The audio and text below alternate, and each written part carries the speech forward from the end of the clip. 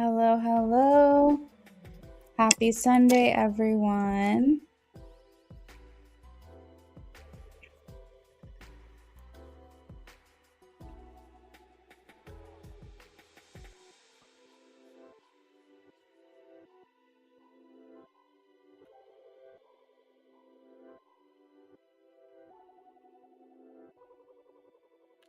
Jazz, I'm getting a yes for yours.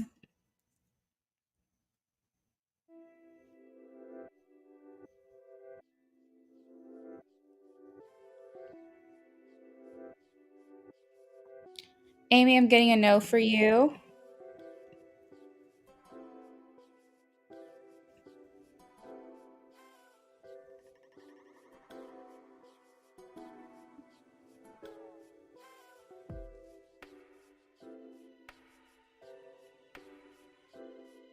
Smiley, yes for you.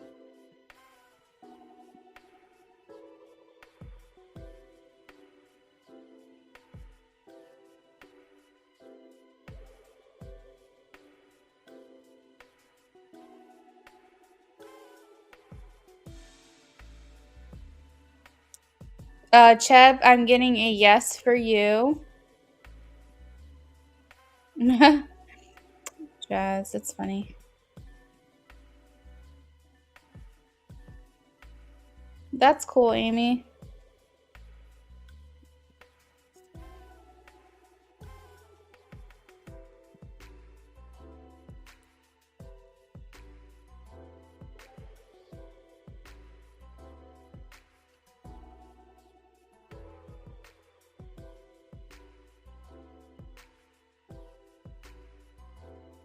Ray, I have a yes for you.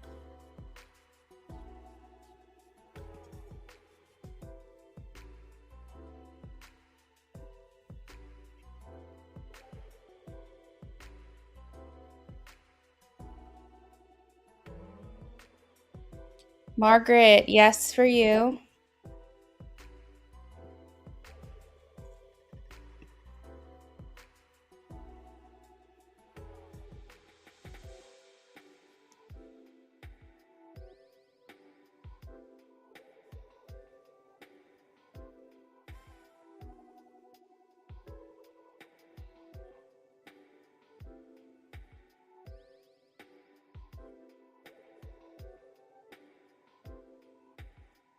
Sienna, I'm getting a no.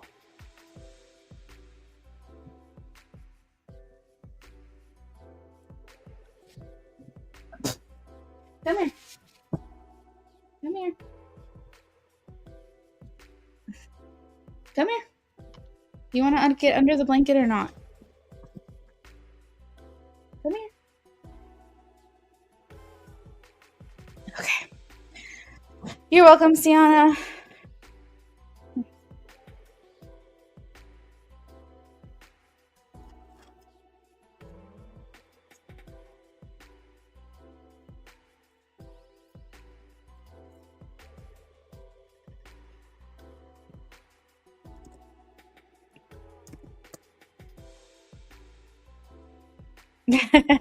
You already know, Amy.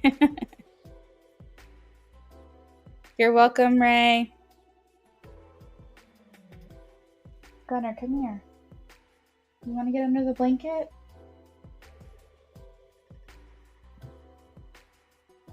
Is this what you want? Come here.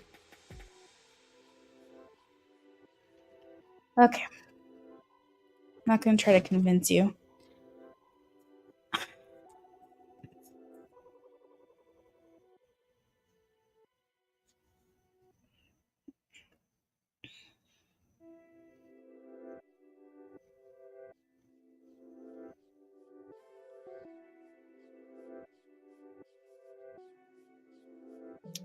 James, I'm getting a yes for yours.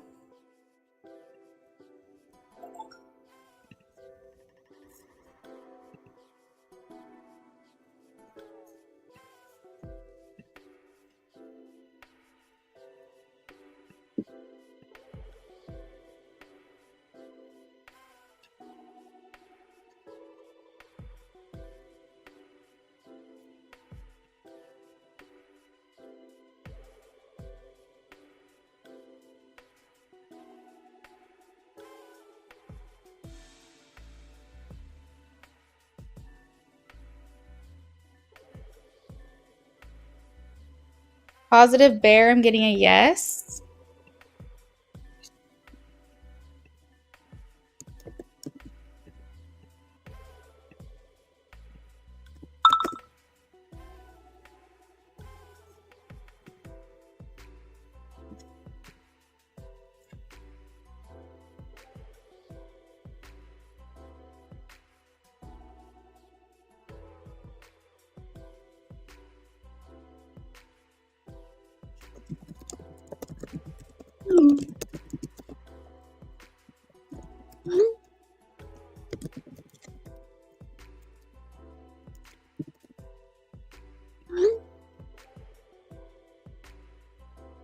You're welcome, Positive. Hey, Nisha.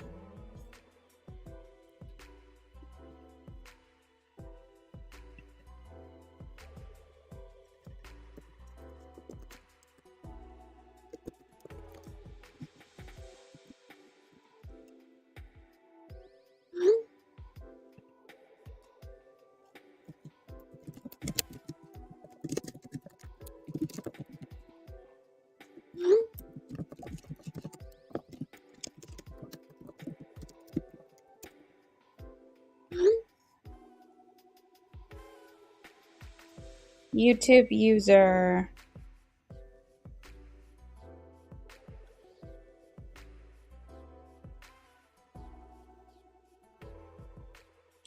YouTube user, I'm getting a no for yours.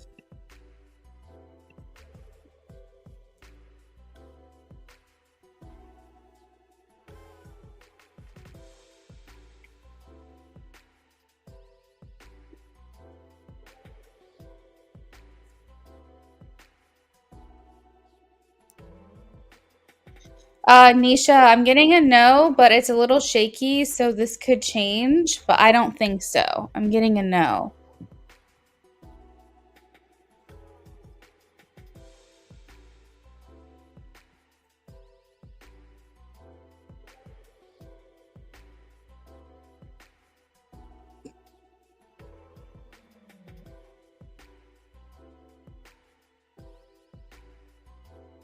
Ashley, I'm getting a no.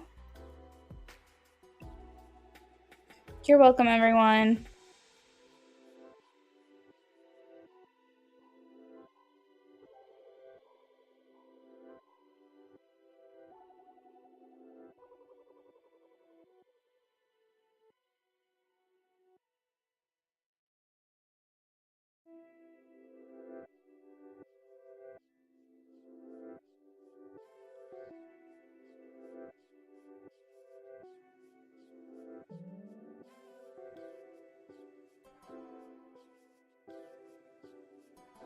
Hey, Hood Mystic.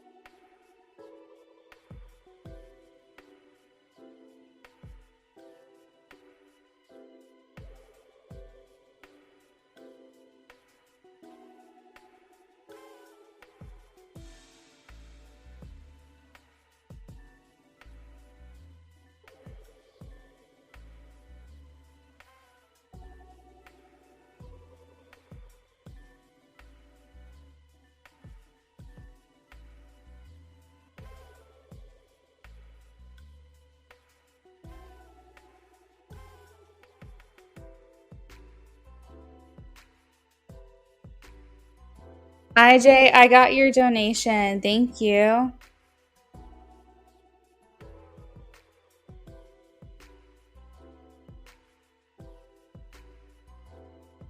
Hood Mystic, I'm getting a no for that one.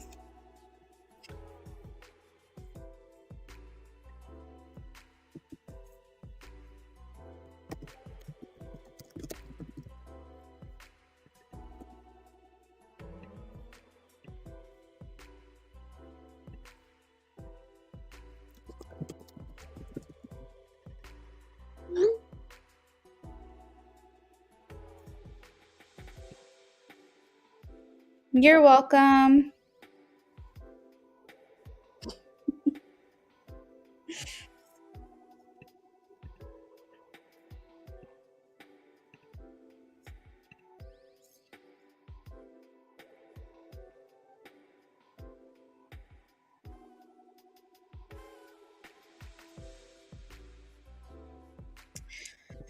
No, he didn't. When I started the live stream, he was like underneath a blanket. It's like what they do. I don't know. They like love just like burrowing underneath blankets all the time. And it's kind of funny because it always reminds me of ET, like when he had the blanket on him. They always look like little aliens under the blankets moving around. And when I started the live stream, he was under the blanket and then he just like hopped off the couch. I don't know where he is right now. So, no, have not had that opportunity yet.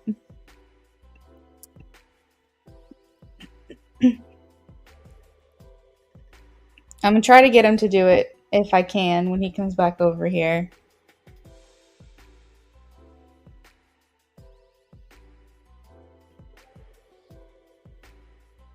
Sweet Rita, yes.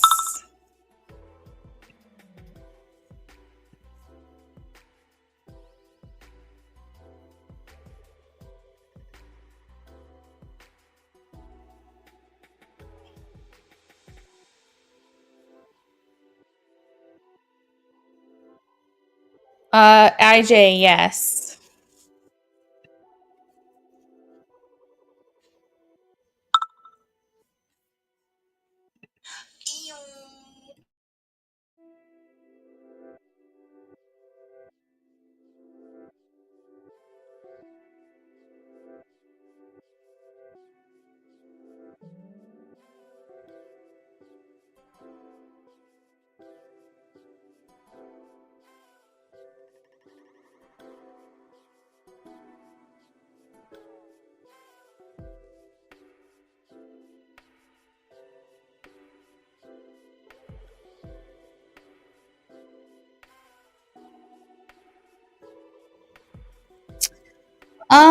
I think when babies are receptive to you, it can just mean that you have like good energy.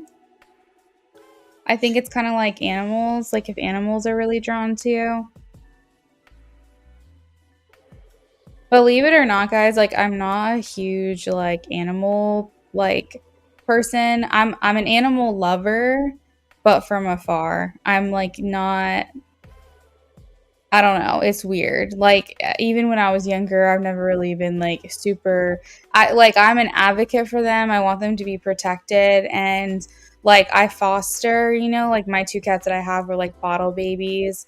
And I'll donate to the SPCA or donate my time sometimes.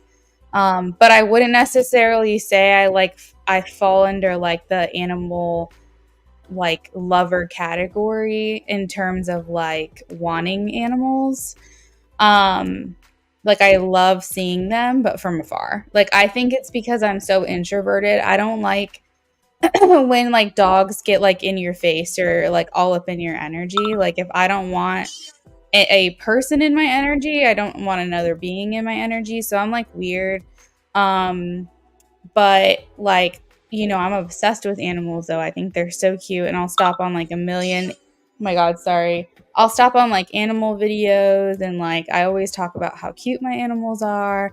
And so it's weird because I have like this like affinity for them, but I think that's why like particularly like animals that aren't going to just like jump in your face and be like all up on you. I don't know. Live your best life from over there. Exactly. Yeah, like I have a dream of having a farm and like having a bunch of animals. So it's just weird because it's like I've never really been that person. But when I see like videos of like dog shelters and things like that, like I think it's maybe the empath in me. So it's like I want them to be protected, but I don't necessarily want to be the one that has them. It's weird. But it's funny that you mentioned this, Amy, because just like babies, I think animals can tell when you have good energy.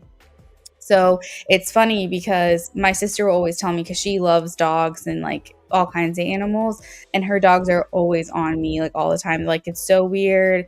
They only do this with you. I don't know if it's because they know that you're not going to give them attention, so they're trying to get your attention. Um, but I think animals and like babies just can tell like when you have good energy and they're just drawn to it. I don't know. I think that's what it is. I don't know if there's like another meaning or another reason why. You're welcome, sweet Rita. You're welcome, IJ.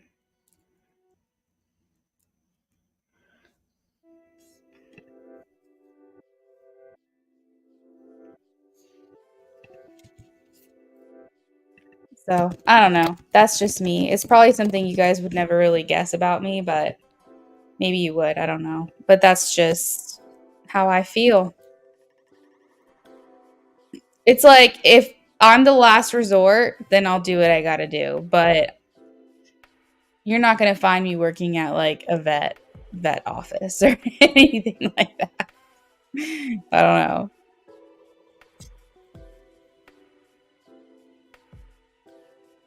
Like I'm never gonna let an animal go hungry or like not have what they need.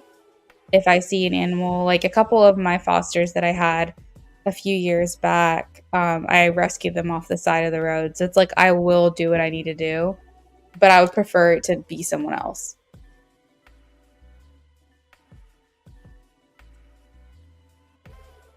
It's like when Eli's dog Gidget picked me over him a couple times. Yeah. Cats are petty, right? 100%. We have this joke in my house that's like, our cats want to be pet, but they don't want to be pet. So like you'll go over to like, you know, give them some love, like physical attention, and it's like they want it. They'll roll all around the ground, but then when you like actually go to pet them, they're like, "Get the fuck away from me." So we have this joke that Gunner gets in his pet me, no, don't pet me like moods. He's always like, pet me, no, don't pet me. I am pretty positive one of my cats is afraid of hands. Like he just has this weird fear of like hands. He can like rub on you and like he's just a weirdo. But if you come at him like when he's not expecting it, he freaks out. But yeah, agreed. I think that's why I get along better with cats because like they respect personal space. And it's like if they get in your personal space, you know that they just really want to be near you, and how can you say no to that?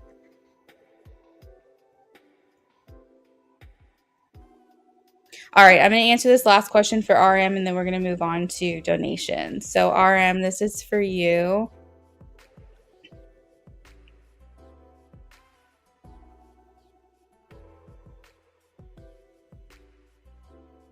RM, this is a little shaky too. So when I say yes, I'm not fully confident, but what I'm getting for you is yes. So this might have to do with free will, possibly. Yeah. I think that's why I really like cats because they're just like, they're their own person. They don't need to be like all up in your face, slobbering all over you 24/7. They respect personal boundaries and they don't require much from you to be happy. So that's why I like them. But I would be lost without them, the two that I have, because like it's just so nice to have them around.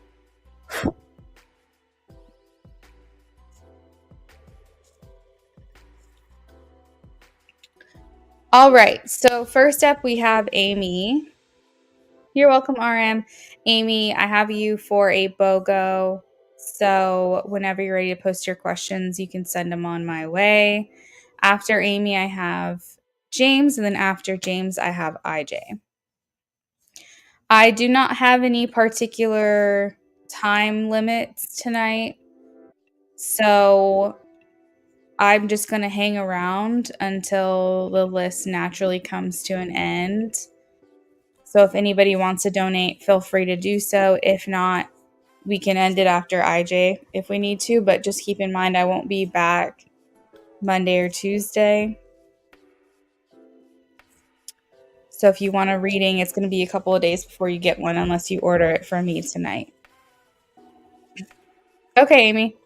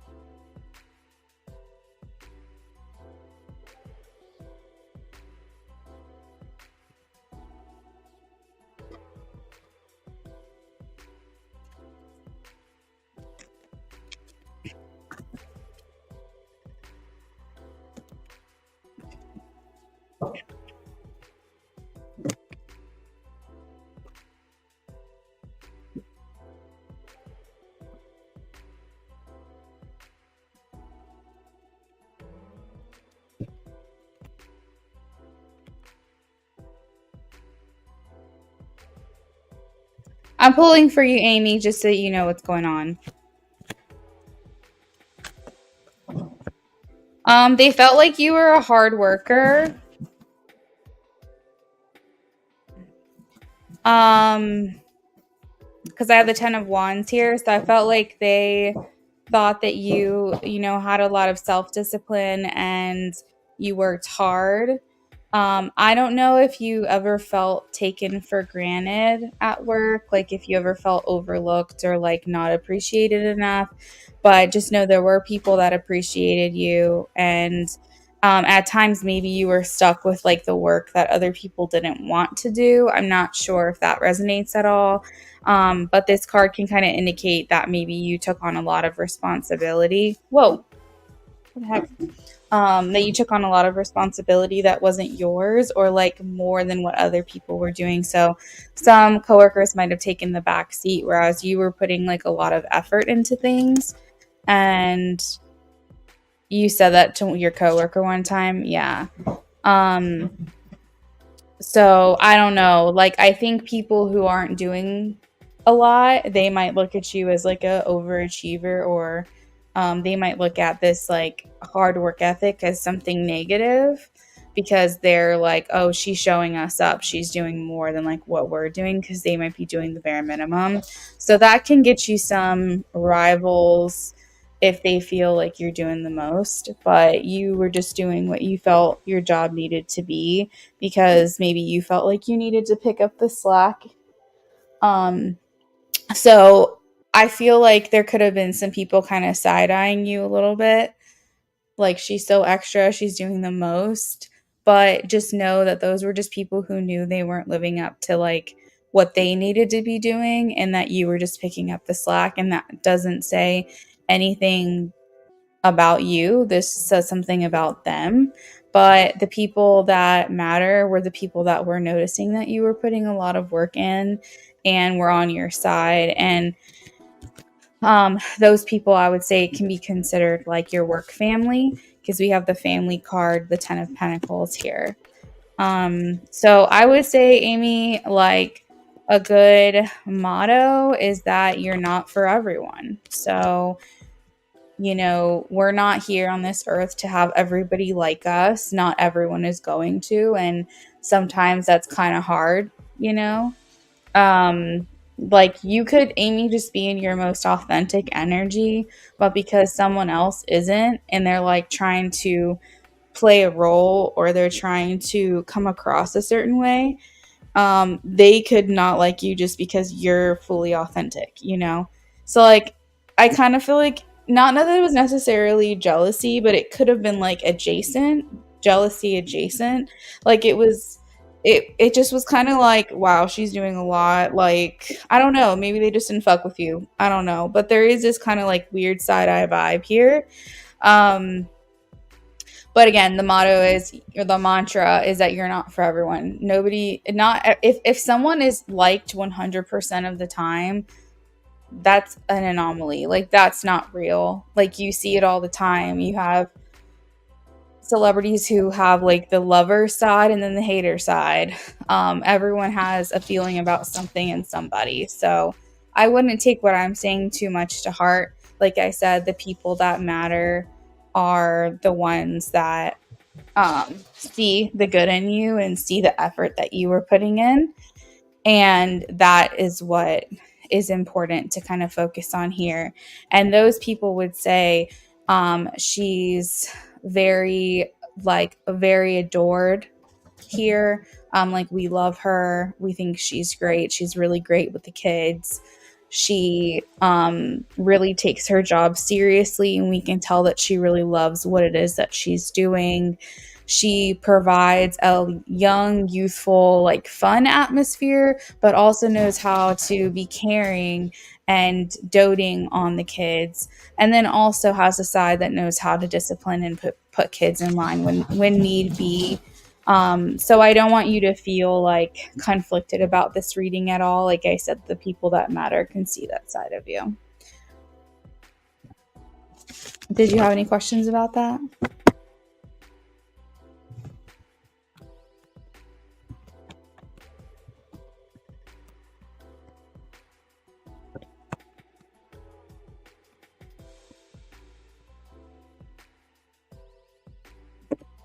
Okay. What's your next question?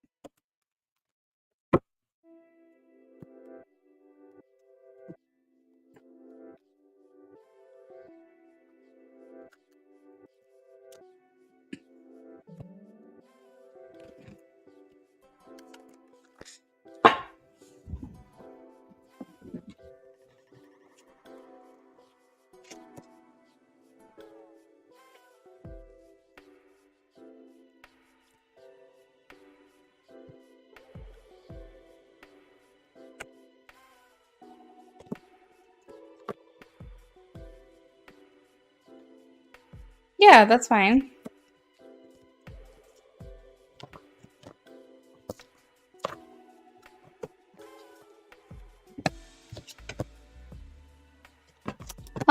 So he was fully aware that he did not make himself available to you, that he kind of distanced himself sometimes, and I think that's because he was a little bit confused. I will say, Amy, and you know this already, so this is not new information, but I think he might have just been more straightforward and honest with you about his confliction that he had in terms of like his ex and like the people that he still had like residual feelings for. I feel deep down these were not new feelings, like these were just like leftover feelings.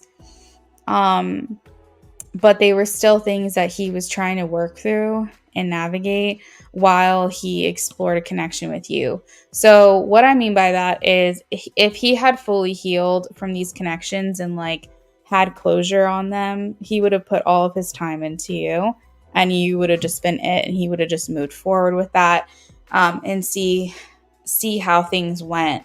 But the problem is that he never took the time to heal properly. He still had those feelings left over and he was like not he had not gotten closure, and so it was almost like you were something new, kind of like that phrase of a wedding, like something old, something new, something borrowed, something blue. It's like he had everything at once. He had old like exes, he had new you, he had some situationships borrowed, right? Like I just feel like he had his hands in too many pots.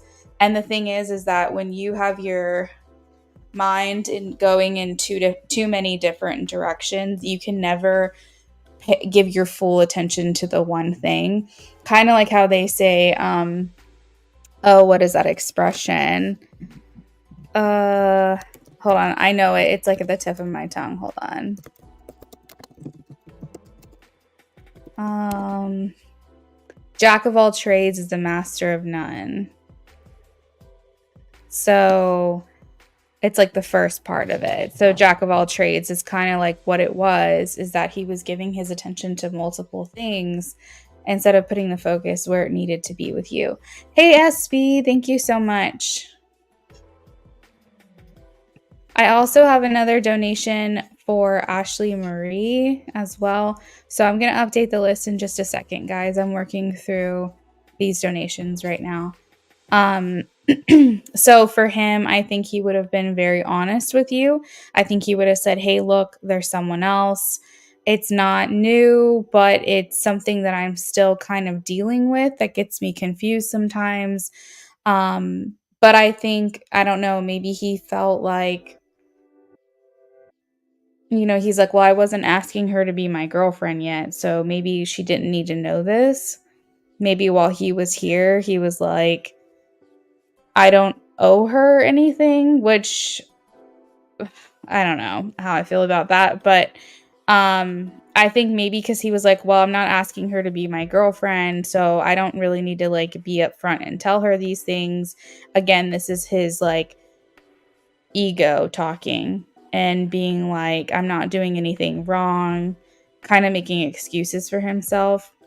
But the thing is that he had already started exploring a romantic relationship with you. And so I think in hindsight, he probably would have felt less conflicted and like maybe felt better about things if he had just confronted you and told you like what it really was, and that he was still dealing with these feelings for other people while he was trying to pursue something with you.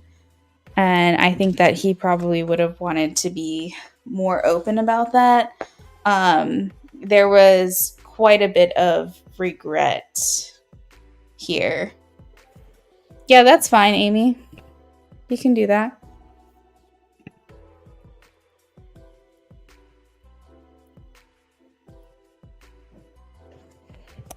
So hold on. I've never made an in-depth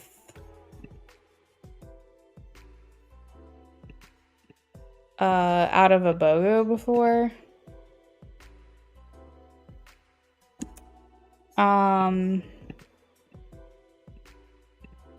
So let's just say $5.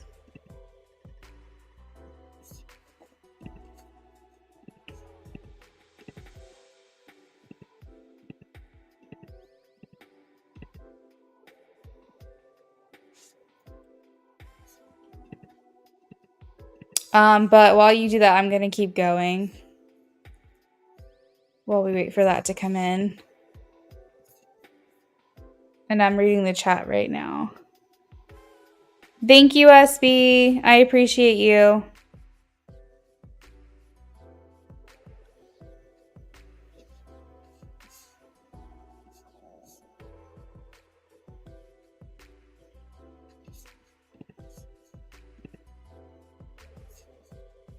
All right, so let's keep going.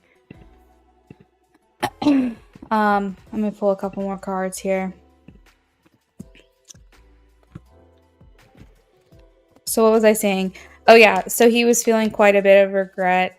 I think even in like his life, you know, like while he was here, he was like, wow, like I know that this girl really likes me and I should have the strength and the courage to be more upfront about this and be more clear about what it is that I'm looking for.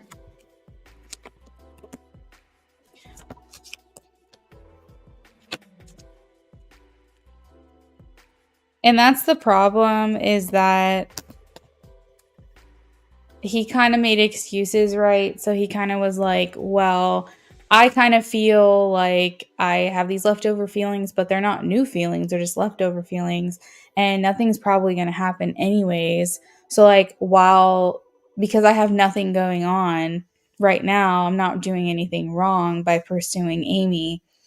The problem with that is that if someone, even if you're like on a dating app, even if you're like, okay, I'm ready to date, I want to get in a relationship with someone, I'm going to start talking to someone, you go on a couple dates with them or you even hook up with them, and then they later tell you they're not over their ex, or like they still are working through that shit, like those people should make themselves available first emotionally and be ready. Like you shouldn't be trying to jump into another relationship while you still got feelings for someone else. That's really weird.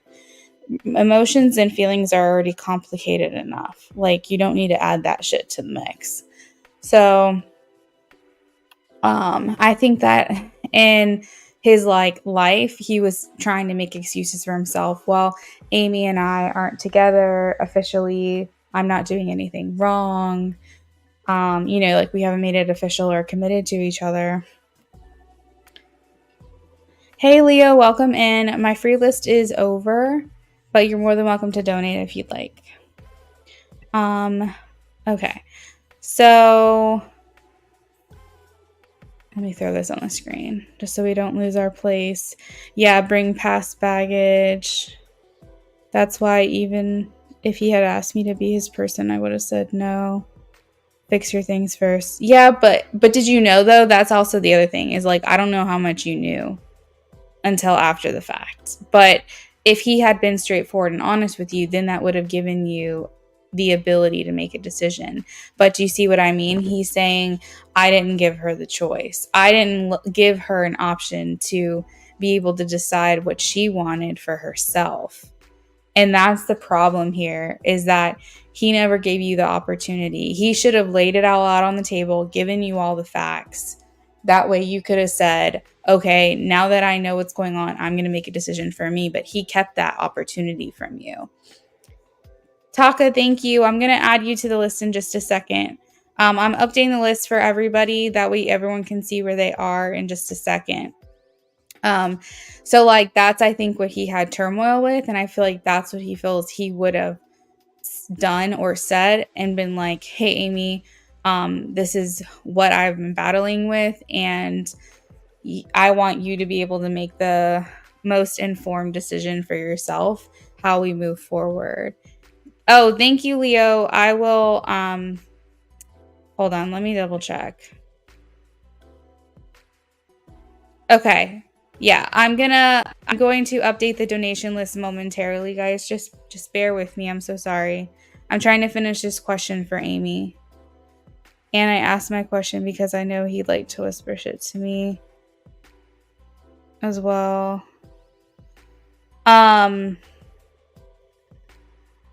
Yeah, so in conclusion, that is what I think that he would have said. But I think he also would have wanted to let you know like what it is that he does like about you and the things that he does feel for you while he was here. So he probably would have said something like, I feel a lot of joy when I'm around you. You make me like happy and kind of forget about like everything while I'm with you. It just feels like time kind of flies together because I'm so immersed in like our interactions and like hanging out with you, and I want to continue to get to know you and get closer to you because our connection does excite me and I am looking forward to what's to come from this.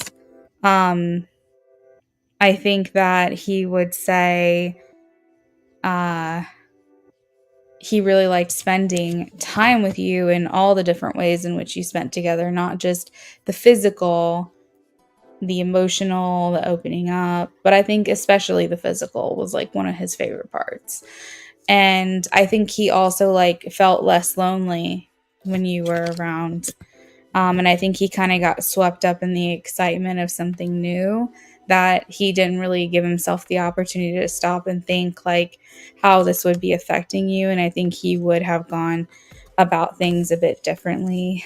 And I think also something he probably would have told you as the last card that I pulled is that he often wondered himself if you were talking to anyone else, because and he's saying like, I don't want to know, like if you were talking to someone else, I don't want you to tell me. You know what I mean? Like I feel that he wanted to stay in the dark about that kind of stuff, and so maybe he used it as an excuse because that's how he felt, that maybe you would feel the same way, and that's probably why he kept you in the dark about things.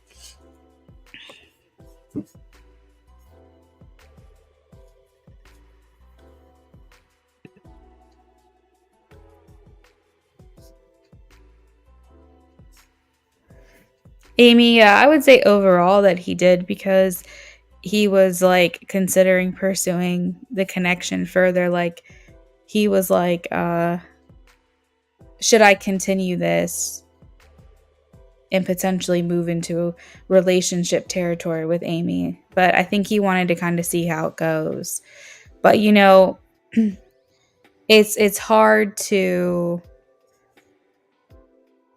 it's hard to like put into words exactly what was going on with him. I would say turmoil was like the biggest thing, because he was looking at you as like a future for him. So I would say, yeah, he took you seriously, but he was also looking at the past quite a bit. And so I think he just ultimately felt very conflicted and maybe wished he would have handled that better.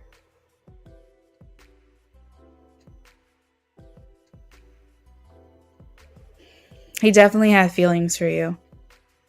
You're welcome, Amy. Okay. So let me update the donation list real quick, because we had quite a few donations come in.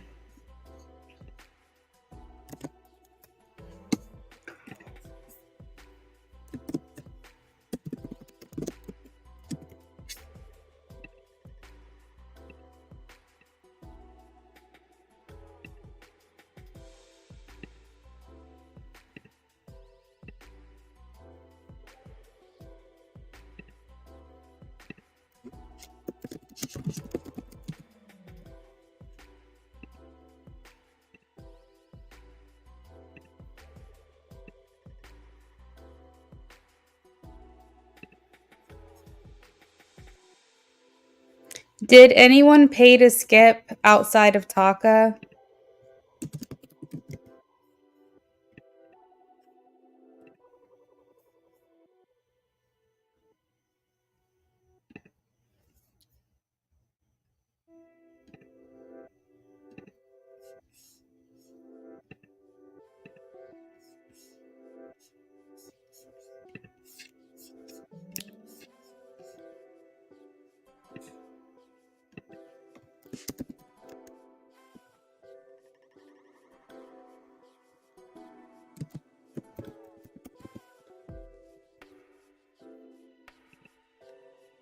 Amy, I see you're typing. I haven't read what you said yet.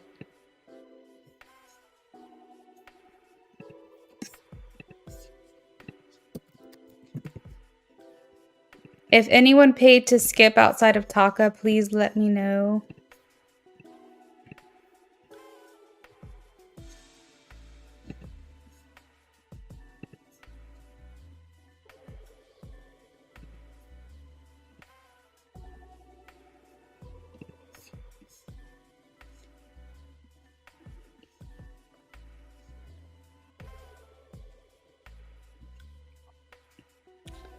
Mom also told me in regards to spirits and grief, she said, nice thing in the spirit finally sees everything in the truth. My mom said not to be surprised. The Holy Spirit has even more love. Yeah, that's interesting that you say that, Amy, because that's actually what I was thinking when I was typing the donation list, is that now that he's in the spirit world, actually it's kind of the same, but it's a little different. So I'm going to tell you what I got, is that now that he's in the spirit world, he can kind of see from your perspective, like how much you cared for him. And so, like, for instance, the offerings and things that you do for him, now that he's passed away, it's like he has access to understanding your side and seeing how much love you have for him. And now that changes anything that happened while he was here, but I think that he is definitely more aware now. So when your mom sees everything in the truth, that he might have more love for you because he can kind of get inside your head and kind of see what it is that you were thinking and what you were feeling for him. And it's kind of in alignment with what she said. I was picking that same message up when I was typing the donation list. Yeah, I agree with your mom. Exactly. Yep. Exactly. All right. So this is the updated donation list right now. Oh wait, hold on. Amy shouldn't be on there. I just did Amy. Hold on. I gotta take her off. Amy, we're done with yours. Unless you were wanting to add on to your reading, let me know. But if we're good, then we're good. So I have James, who is a pre-order, so we don't skip him. Then I have Taka, who paid to skip. After that, I have IJ, Ashley, SB, and Leo. IJ, Ashley, SB, or Leo, if you want to hold your spot and make sure no one can take your place, or if you want to skip the line, you can donate $5 to do so. Otherwise, you'll just wait for your turn. Make sure that if you don't stick around, you leave your questions with me. It's really important that I know what we're doing for you if you're not here, so that way I can do your reading even while you're gone, and you can come back and read your or listen to your reading after the fact whenever you have time. If you don't leave your question with me and you're not here during your turn and I end the live stream, you'll have to wait until the next time you see me to get your reading done. And that's not going to be until next week because I take Monday and Tuesdays off. And then usually once a week, I do offline readings. So just make sure that you leave your question with me or you are here during your turn. Taka, that sounds good.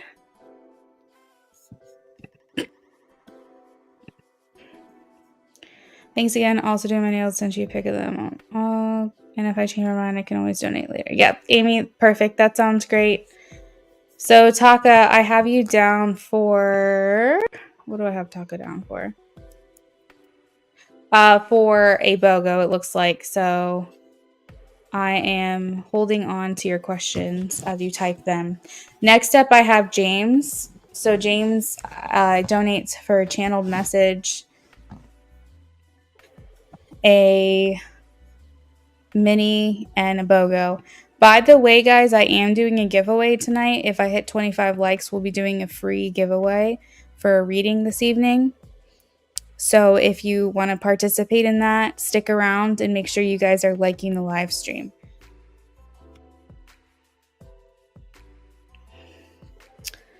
Amira Katharina, hello and welcome in. We are done with the free list, but if you want to donate, we can still answer that question for you. It's $5 to do so.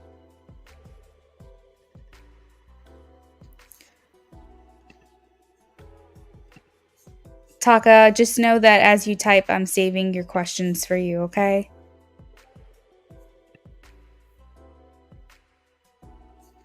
James, if you want to check in with me, please do so.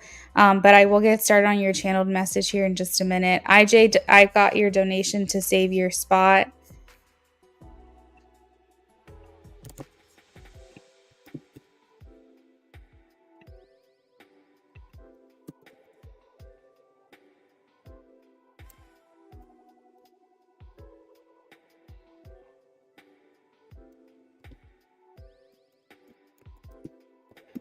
If you see SV next to your name, it means spot save. I'm just coming up with an abbreviation.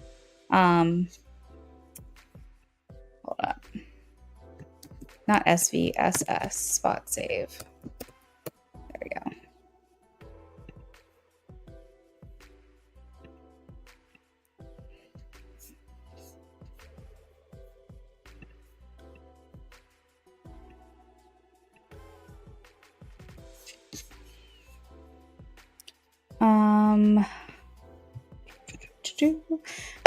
Done. Thank you. You're welcome, Taka. So I'll get to you as soon as I can. And if you're not here, we'll do your readings anyways, and you can come back and listen, okay? All right. We should be all caught up. I'm working on a channeled message now for James. We'll say CM for James. Working on a channel message for James.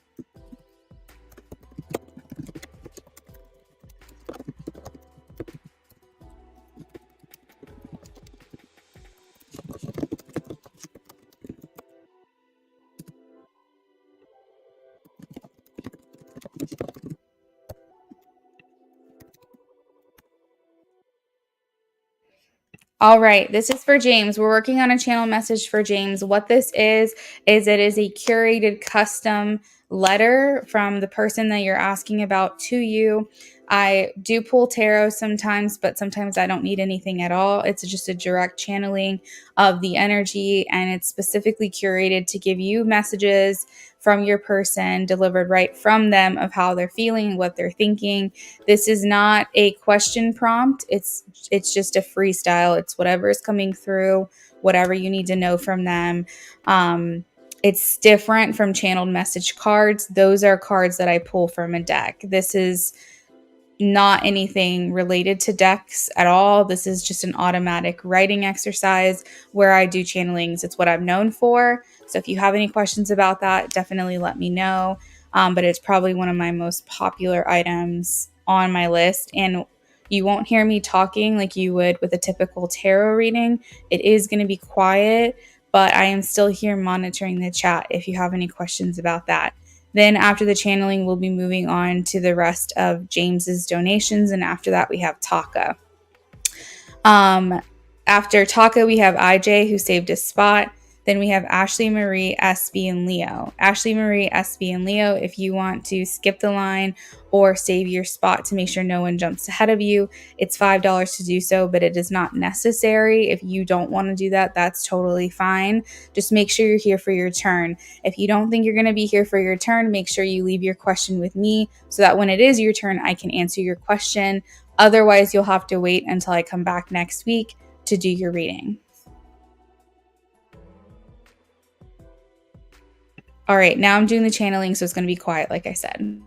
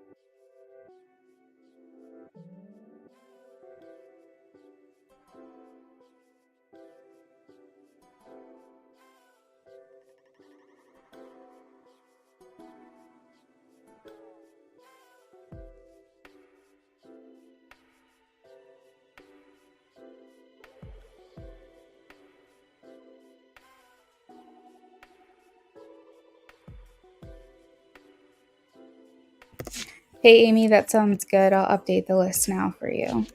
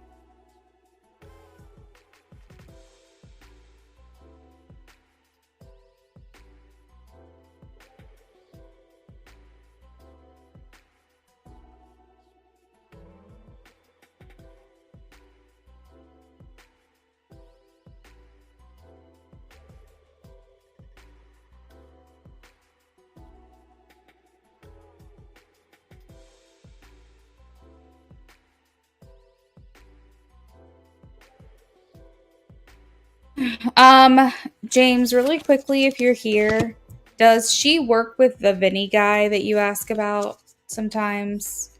Does she work with him currently? Or has she ever worked with him, maybe?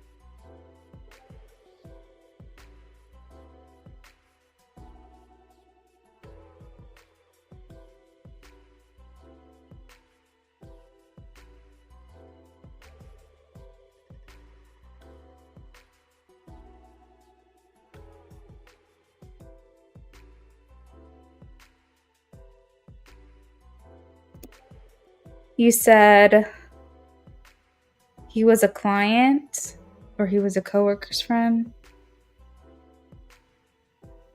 Does she currently work with anyone? Or is she like have her own studio?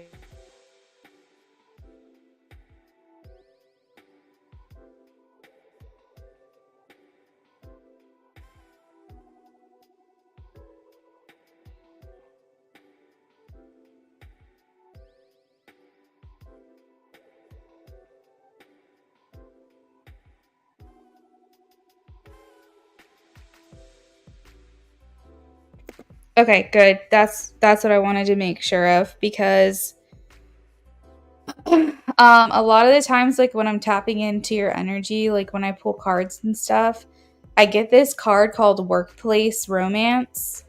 Workplace romance where it's like a common cause connection. Where kind of like because they, her and whoever, or like, okay, like workplace romance is kind of like where you guys just happen to be at the same place at the same time. It's not that you were seeking this person out, it's just you spend a lot of time together, so naturally you grow like to like get to know someone or get closer to someone. So it's not like she's seeking something out with this person, it just so happens to be convenient, I guess, because they're around each other all the time. So for whatever reason, that theme just keeps coming up in your readings. I don't really understand it, and I've tried to understand it and that's why I haven't said anything, because I don't really know what it's supposed to mean. Maybe you do, but I get this a lot, and as I'm channeling, like the image of this card is coming to mind. So, um, if she's working on her own, then it's probably nothing to worry about. But maybe just know that if there's a person in her energy all the time, it could just be a matter of convenience that she might be getting to know them, and maybe they like are growing feelings for her or something. This could be someone that runs in the same circles, like a friend group. Um, Again, I don't feel it that necessarily for her energy, but I'm just letting you know there could be someone around her that might be pining for her due to the fact that it's like convenient because they run in the same circles or they're part of the same friend group, or also like because they work together. But you said that's not the case here, so um, I don't know. I just thought it was worth mentioning because I'm getting that feeling again. Maybe no, I don't know. I really don't. I think we can tap into that later, but I feel sometimes like I don't like pushing spirit to like give me answers. If they're not giving it to me freely and it's not coming easily to me, it just means that's not something I'm supposed to know right now or not to relay right now. But I guess it's just a theme to keep in the back of your mind, I suppose. There could be someone that wants her attention or that's pining for her, um, because they're getting to know each other through matters of convenience.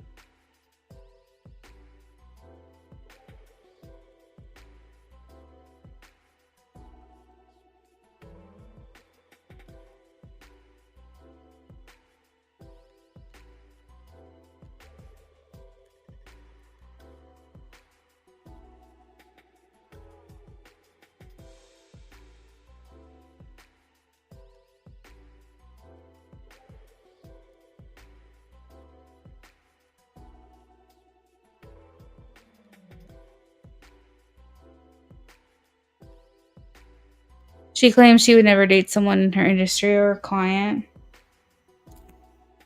That's good. I agree. I think that's a good way to be. But it doesn't mean that someone can't have feelings for her in the same industry or that one of her clients can't have feelings for her too.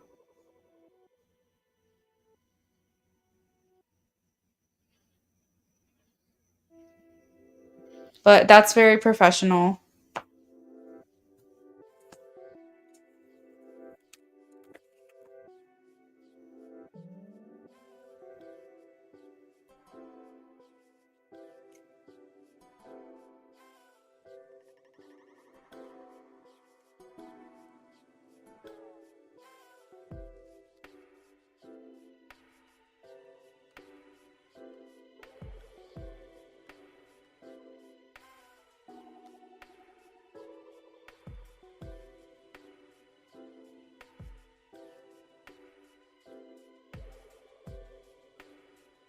I also feel like she's kind of that's so crazy. As I was about to tell you the message that I got the 8 of Pentacles. So some of these themes are probably going to come through in your reading, but that she's kind of throwing herself into work is what I heard her say.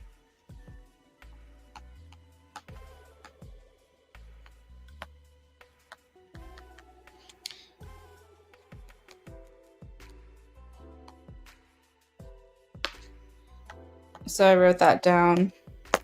Let's see.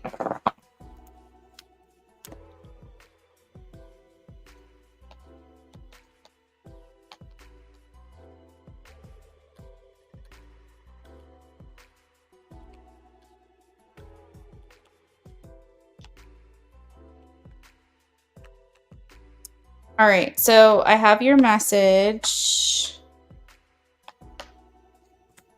It's funny when I get like I get nosy, I think, because like she'll say something and I'm like, well, why? But why? So I notice that I do that a lot because I want to understand further. It's not enough for me for her to just say something. That's why these channel messages are so important, is because I really dig to try to get information as best as I can. So the message for you is I'm kind of flying by the seat of my pants. At the moment, I don't really have a plan. I don't want to live here anymore, though. I kind of need to get out of this place. I'm feeling bored of the same routine. There has to be more to life than this. It's not that I'm not grateful for what I have. I am so fucking proud of what I have achieved. But at the same time, I want to feel a zest for life again. I guess I'm just really focused on myself and throwing myself into my work because it may be my ticket to get out of here. So, with that being said, she's probably trying to hustle. She's probably trying to make a lot more money right now because she says she's kind of throwing herself into work. Maybe she's just doesn't want to live at home anymore. When she says get out of this place or get out of here, I don't really know if she means like the state or if she just means like where she's living. I was picking up more on like where she was living, but I kept hearing the phrase like get out of Dodge, get out of Dodge. So I feel like she needs a little shakeup. And I think you said that she is kind of going somewhere, getting out of town. And that's kind of a theme that I kept running into. But I think more than anything, she's like, I don't think she wants to live in this place anymore. I think she wants to move. Um, some days though, it feels like security to her to be at home. And then other days, it feels like she wants to crawl out of her skin because she hates being there so much. So she kind of goes back and forth with it. But I think that the days of not wanting to be there anymore are becoming more consistent than and outweighing than the days of wanting to stay put. There is like a little gnat or some kind of fly that has been attacking me this entire time that I have been live, and I'm like so irritated and annoyed right now. I'm like, and I can't kill it because it's so tiny and it just like flies into my face, tries to go up my nose. I'm just like losing my mind right now. Just feel like I needed to share that with you guys. She's going to a music festival. So that'll definitely be good for her soul. I think it's going to be important for her to kind of get out, get away.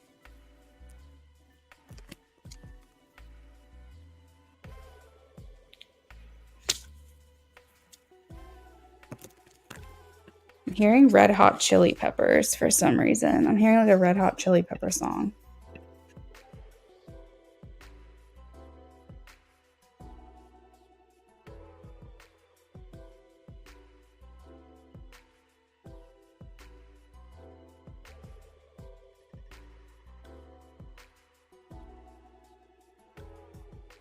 Like specifically that song Give It Away, I think is what it's called.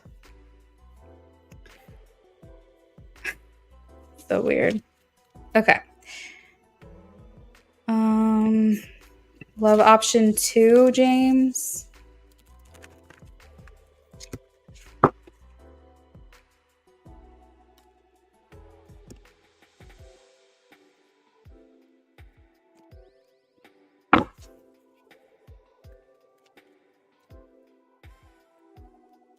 Yeah, I don't know why that song is in my head. Hold on, let me look up the lyrics. Oh, that will probably be a lot of fun for her. I hear those festivals are a lot of fun.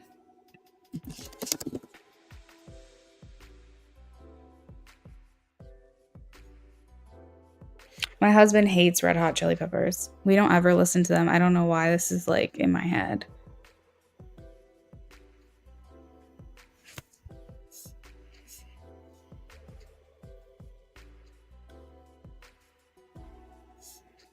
Okay. Love option 2. Love option 2.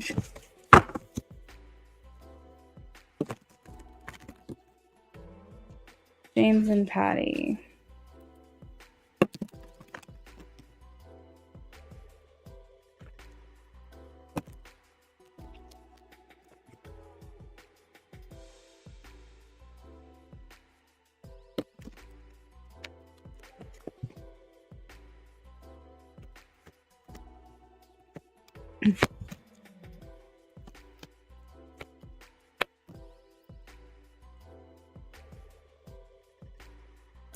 James, out of curiosity, did she ask you to come to this festival with her at any point?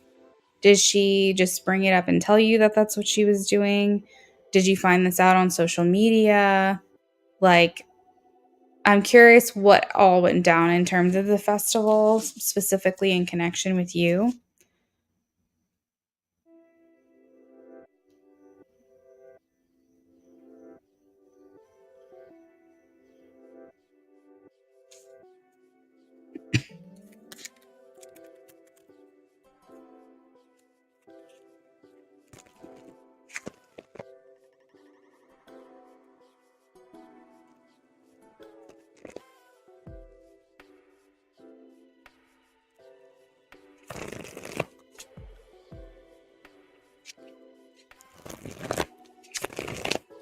Oh, by the way, guys, I will not be working next Sunday.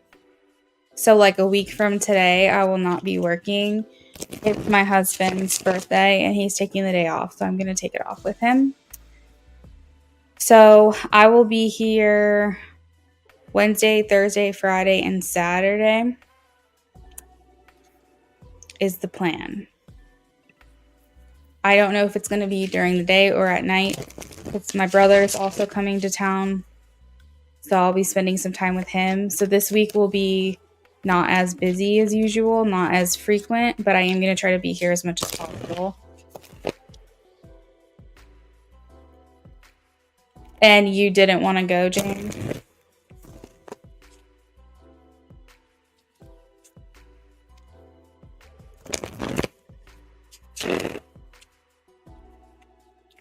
The reason I'm asking you this question, I always have a reason, is because I have the 6 of Cups here, and I also have the 8 of Wands.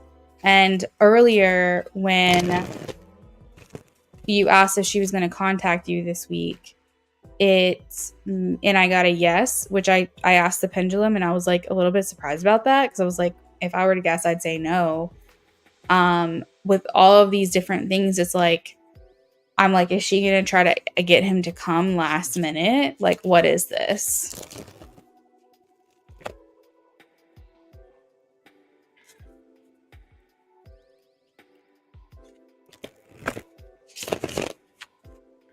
Oh, so she said she would have liked you to come, but the people that she was going with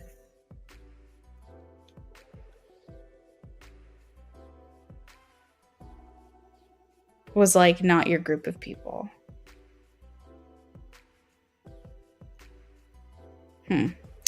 Okay, well, I could be way off base, but and I hope I'm not, especially because you haven't heard from her in a while, but the energy right now, what's today, Sunday?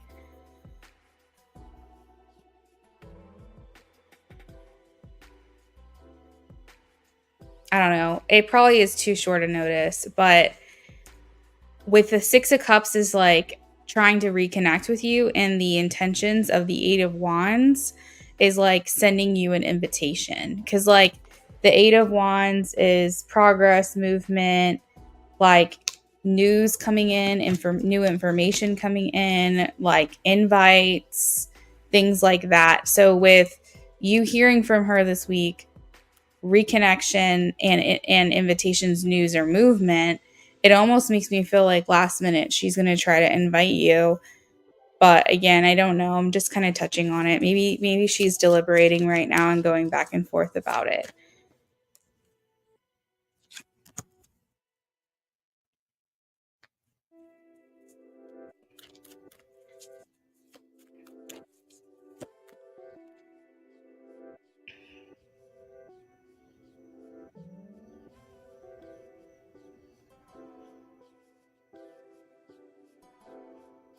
I just don't know what you're going to do. Like, if she tries to invite you, I don't know what you're going to do. You might just tell her no. What is James going to do if she invites him? What is James going to do? I feel like you're going to tell her no. I feel like you're going to be like, thanks anyway. Because you would have to request off work. You'd have to cancel on your clients. It's last minute. You'd feel like an afterthought. I think that you would wrestle with this quite a bit. And I think you'd end up saying no.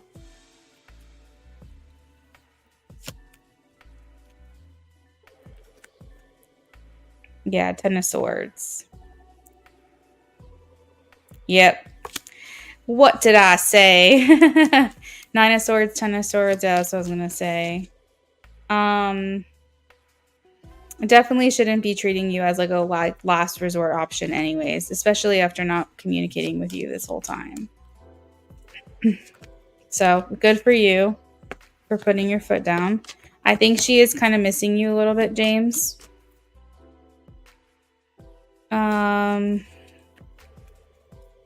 Like, I think she's like, I'd be down to hang out, but I think she's still kind of in this weird energy of like keeping her distance. She's saying I didn't act when I should have. That's what she's thinking to herself. So maybe she feels like you guys are missing out on opportunities together because of her distance.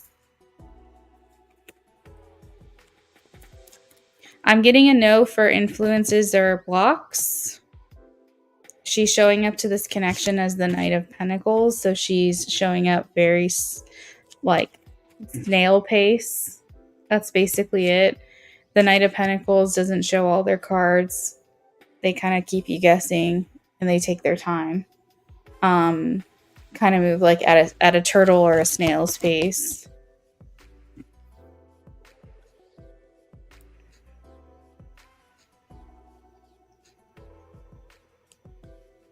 She's in a better energy, James, though. I guess that's the positive here.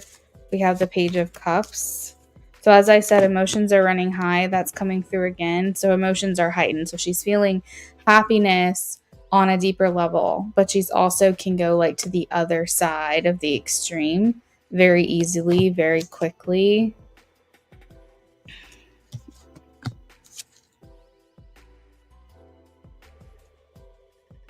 And then, of course, you have the friendship card again, the Three of Pentacles here. The guy that bought her the ticket they didn't work together, did they? Was there any kind of work relation in terms of like she got a tattoo from him, he got a tattoo from her, he's in the industry, that kind of thing? Seems like she likes to friend zone men. Seems to be her thing. But yeah, that's what I've got, James. You know, I've never picked this up from her before, but it's a thought that's coming through. So I'm gonna send you I'm gonna send you a message because it's personal. And you can post your questions for your BOGO if you'd like. He did work at the shop she worked at. Yes, she definitely does. I feel like get on it.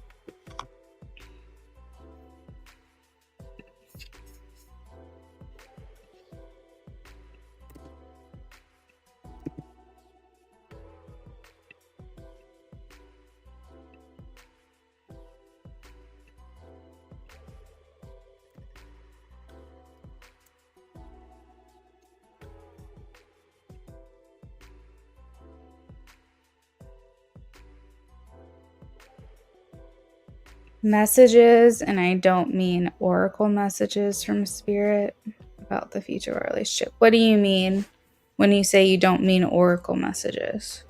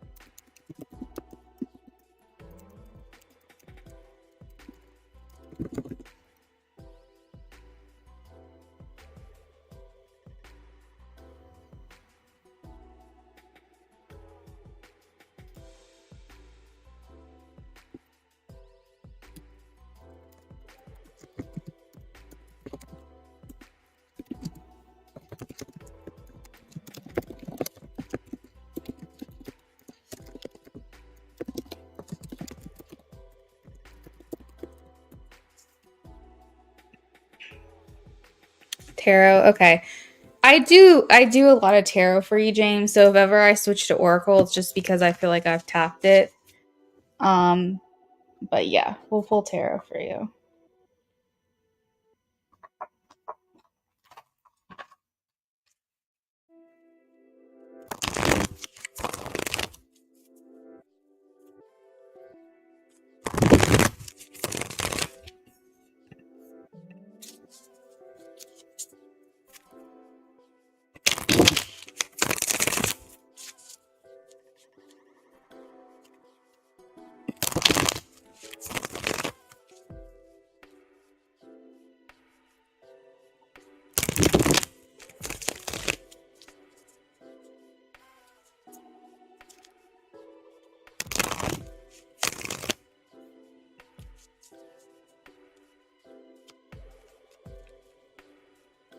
Right.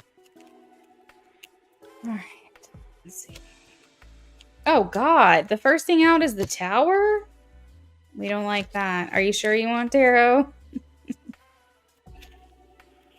The first thing out is the tower. Wow, you have a lot of major arcana cards coming out right now. Judgment in reverse. Yeah. Justice.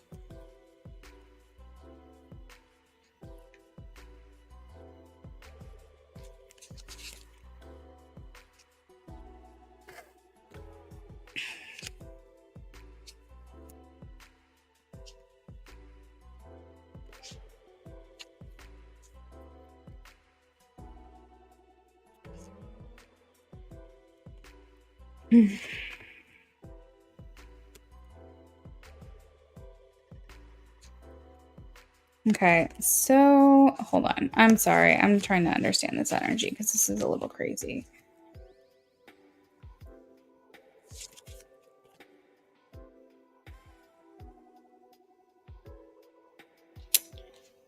Hmm.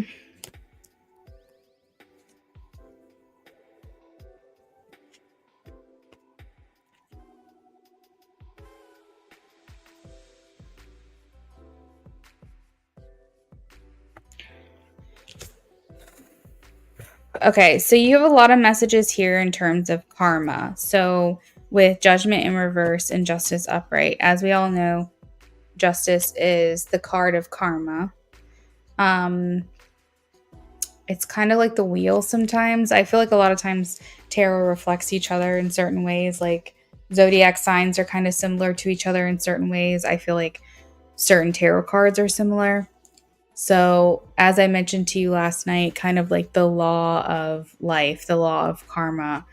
Um, there's a lot of themes here in terms of that. And with the justice in reverse, it's maybe like a lack of self awareness or an unwillingness to learn karmic lessons.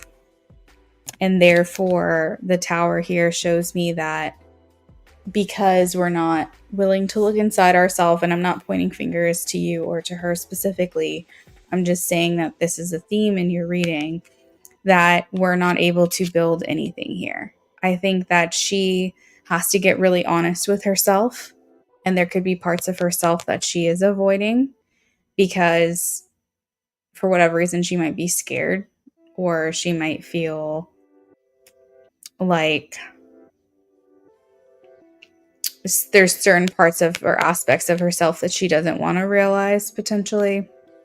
Um, but until we get really real and until we get really honest with ourselves, it's showing that the future of your connection is on shaky ground. The tower here just kind of indicates that there's nothing solid to build this connection on right now, unless and until we're really willing to have that type of self-awareness, and that requires getting very intimate and personal with yourself and really facing the facts and like willing to learn the lessons. And so, James, here it feels like the future of your connection is unstable, honestly. I think that she has to kind of look within herself and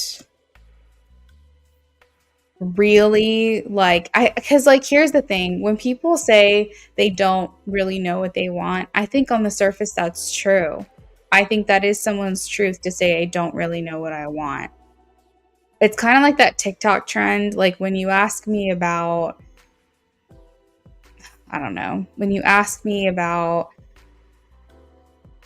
my nephew, I'll tell you that I think it's amazing being an aunt. It's so fun, it's so rewarding. But when you ask me on a deeper level, it's given my life an additional purpose. It makes me feel like I have a connection with him on a spiritual level. It makes me feel like I have a son before I really know what it's like to be a mom. Like, it makes me feel like no other connection or relationship that I've ever had in this life. And it makes me grateful for my sister for bringing him into this world. It's like that TikTok trend where it's like, when you ask me about blank, this is what I would say.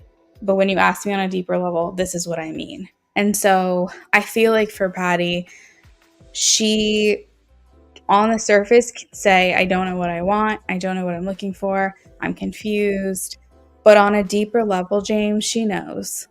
On a deeper level, if she really had the courage to look within herself, I think that there's a lot that she would unearth and a lot that she would discover. And I feel like Spirit is just basically saying that until she can do this, until she can get very honest with herself to figure out what it is that she wants and what it is she's looking for and have that courage and bravery to do that thing, she's always going to be on the surface saying, because it's easier, right? So saying, like, I don't know what I want, XYZ. And because of that, if she doesn't know, how are you supposed to know? And then what are you supposed to do with that information, that indecision, that blocked or repressed emotions that she is not providing to you that you feel she should? I feel like unless and until she gets really real with herself, that may be like the true block for you, James. Like, I'm sure you have lessons. I'm sure you have things to learn. And through this connection, you're probably learning those things about yourself. But I think that in terms of being committed to her, because this rests on her shoulders, because obviously that's what you want, because it's resting on her shoulders and because the ball is in her court, she has to get really real with herself, because that's the life of your relationship depends on her getting real with herself. For her to be like, yes, this is what I want, and ask for it, be loud, say it with her chest, be open and be like, this is what I'm looking for. This is what I want. She wants to talk about all the things that she doesn't want, but she's too scared to say, this is what I want. XYZ. And so I guess that's your message from Spirit in terms of the future of your connection, is that because the decision rests on her shoulders currently, it's requiring her to look deeper inside of herself about what it is that she wants. And she's probably scared to do that. I think it's more easy for her to just live a surface life and go on and have fun and choose herself. And that's probably why she puts her focus too on trivial things like, where is she going to live? Because she's thinking that she has happiness on the other side of that, when really, no matter where she lives, she's never going to be happy unless she gets real with herself and is happy inside of herself. So that is like the main message, but let me know if you have any follow-up to that or if you need anything clarified that I've said.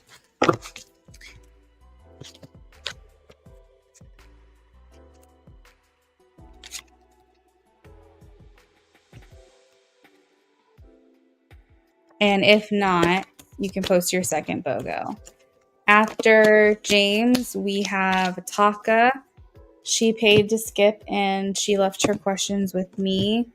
But Taka, if you're here, if you want to check in, feel free. I need to get myself a drink.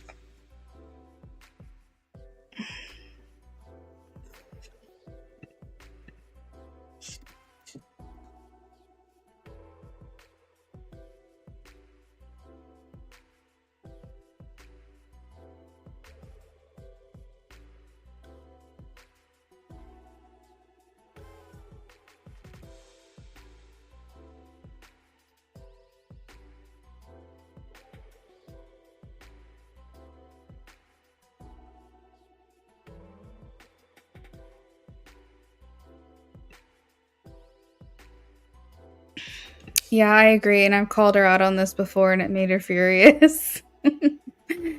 Oh no. Yeah, because it's kind of like repressed memories of trauma. Your body isn't going to be ready until it's ready. That's why people have like unlocked memories of things they forgot about or long since remembered.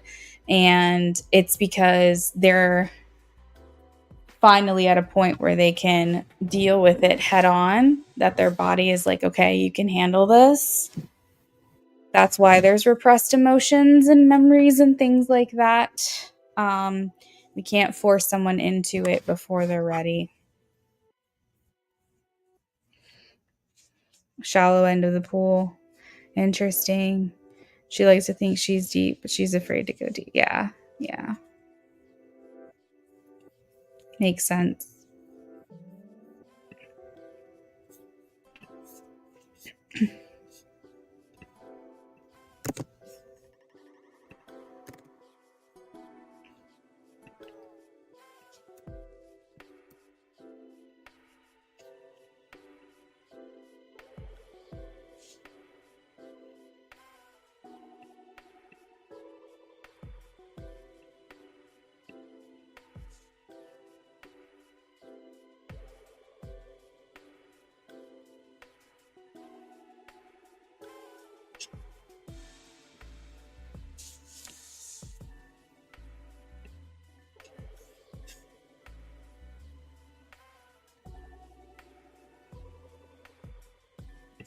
Okay, Vinny Sag.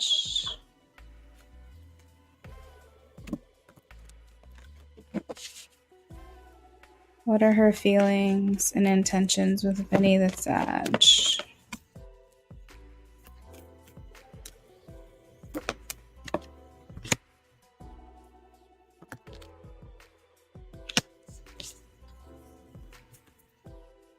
She views him as a lot of work.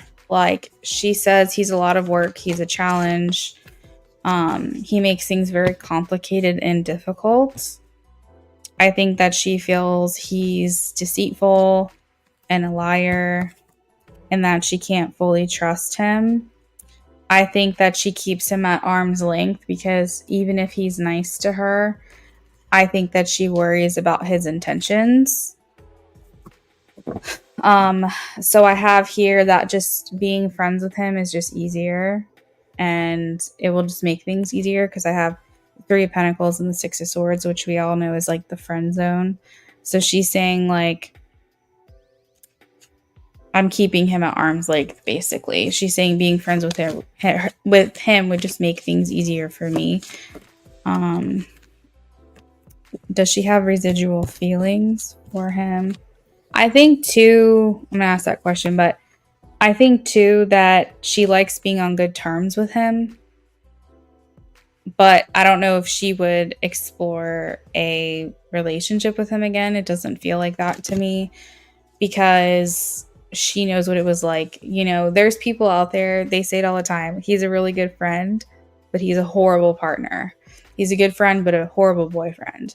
And people say that all the time, that some people know how to be funny and charismatic and like enjoyable and even pleasant to be around as a friend, but in a relationship, they're a nightmare.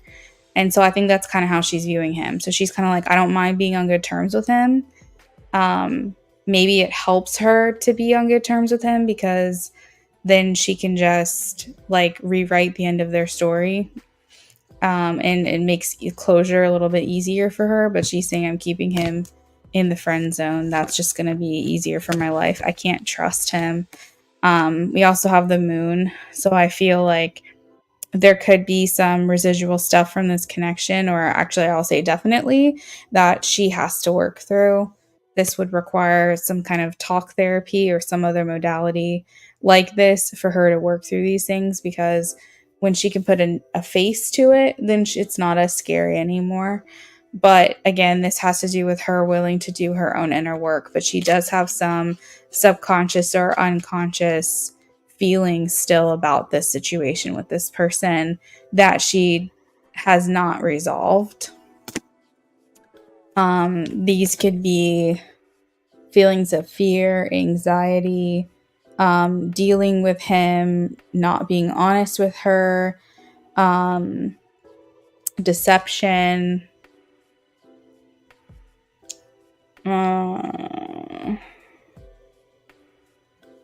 There's just a lot of themes here that I feel that she's kind of carrying with her from him.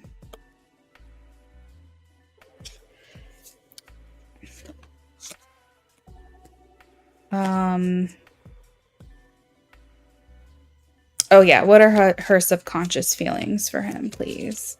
What are her subconscious feelings for him?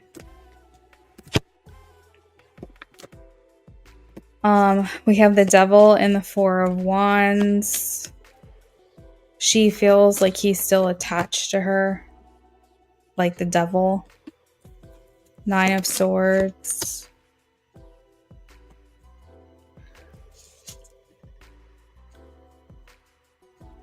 She has a lot of negative feelings associated with him. I think that he has played a significant role in how she views relationships, and it's kind of molded her view on relationships. It's kind of like when, you know, someone cheats on you. If they had just broken up with you and been like, hey, you know, I'm not feeling this anymore, and then they went off and explored a relationship with someone else, but they were upfront with you about it, you would probably feel kind of some type of way, but you'd be like, well, at least he had the respect to come to me first and like break things off with me. But cheating, that literally changes your whole perception on love, period. It makes it hard for you to open up to anyone again because you think that during the relationship with them, they're going to step out on you. And I'm not saying he cheated on her, but I'm saying that I totally lost my train of thought because I was reading your comment. But I'm saying that if you break something off with someone, that means before you go and like sleep with someone, for example, you kept the relationship pure and you ended it when you knew that you weren't into it anymore. But at least the sanctity of the relationship itself was pure because you didn't cheat on that person or they didn't cheat on you. But when you cheat within the relationship, it makes you scared to even get in a relationship again. So I feel like the sanctity of relationships has now been like, what is the word that I'm looking for? Tainted for her because of the things that he put her through, whatever those things were. You see them liking each other's IG posts and flirty comments. I mean, what can I say? Deep down her subconscious, he's attached to her. Like, she hasn't dealt with these things head on. So there could be some subconscious residual feelings underneath it all. On the surface, is she doing anything about it? No. I think consciously, mentally, she knows that he's going to treat her like shit and that it's not going to be good to be in a relationship with him again. But it doesn't mean that she doesn't have residual feelings looking for closure. Human feelings are complex. For example, I dated someone, he supposedly or allegedly cheated on me, and I never felt like I really got closure with that connection. We came back together because we ran in the same circles, and I never took it further with him like I did when we were together in a relationship. But we did hang out, and kind of those feelings I got back a little bit. But I never fully went there with him. We never got into a relationship again. We never like got physical again, whatever you want to call it. We just hung out and had a good time, had some drinks, partied with friends. But I never could let myself take it there again because I knew deep down I couldn't trust him. But it doesn't mean we weren't flirty. It doesn't mean we didn't kiss sometimes. But it just meant that I knew what it was and I couldn't let myself go there again because I couldn't trust him. So clearly I was looking for some kind of closure on the residual feelings that were left over because I still had attraction for him. But as soon as I learned the lesson from that connection, I walked away. So that's why I say feelings are complex. She can consciously know he's not good for her, and she can consciously know she does not want to enter that relationship again, but it doesn't mean she's not going to be flirty with him. That's not a given. That's not like, I mean, I think that can happen, but it doesn't mean that she wants to be with him.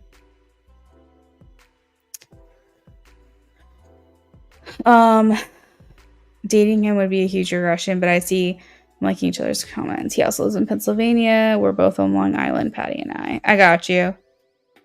I mean, I think her mind will not let her go back there again. I think she's always going to have a wall up with him.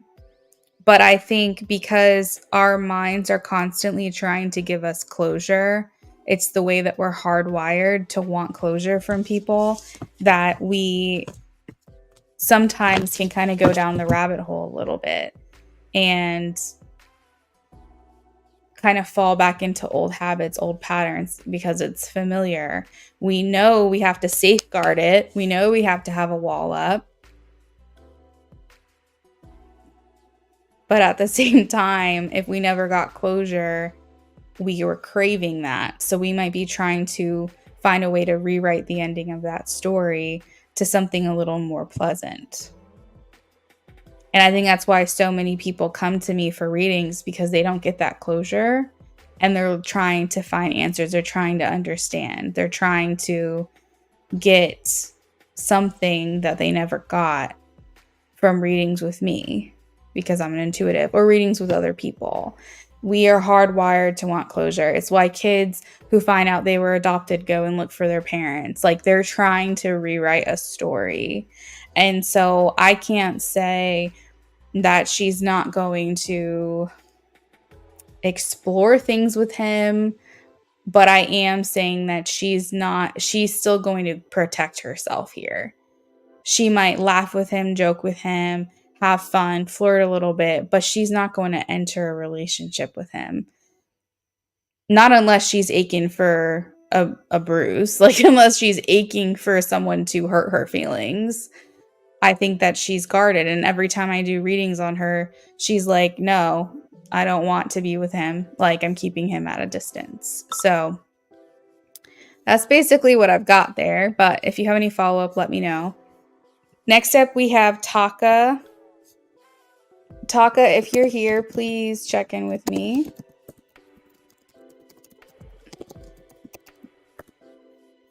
If you're here. If not, it's okay. We're going to answer your questions anyways. Proximity definitely has its perks, James. Because you live so close to her and he doesn't. Do you think that they're going to see each other like this week when she goes to Pennsylvania?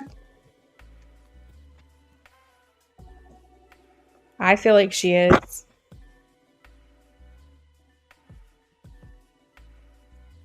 Either that, or maybe he's going to try to find her. Maybe she's not looking. Yeah, I'm getting 3 of Swords. She's not looking. But I think they are going to see each other, because I'm getting 3 of Cups and 6 of Cups. So I think he might be looking for her, maybe. Hey, Taka. You're welcome, James. All right, so Taka. Whoop, taking that out. Why is Pisces being so distant lately? He's been in California for a month. Hold on. I gotta disconnect from that last reading, because I'm still thinking about Patty and James. Hold on.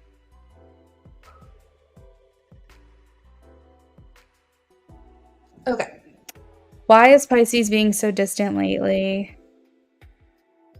He's been in California for a month. First 2-3 weeks, he was hella communicative. FaceTiming, now it's like drastic drop in effort. He really pushed to be long distance.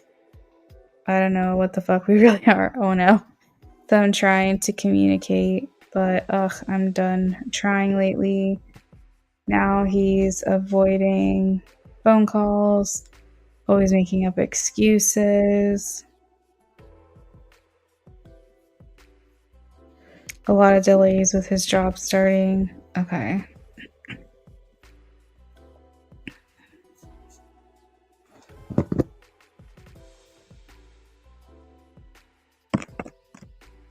All right, shuffling for you, Taka.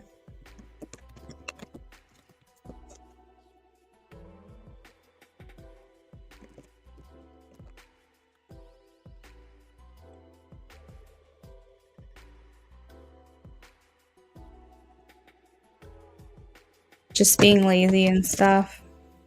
He texted today about sports betting because we're into that. Okay. All right. Why has Pisces been distant lately? Well, he's clearly keeping an eye on you, Taka. I will say that, like, kind of Page of Swords energy, because it's like, why are you not acknowledging the elephant in the room? Right. Makes sense.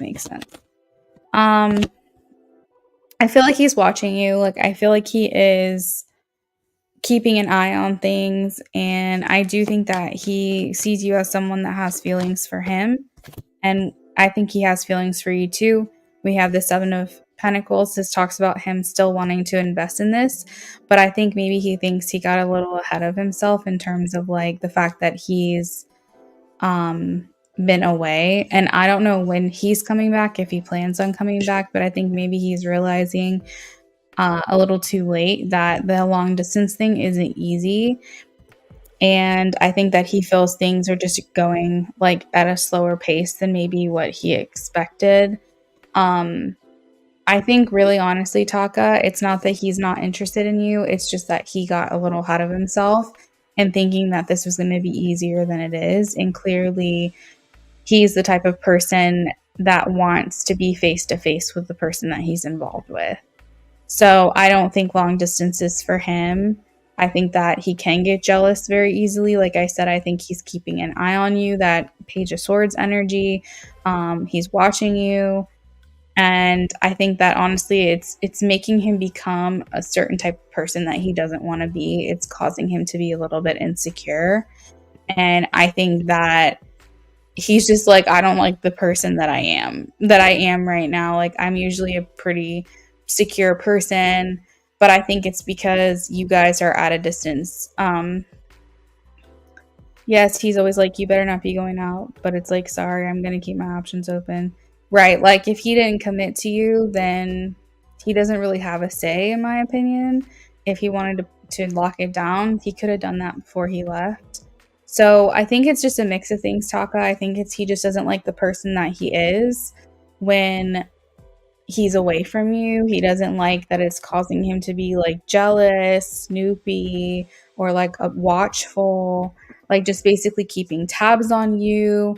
He's also giving you restriction because he's feeling jealous, and I think it's making him feel insecure. So there's a lot there. And then also when he said, "Oh, we can be long distance," I think he felt like you guys could do that and it would be easy, especially if he thought it was temporary. But I think that he got a little ahead of himself. He got a little cocky in thinking that long distance was going to be a piece of cake. And he's realizing after the fact that it's not as easy as he thought it was going to be. And so those are really like the two main themes that are coming up right now. Did you say that he's going to be coming back to be where you are, or is he staying long distance?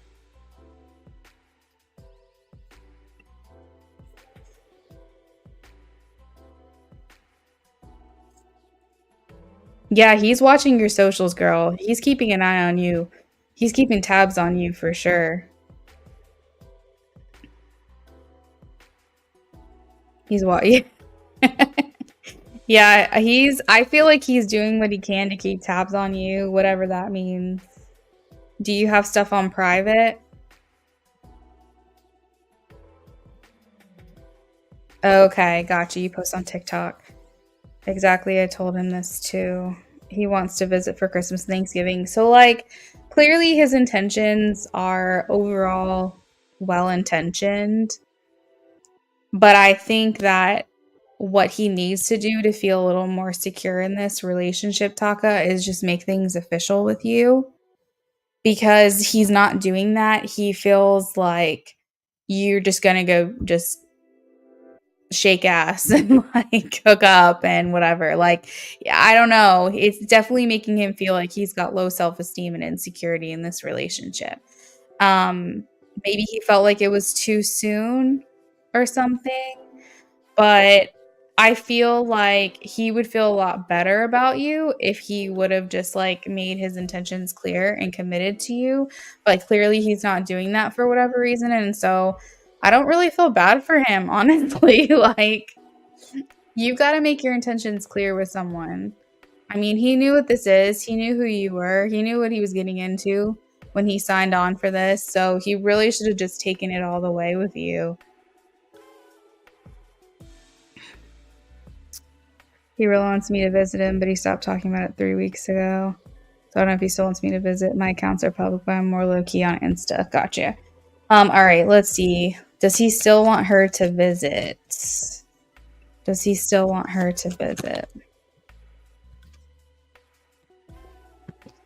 Things are up in the air with that, but I think ultimately, yes. I have the Wheel of Fortune, which says time will tell. And I do have the reconciliation card, Six of Cups, which means like reunion, seeing each other, you visiting him, all that stuff. It did come out with the Hangman, though. So I think he's a little bit torn about this right now. I think he could be contemplating at this time whether to just stay friends with you or to actually get in a relationship with you. So I think that until he figures that part out, then I think things are going to be a little weird. And what's funny is I said he's trying to figure out if he wants to be friends with you. The Three of Pentacles came out, which means friends. I said, or enter a relationship with you. And I got the Two of Cups, which means relationship. So I kind of laughed because I was like, that's exactly what I was picking up before I even pulled those cards. I would say that he adores you pretty well. Like, I think he knows that you have feelings for him and you and him for you. And the Lovers indicates to me that you guys want to be together. That's a mutual interest, and that he still wants to invest in this, but there's major choices that are at play right now. And I think that his confliction is not to do with how he feels for you. It has to do with the distance, period. Like, I think he's worried that if as time goes on, this is going to get harder and harder. And honestly, Taka, I'm hearing that might be why he actually did not make things official with you, because this was like a test run. I'm hearing like trial run for some reason. So maybe he wanted to see what long distance would feel like before making things official with you, just to see if it was something that you guys could handle. And I think he's realizing he's not handling it very well. And so I think that he's kind of torn, and that could be why he's backed off on communication. It's not that he's lost interest in you. I think he's just questioning his ability to have a relationship with you at a distance. Really, that's what it comes down to.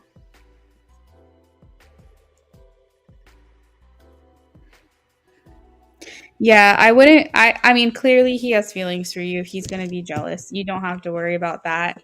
But I think that he's was like, okay, I'll be away from her for a little while. We'll do like a trial period, see if this is going to work for us. And then he's like, fuck, this isn't working.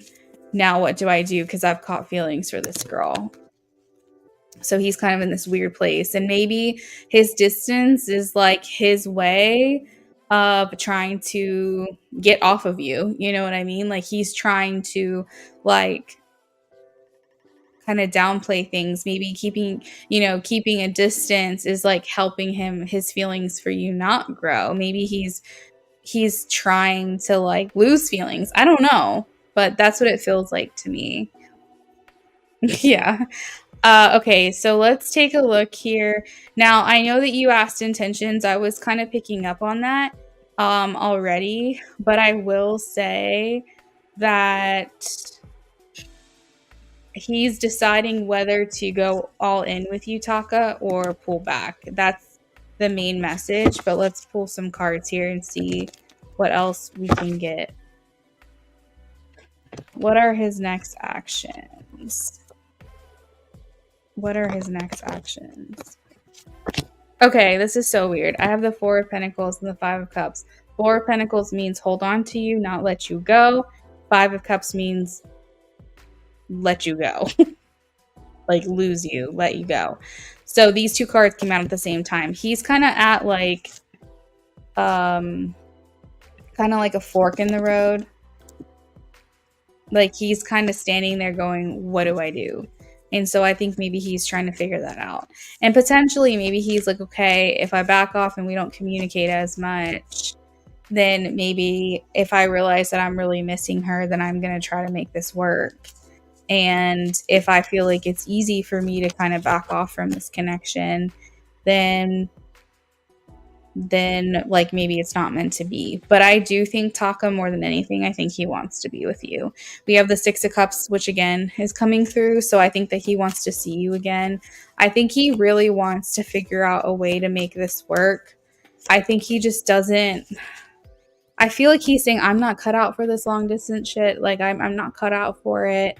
And I think he's just like, I don't know what to do. This would be a no-brainer, I feel, if he was physically here and he knew that he was going to be seeing you on like a daily basis. Or if this was temporary, right? Like if he was going to be gone and it would be like a couple weeks at a time, then he'd be back. I think even then he would be able to handle it better. I just feel like he doesn't feel cut out for this. And I think it's kind of scaring him a little bit. Angelus, yes, the free reads are closed. Taka, I think he has a little bit more. I think he has a little more fight in him left. So I think you can expect him to come around. I think you can expect him to continue communication with you. He has a little more fight left in him, and I don't think that he's ready to give up yet. I have the Eight of Pentacles, which means that he's still like wanting to work on this, and the Nine of Wands indicating that this is like make or break time. Like you guys might be near the end, but at the same time, he wants to persevere and see it through. I think he wants to give it his best shot. And I think he's going to exhaust all options before making a decision. Right? As long as he'll stay in Cali, I guess, whenever he can afford it. Is it best to pull back or continue to check in? Let me see. Should she pull back? Should she check in? Yeah, pull back. I have yes, pull back. No, don't check in. He needs to realize like how much he misses you and how much he cares for you. And a lot of times what we don't realize, like as women in a relationship with a man, we cop attitudes. Like if we don't feel that we're being given sufficient, like to a sufficient level, whatever that is, if we feel like the effort is falling flat, we'll just get an attitude. We'll be like, screw you, fuck you, like I'm over it. And if sometimes some of us are passive, so we'll be like, it's fine, even though it's really not fine. But you can tell the undertone of like getting an attitude. And what we should be doing is we should be getting confident and we should be like, you don't want this? That's fine. I'll talk to you later. But we get attitudes. And because we're hurt, because as we should feel hurt. But the problem is men don't like attitudes. So when you're coming at them with an attitude, even if it's a passive aggressive one, they know what that is. And then it's like you become less desirable to communicate with. So then the more attitude you cop, you hope they're going to come running for you and fight for this. But they're going, she has an attitude with me every single time I talk to her. I don't want to talk to her. So then they're going to avoid you. And then we get into this weird like tug of war of like, who has the upper hand here. So it can get kind of complicated. I would just say be you, be true to you, be authentic to you. Don't like let him bring you down and get upset with him because of what's happening. Hold your head up high, be confident, move on, because how he moves here at this point is going to really show you like what he thinks of you and what he feels for you. And I think he really likes you. I think he cares for you. And I think that if he was physically here and you guys weren't long distance, it would be no question. I think that really he's just having a hard time with how he's feeling about being at a distance from you and how it's making him feel, and the person that it's turning him into is not someone that he likes. And so that's where the deliberation is here. So yeah, Taka, that's what I've got, friend.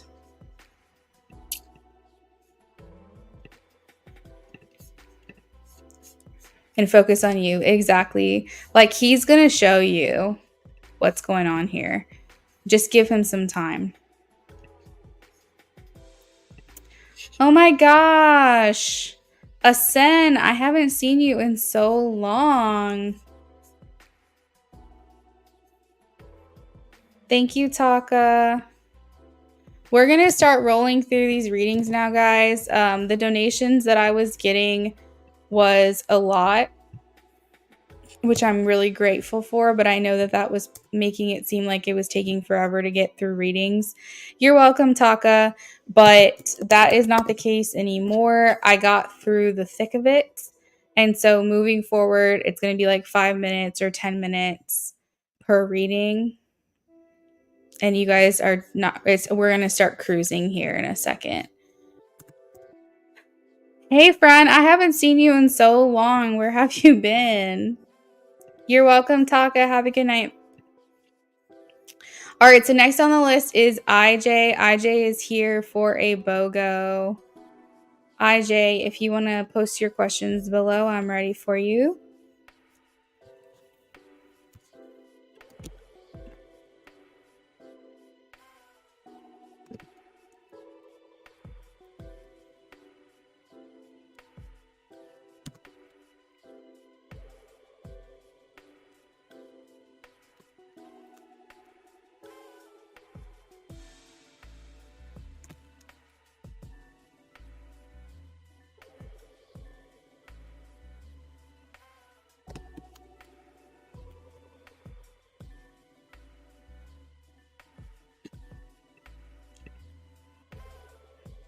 Life is good. I sent 8 mini and 5 to skip. Oh, thank you for telling me. Okay, hold on. Let me move you up the list. Sorry, I thought you were doing an in-depth reading, so I didn't even question it. Okay, so we're doing a mini for you and moving you up.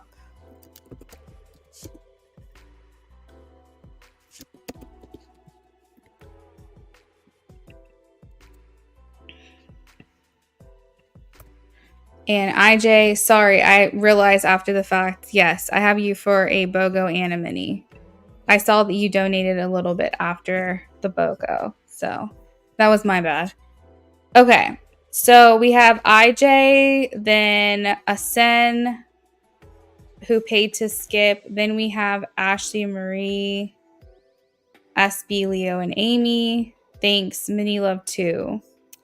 Okay, you got it.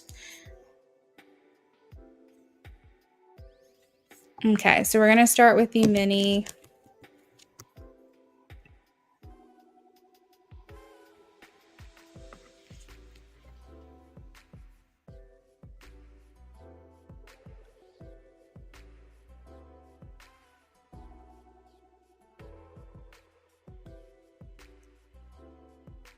And I think, guys, I'm going to put a last call on the screen as well because we still have quite a few people to get through. And it doesn't look like we're going to hit the 25 likes tonight. If you guys want a chance at a free read, get those likes up quick because once I close the list, we're not doing the giveaway anymore.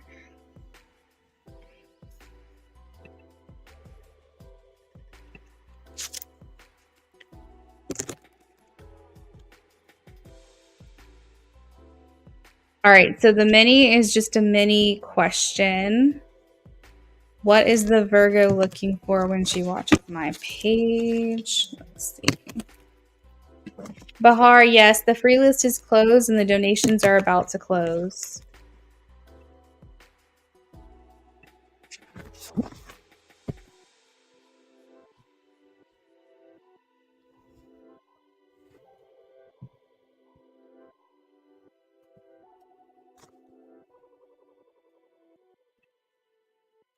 What is the Virgo looking for when she watches his page?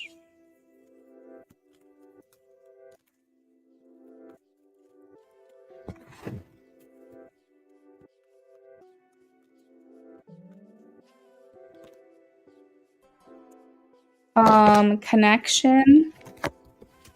So I feel like she's trying to connect with you. She's trying to, obviously, it's probably not like literal connection, meaning like she's not communicating with you or like liking or interacting at all. But I feel like she's trying to connect with you. She's trying to understand you, get to know you on a deeper level, kind of figure you out. I think she's curious about you. So when I see Six of Cups, I think like connection. I think she takes interest in you.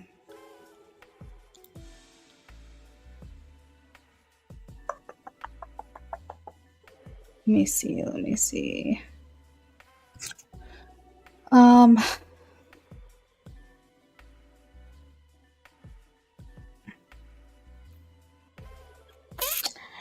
there's also a message here of like focusing on the past. So I don't know like what kind of history you guys have together, but that theme is coming up. So like if you guys do have a history together, it could be that she's kind of having a hard time like moving on from that or letting that go, or she's really focusing on the history that you guys have together. It also is indicating that she's stuck in immature patterns because the Six of Cups talks about like childhood. If you were not in the Six of Cups energy, or if the Six of Cups was in reverse, you would be maturing, you would be growing, you would be evolving. So she's doing it for immature reasons, is what I'm hearing. There could be some spying going on. She could be fooling herself into thinking that she's doing it for the greater good.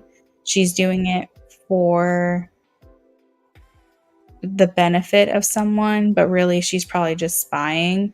So it's kind of like a masquerade. Like I feel, you know how like when some people will make a fake account and they'll like try to look like if someone has a private account, they'll make a fake account to see if they get approved so they can spy on someone's page. And they're saying, "Oh, I'm doing it for my friend. I'm doing it for my friend. Like I'm trying to help her out." It's kind of like that energy where she's trying to make an excuse as to why she's doing it. Maybe she's trying to get dirt on you. I don't know who this Virgo is, but she's just like basically spying on you is what it feels like to me. Why is she watching his page? It's like maybe trying to get dirt on you. It just doesn't seem like in the most above board way because we have the Devil here and the Tower. So I don't know if your page is like private or not. If it's not, you might want to think about making it private so that way she can't just like watch your shit. But if you guys are friends with each other, it may be worth mentioning of like removing her from that.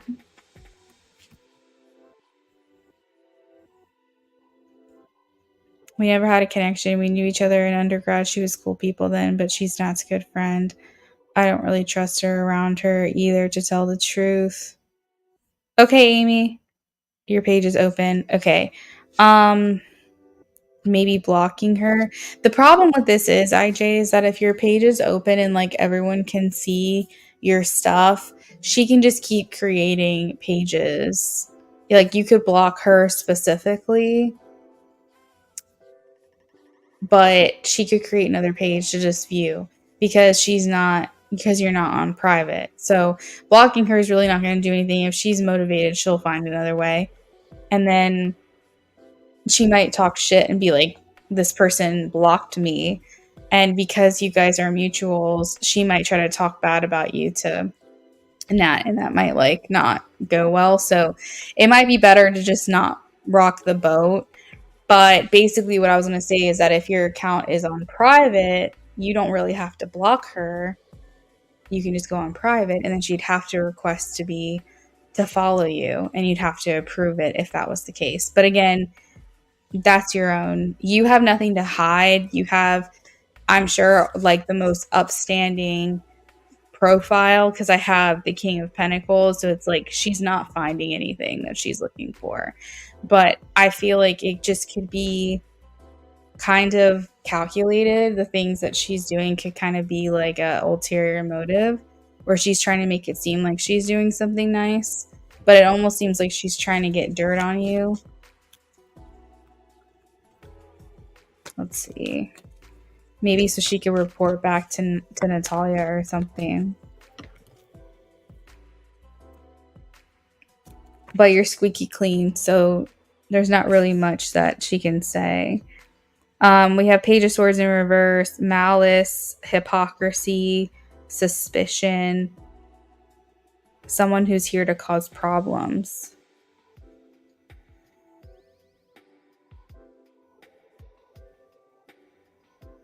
She could also be really possessive of Natalia as well, and maybe knowing that Natalia has interest in you, she could be feeling threatened. So that could be part of the reason why. That's why I said like an enemy masquerading as a friend. Like she could be making it seem like she's doing it for her benefit, but really it's selfishly motivated. So yeah, that's what it feels like to me, IJ.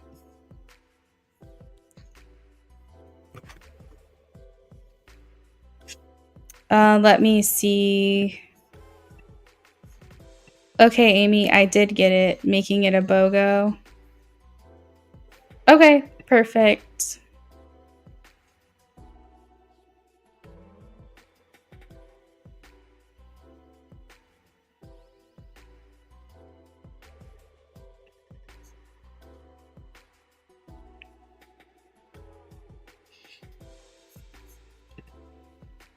You're welcome. Unfortunately, I can see that keep things above board. Yeah, I just would make sure that you're just doing you, you know? Like, here's the thing. If Natalia really has a problem with something that you post or she takes issue with something, I think that she will like know that it's important to come to you first or talk to you directly about it. She's got a good head on her shoulders and she probably already has suspicion over this Virgo anyways. So I don't think she's just going to take their word for it. I think that she would look into things herself. But I don't think you have anything to worry about as much as because you just like post motivational things or nice things. I don't know. I don't really look at your page, so I don't really know what you're posting, but I'm sure it's nothing bad.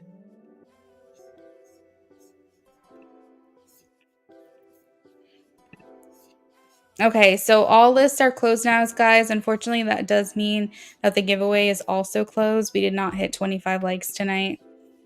So I'm sorry, we will not be doing a free giveaway, but we'll try again next week.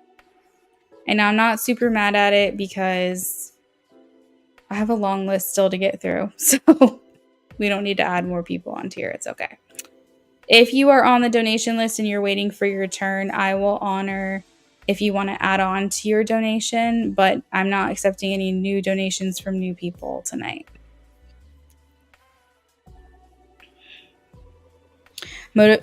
Mix of motivation and shenanigans. IJ, while you post your BOGO question, I'm going to go grab a drink real quick. I'm going to grab some water.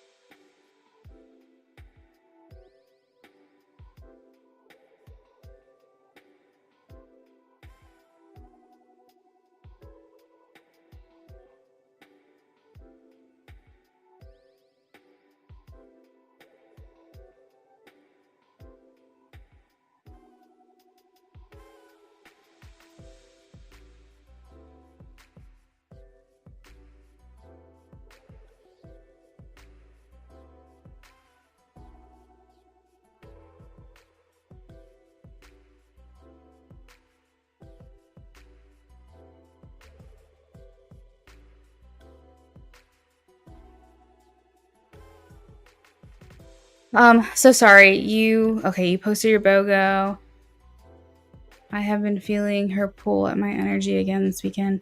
What does she or her team want me to do to help her pass this stress she doesn't feel comfortable telling me about?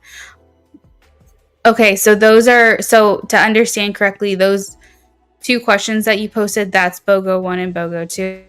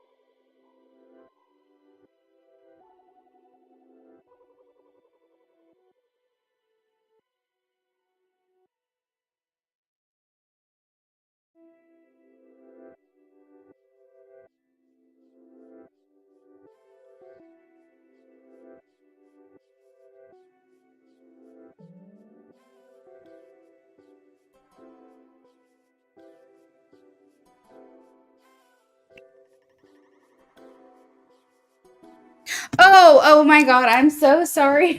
Usually, okay, no, that was my fault. Because usually you'll say that you've been feeling her on your energy. Like, what does she want you to know? And like, I skimmed that first question. And so I misread because I realize now you didn't even ask a question. I'm like, so I was viewing that as two different questions. Okay, but that was my fault. I understand now.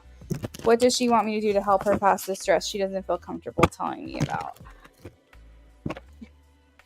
I got you. I'm sorry.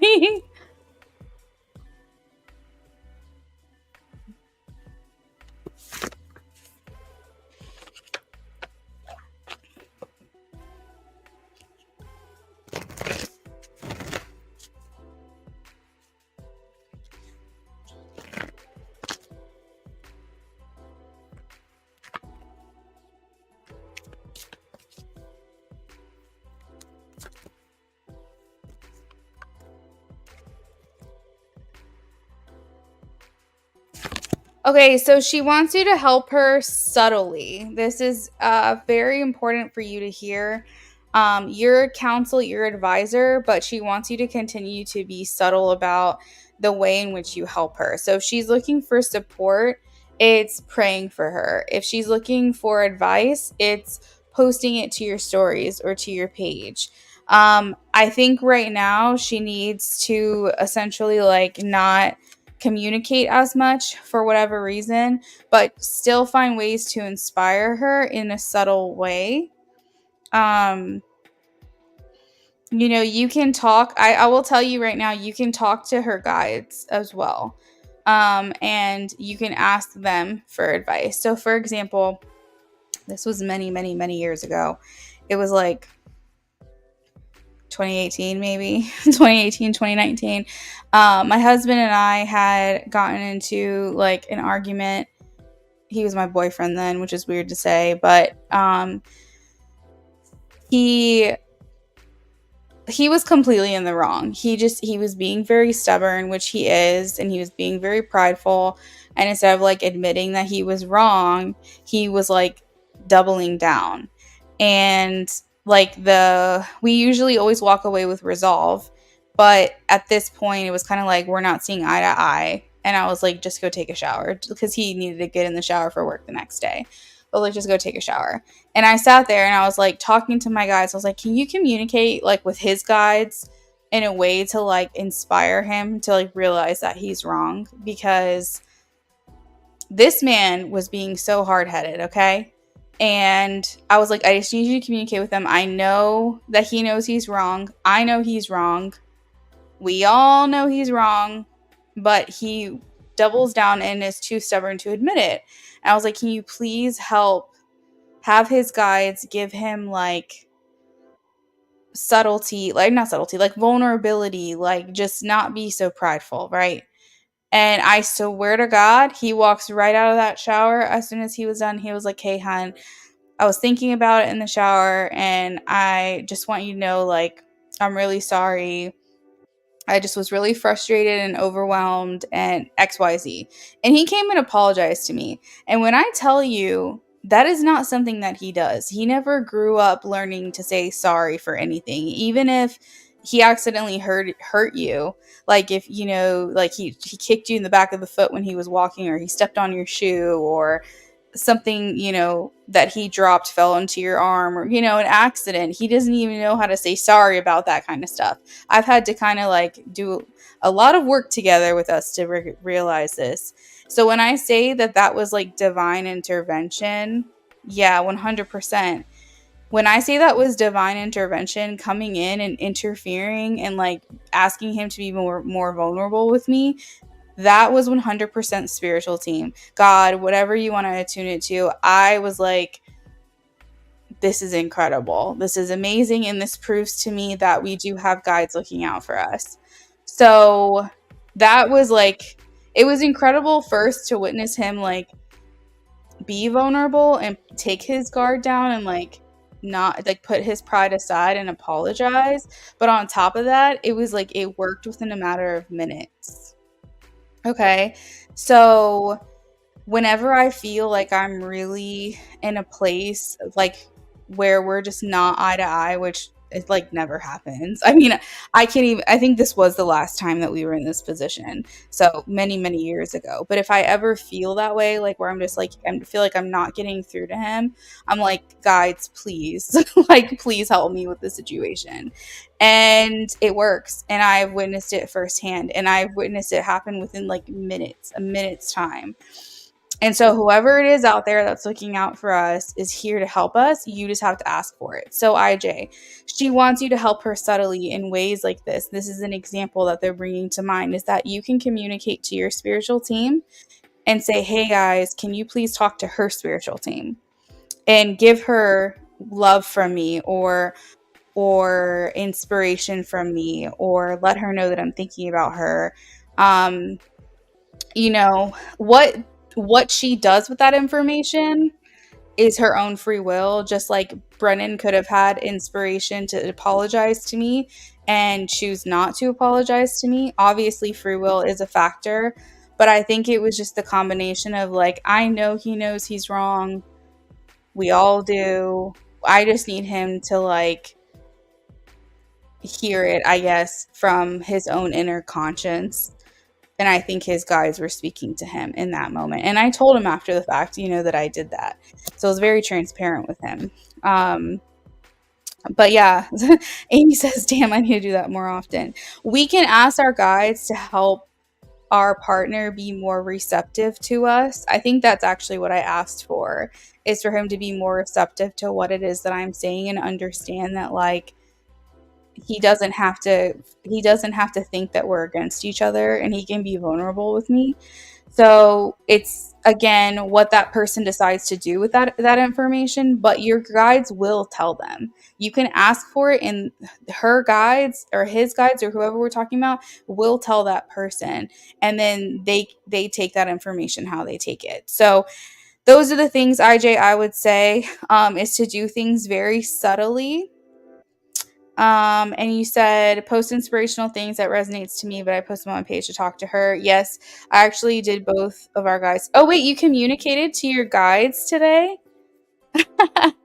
Oh, sorry, I missed that you said that. So you actually did talk to your guides today. You swear that I'm on it. Isn't that weird how I do um how when I do readings for you, IJ, I pick up on things that have happened that day.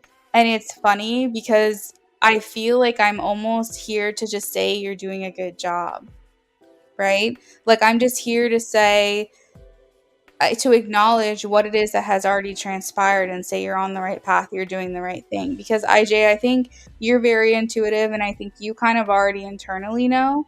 And so maybe I'm just here to give you that acknowledgement or that confirmation, because you're really the only person that I read for where I'm like, this is what's going on. And you're like, oh yeah, that happened this morning. Oh yeah, she posted about that. Oh yeah, I did that. So I think that you're your best guide, IJ. I think that your inner compass is very functional and works very well, like a well-oiled machine. And I'm just here to basically confirm for you what you already know. But yeah, subtle support is really what she needs right now versus like direct support or evidential support or direct communication is not really what it is that she's looking for. They want you to know that you have been training for this for lifetimes, that you're not new here, IJ. You've been here many, many times before. They're saying just kind of hang out in the background. Don't force anything to happen. That things are going to be upgrading and leveling up themselves. It's not going to require your assistance more than what you're currently doing. But if you have any follow up to that or any questions, let me know. And Amy, yes, you can talk to someone's guides for them. You can talk to their guides directly, or you can ask your guides to communicate with their guides. That's what I like to do. I like, because, they're not my guides. Like IJ says, I can thank them, but they're not the spiritual team that's here for you.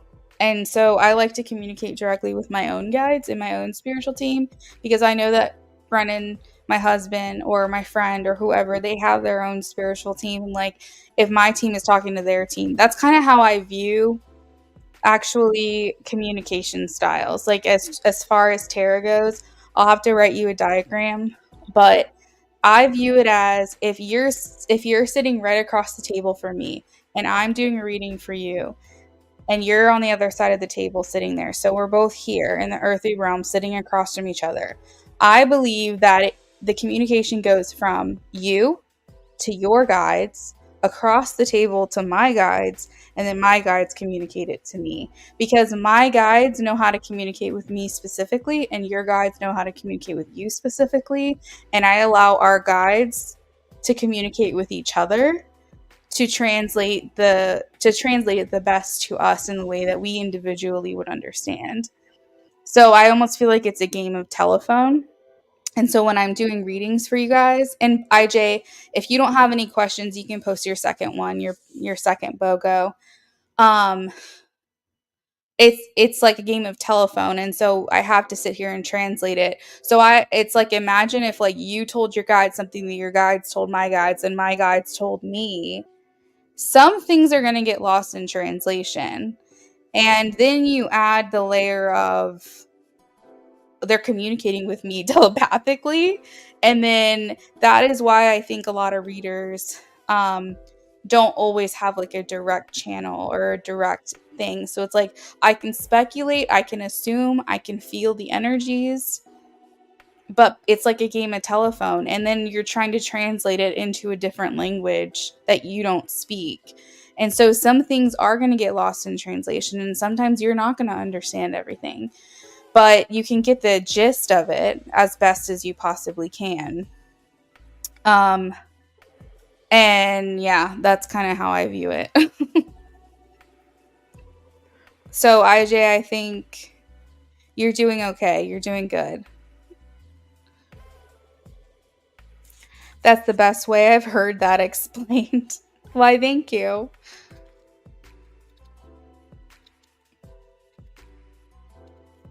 The way I practice tiny manifestations as well, the biggest one I do being me saying multiple times out loud, will have a good parking spot over and over quickly, and I always end up with a good spot, be it with friends or family.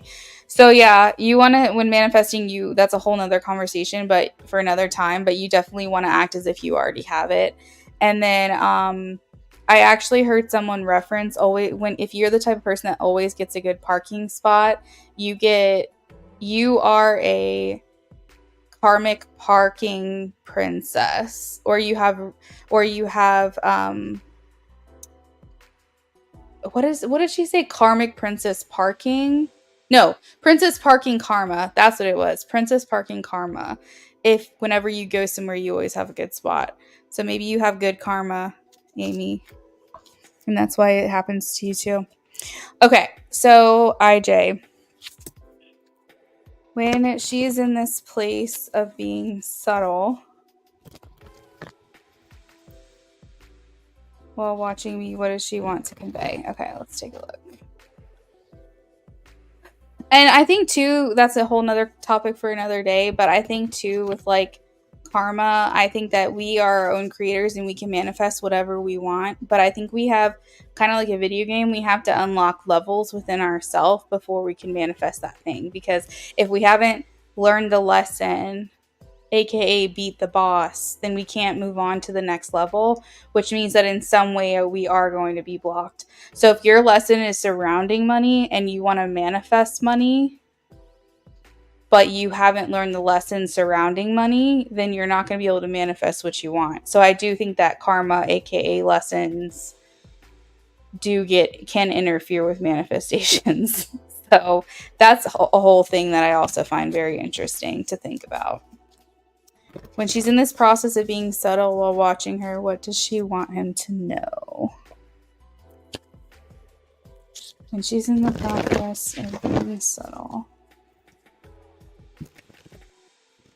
while watching. Yeah, I heard that parking princess karma from a lady. I think her name is Lisa. I think she's a Las Vegas medium slash psychic. And it was just funny because I just heard her word that the other day. So it's kind of funny that you mentioned that specific thing. She's in this process of being subtle. What does she want to convey?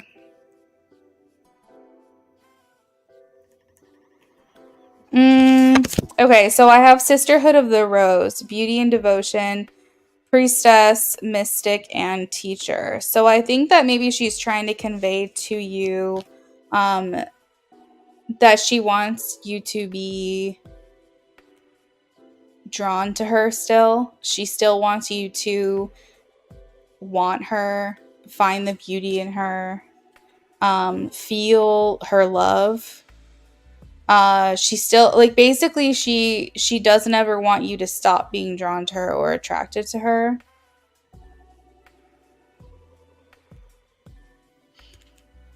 I feel like she wants you to still seek understanding of her, try to understand the connection as well.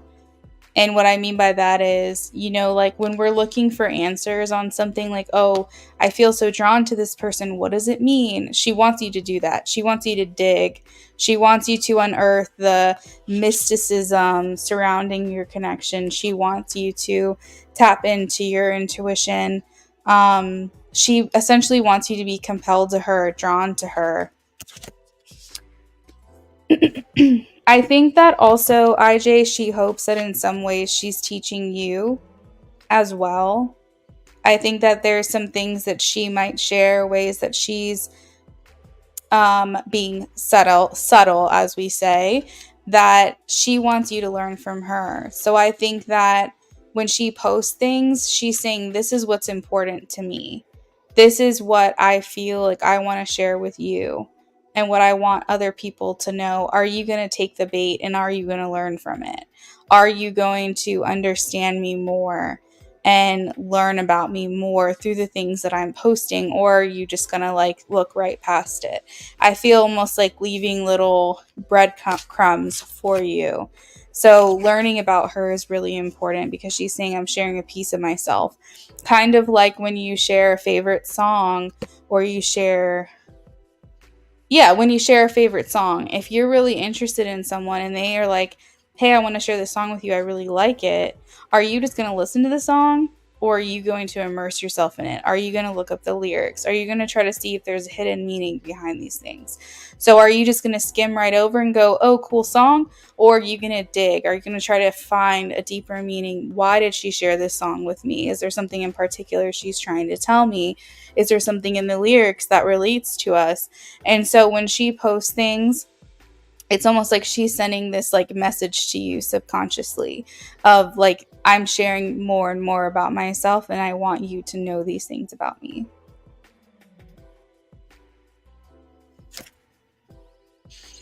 Almost like hidden messages or like coded messages, if that makes sense.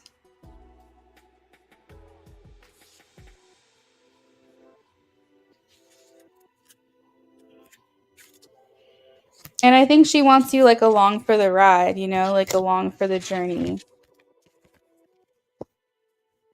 in her growth as well. She wants you to see that she's evolving. Does that help answer your question?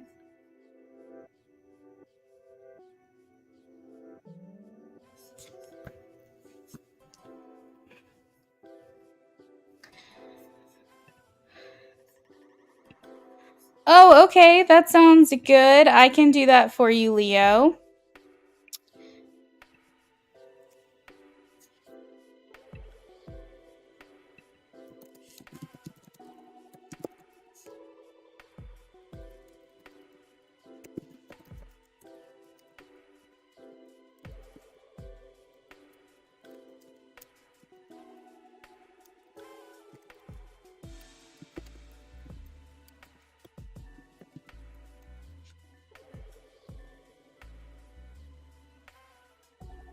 You're welcome, IJ. I'm happy to hear that.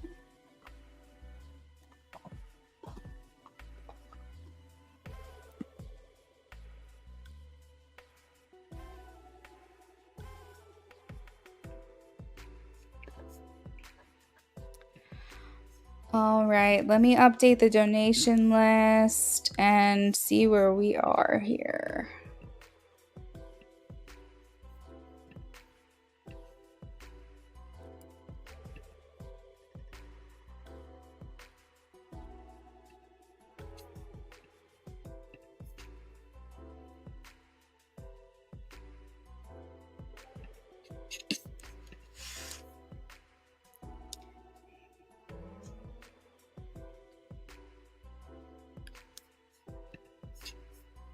All right.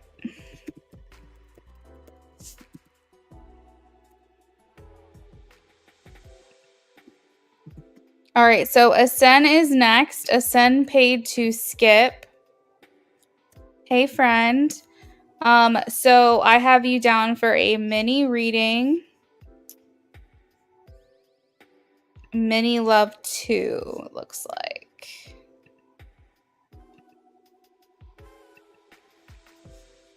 Well, welcome back. Good to have you here.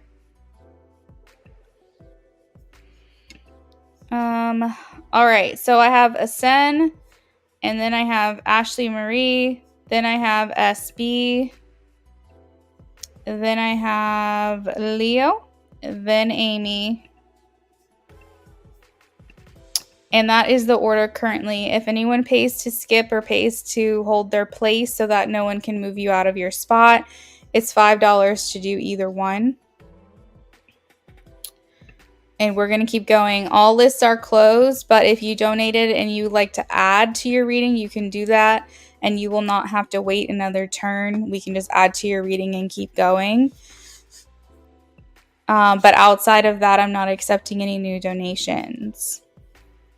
IJ, I hope you have a great rest of your night. Thank you for being here, and as well, thank you for your patience this evening.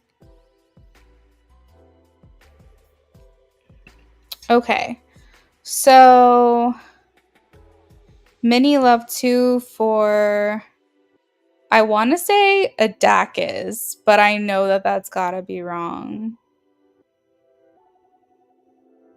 Is it Adequez? Adequez? I don't know. I'm sure I'm butchering that. But let's shuffle for you.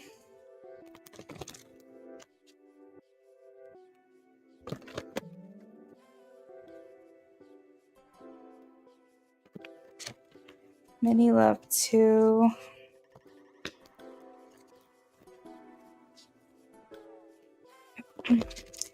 If Ashley Marie is here, if I could have her check in with me as well. I have her down for a BOGO, but I do not have her questions. And she is next on my list.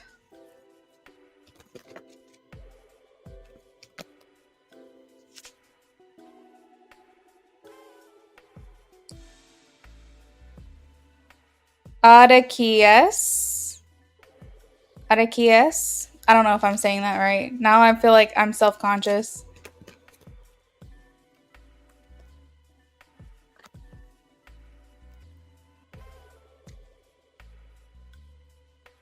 or Atticus. Okay, we're just gonna call him A because I don't know if I'm saying that right. All right, many love to. Yeah, there you go. Well, let's do Addie. That makes me feel better. Many love to. Usually, I'm really good at with pronunciation, but that one's a thinker. Addie and Asen. Addie and Asen.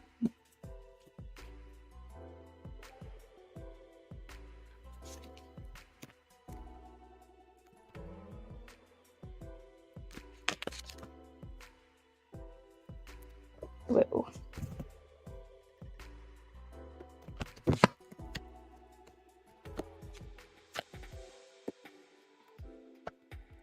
All right, so the devil is not here, but it did fly out of the deck when I was shuffling for you. So I feel like there is some things that could be tricky that either you or him or maybe both of you are struggling with. And this could be individually. It doesn't mean that it's about your relationship. But the devil talks about the earthly things that stop us from being the best versions of ourselves, like instant gratification, or like bad habits, negative thought patterns, addictions, materialism, attachment styles, mental health. Like basically, we're on this journey to be the best versions of ourselves, right? Our AKA higher self. So there could be some struggles here. Again, it's not surfacing as like a relationship issue, more like an individual block, but it is worth mentioning because it did fly out of the deck. So I feel like I need to bring that up. That this could be some things that might potentially interfere with your connection. But it doesn't have to be. It could just be something that you guys are working on individually.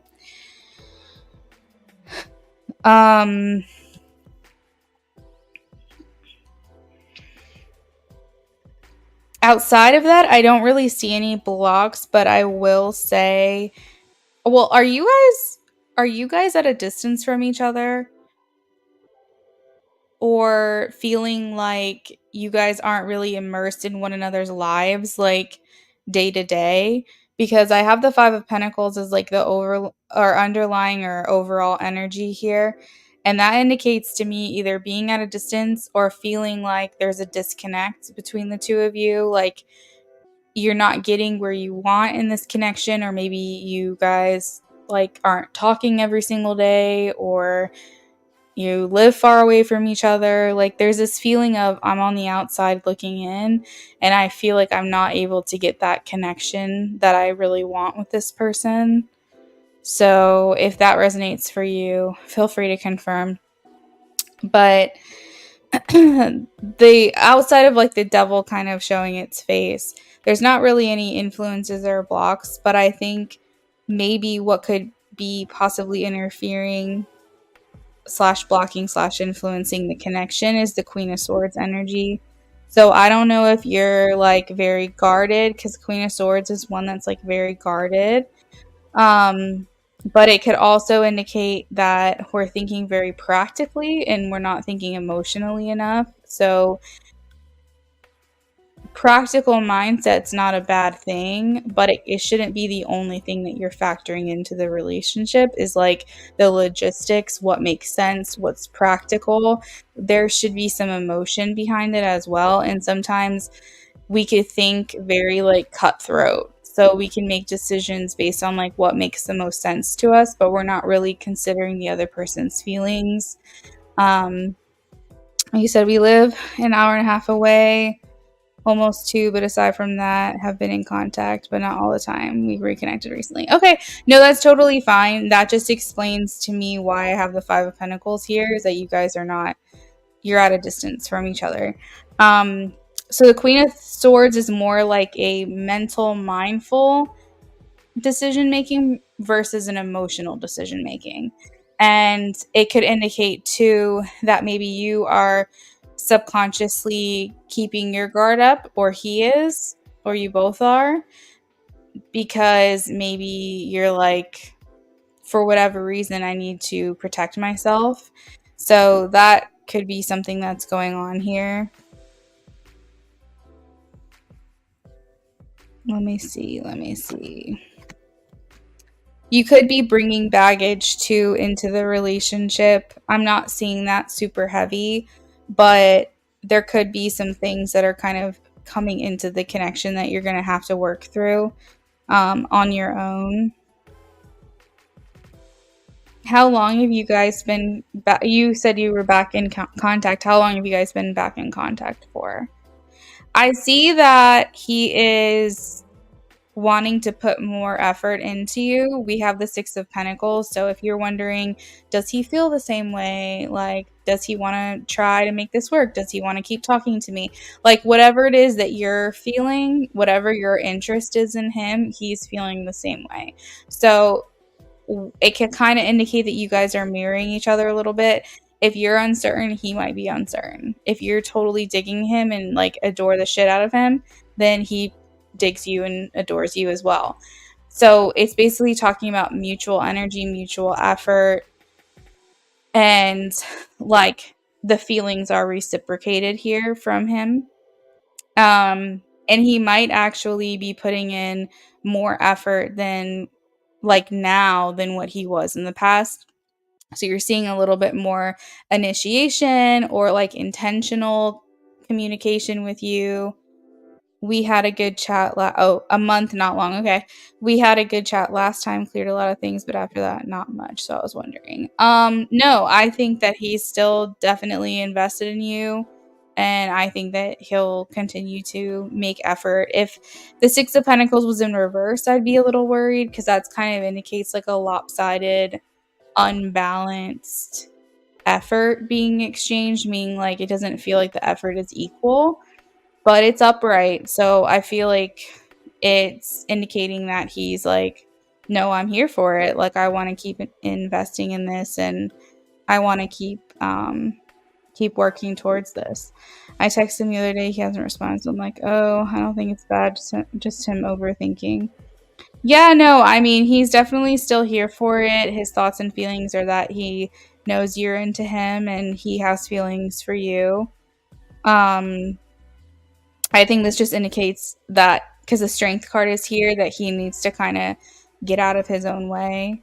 The strength card, it talks about needing to like face your fears and kind of like get over yourself, like kind of put yourself out there, which I think is what he might be scared to do. Because remember, I was picking up that Queen of Swords energy, which kind of talks about like having a wall of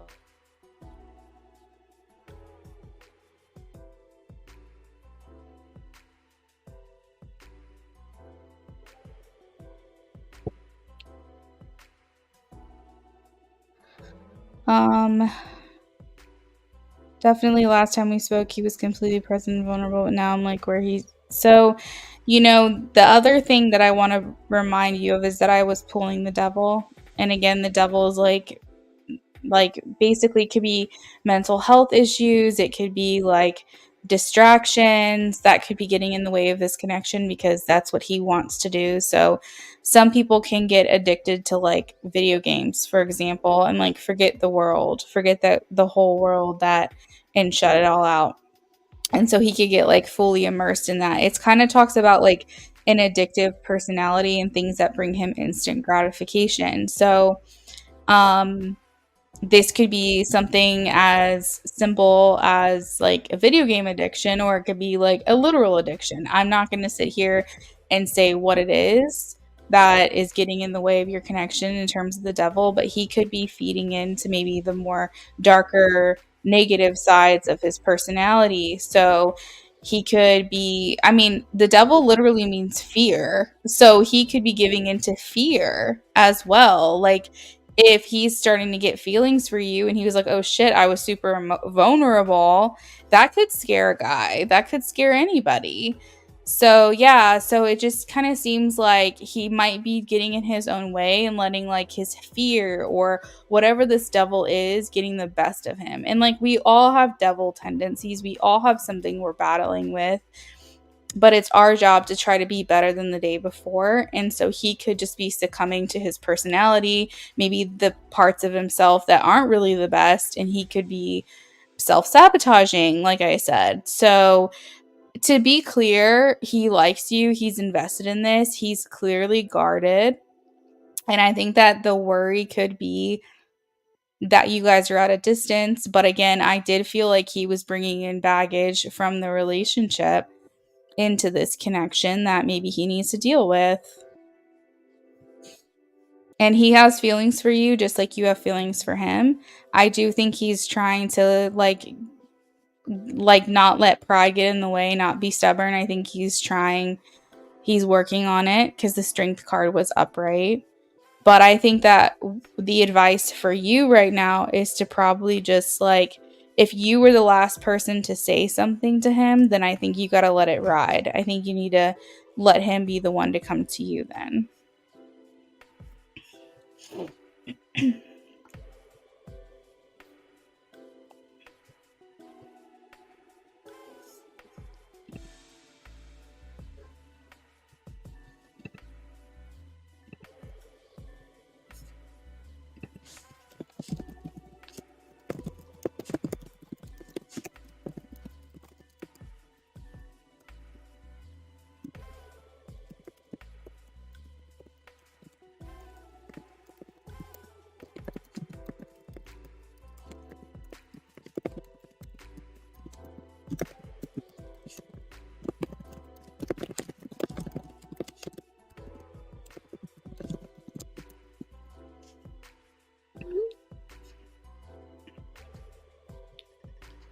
Yeah, he has a tendency to have his fears get him definitely.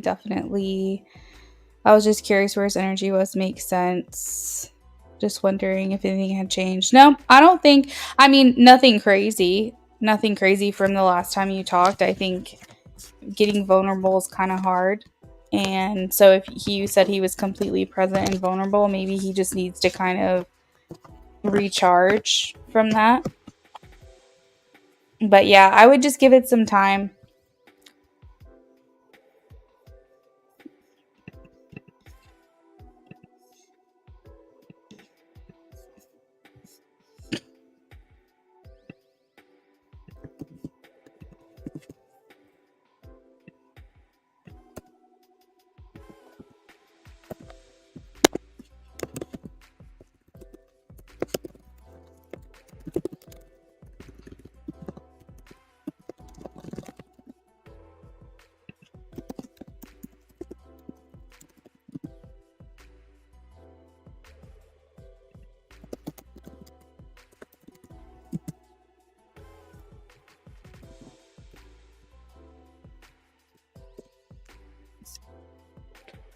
Okay, I'll give it time. Thanks. You're welcome. We can check back in later this week if you want, if you see me again. Oh, hey, Ashley. Thank you, Asen. It was good seeing you, friend.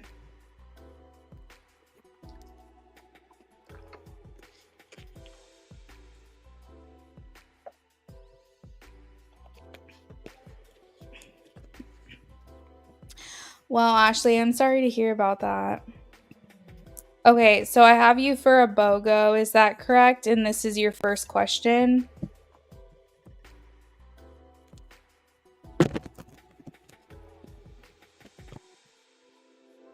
Same. Take care. See you next time. See you next time. Have a great night. You're welcome. What's going on with Jay?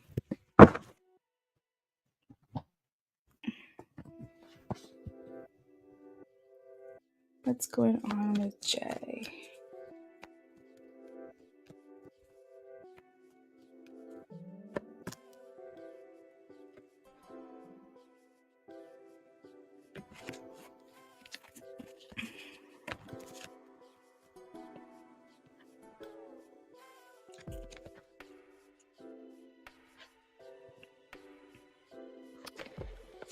So Ashley, I'm hearing the phrase emotionally stunted when it comes to Jay. So every once in a while, I will do a reading where I feel like someone is just not wanting to grow. They are here going, yep, I've hit my capacity. I've hit my glass ceiling. Like maybe one day, but not right now. I feel like he's kind of in this place of like not really seeing, not really analyzing, and like having any kind of introspection on himself right now. You could feel at times when you end up in a fight that you get nowhere with him, and that he refuses to look at himself. Like it's a lot of projection, and that's like probably why I'm picking up on this phrase of emotionally stunted. This man has no interest in becoming better or doing better. And if you give him any kind of confrontation, what you're doing is you're saying, hey, this is how you're making me feel. Take a look within yourself and realize what you're doing wrong. And when you confront someone who wants to heal, they will hear you out. They will hear what you have to say. They will take in self inventory and they will say, you know what? I may not fully agree with this person, but clearly something that I'm doing is bothering them. And I need to just take stock and like, is this accurate? Yeah, the age might be a thing as well. And a healthy person is going to say, like an emotionally available, healthy person is going to say, okay, you're right. I'll do better because thank you for pointing that out to me. It's something that I didn't realize about myself and I'll try harder. A person who's emotionally stunted and has no interest in bettering themselves and they're cool and comfortable where they are, they see confrontation and like as like a threat. Like it to them it's not eye-opening, it's threatening. And I feel like for him specifically, because I heard this term emotionally stunted, that you're dealing with someone who's not willing to grow. So the capacity in which you have probably a lot of wisdom, defensive 100%. You have a lot of wisdom within you. I think that comes with age. And I think for him, he's like, it's okay, actually. Like, you probably were frustrated. I highly doubt that you just suddenly got mad at him, right? When you first meet someone, you don't just get pissed at them. You just met them. You don't know anything about them. Clearly, he's put you through some things that's making you be reactive, and that's human. And even right now you're saying I didn't come at him the nicest. So you are taking inventory of yourself and you were saying I could have been more tactful about this. I do see my faults here. Is he doing that? He's not doing that. So that is the issue, is that you're challenging him to grow and evolve and get out of his comfort zone, and he's like, "No, thank you. That's not what I want for myself." So he has no self-evaluation abilities right now. And they're showing me with the Three of Pentacles that you might be wasting your time. This might be a paltry effort. This might be like pointless for you to continue to try to make this person into what it is you know that he could be, because he doesn't want to be. And this is making things difficult for you and your connection with him. And I had mentioned it before that if a person feels that every time you're coming to them, it feels like conflict or it feels like an attitude, they're going to stop coming to you. And that doesn't mean that you're in the wrong. It just means that he's taking the easy way out, the path of least resistance.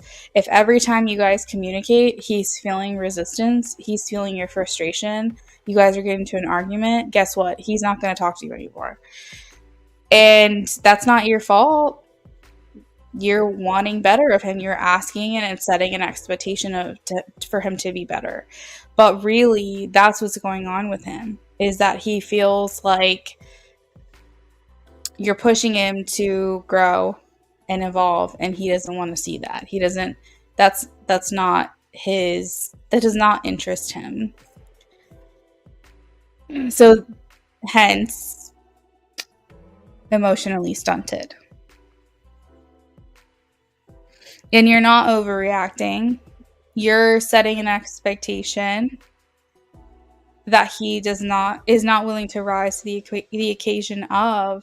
And so when I pull this card of like you wasting time, it makes me feel like even if he can get to where you want him to be, if it takes 5 years, is that enough for you? Like, how long are you willing to put your needs aside to wait for him to become the person that you want him to be?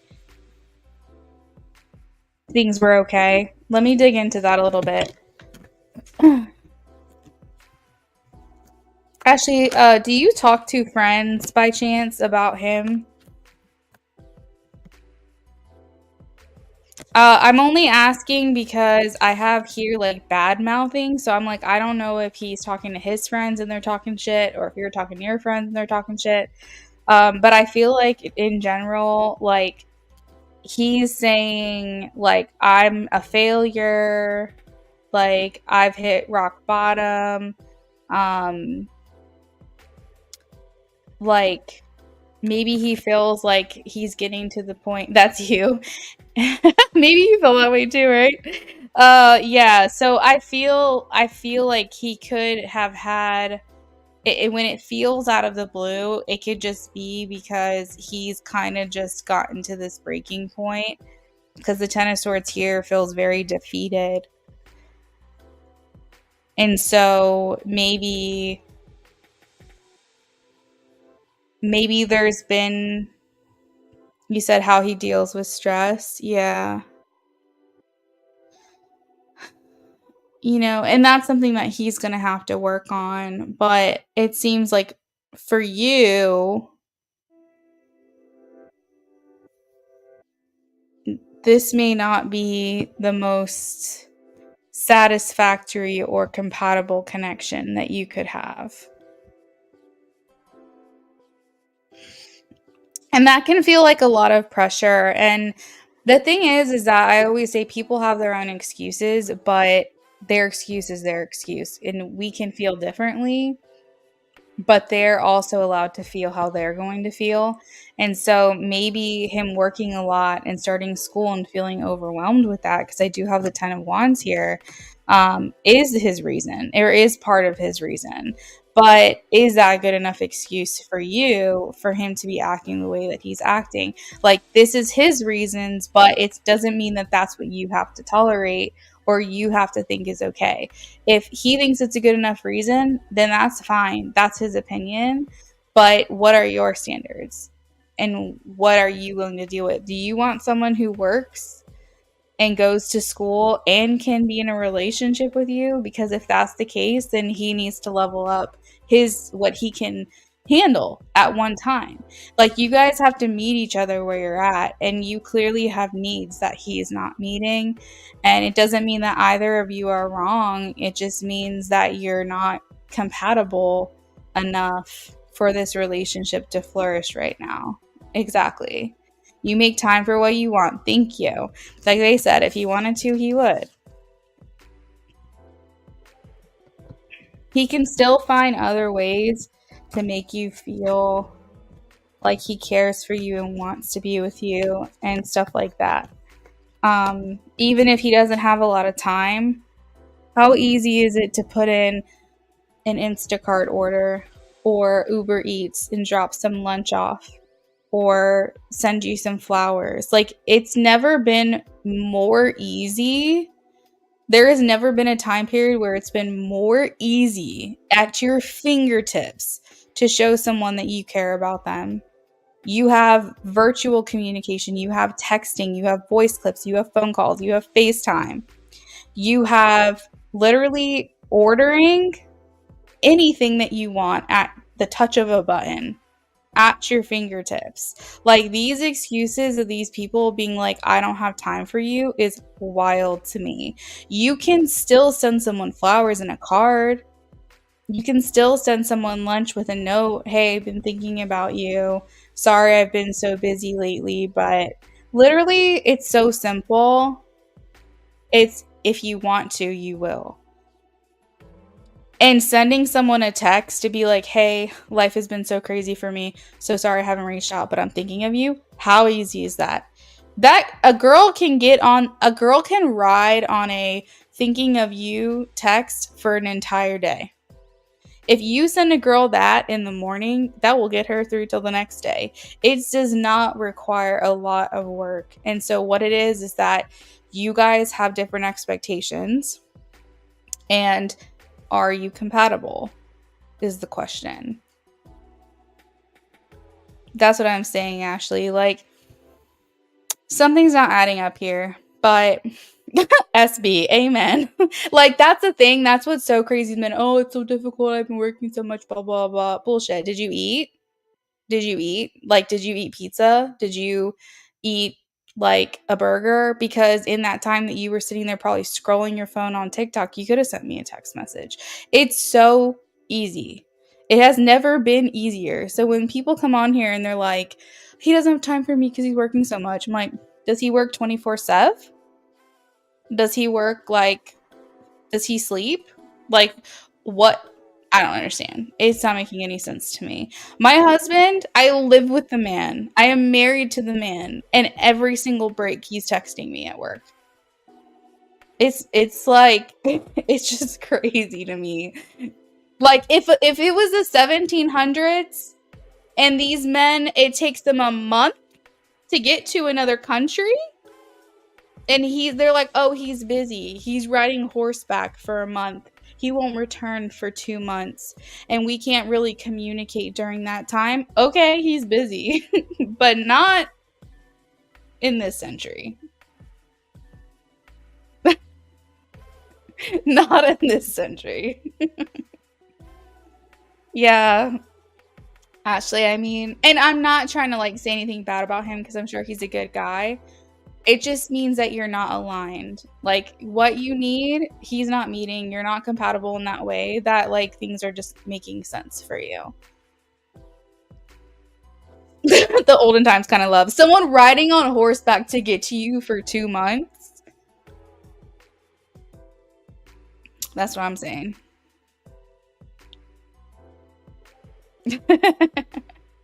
Yeah, that's what I mean, Ashley. And like the other thing is you'll really see the way that he's moving. Like if you pull back from him and there is no change in him at all, then you're going to really see like what you mean to him.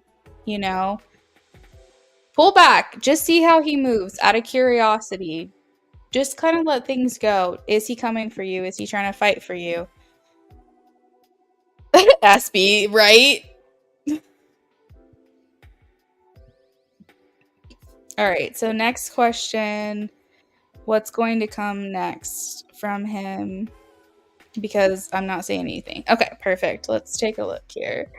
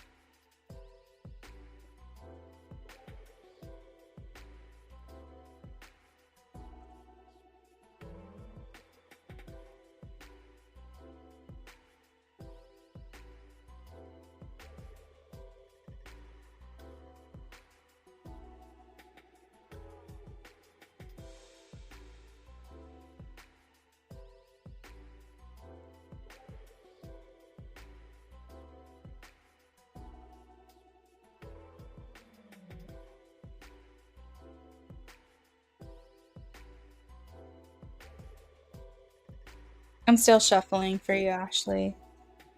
And I was also catching up with the chat. He knows I don't chase. That's good. I'm glad that you've set that precedent already in the beginning.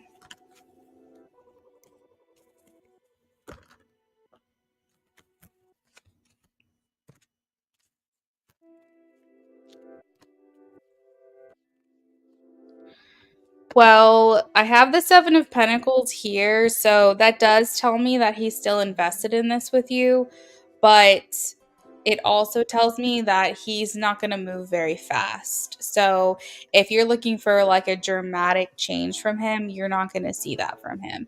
He's not walking away from you. He's kind of like going to see where this goes. I think that it would be up to you to kind of pull away from him if that's what you choose to do. But in terms of like suddenly just like I get like Claire Aliens and Claire Gustin sometimes, and like I suddenly get like a taste or a smell for like a food or a scent or a fragrance or something. Like right now, it's pretzels all of a sudden. This is like bizarre. But so if anyone's eating pretzels up in here, you better let me know. But for him, I feel like he's very invested, still interested, but he's slow moving. Like this card literally means waiting. And this card also talks about like the seeds are planted. We're going to see what is going to make it through. And that does require a lot of nurturing and care. Like they talk about how the Seven of Pentacles is like planting seeds in the dirt, and it needs sunshine, and it needs rain, and it needs fertilizer, nutrients, all this stuff. And that is like your effort, your communication, showing up for one another, all that stuff. That's the nurturing. And is this plant going to grow, or are you waiting for nothing? And so right now with the Seven of Pentacles, it's a lot of waiting, a lot of wondering, a lot of trying to figure out what's going to happen. So I don't think that he feels certain either way. But bottom line, he's not walking away. He's still interested in this. But I think that this connection can sometimes bring a lot of tension for him and inner conflict within himself. We also have the Page of Swords, and this talks about delays.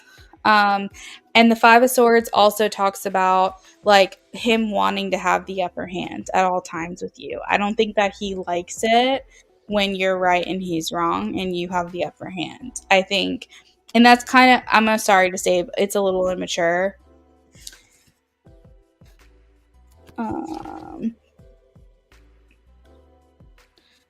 You've been dealing with him since Halloween. So last year, Halloween. Are you guys like in a relationship, or what's your status?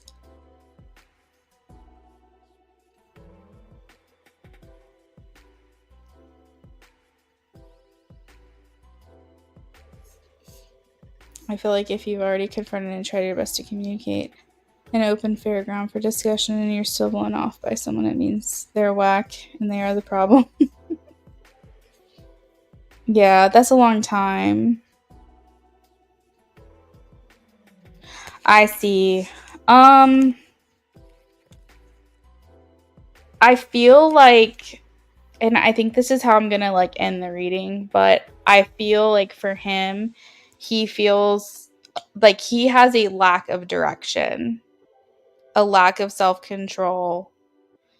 He is motivated by his ego, and I think that he just does what feels right in the moment. And the last thing that I want for you is for you to feel like a convenience to him.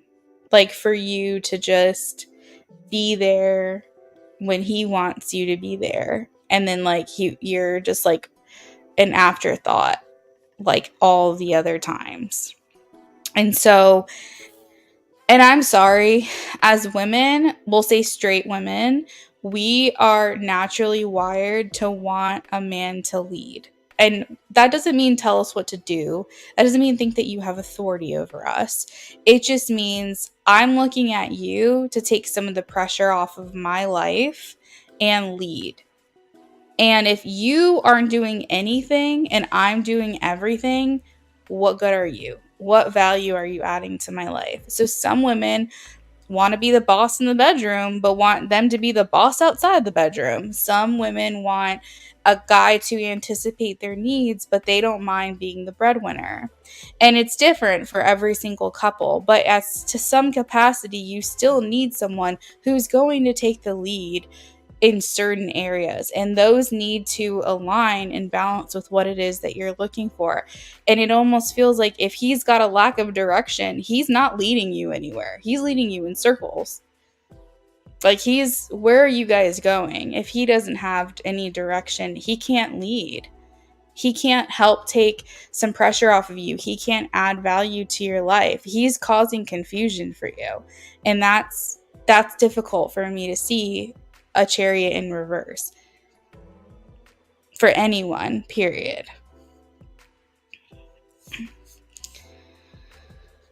You said, and that's normally not the case, which is why I asked what happened. That's true. Yeah. So you, I think, are on to something when you said he's working a lot and that he's like going to school and stuff, because I did see the 10 of Wands in your reading.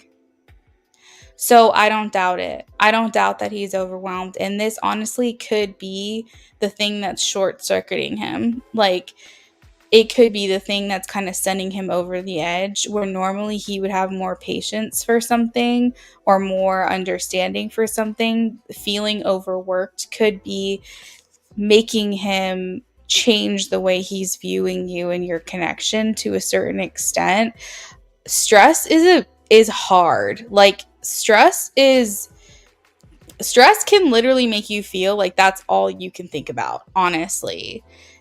And it can interfere with relationships. Stress can, mental health, any kind of mental health can get in the way of a connection. And so I think you might be right that he is going through these things. I think the question is, does he love you more than his stress?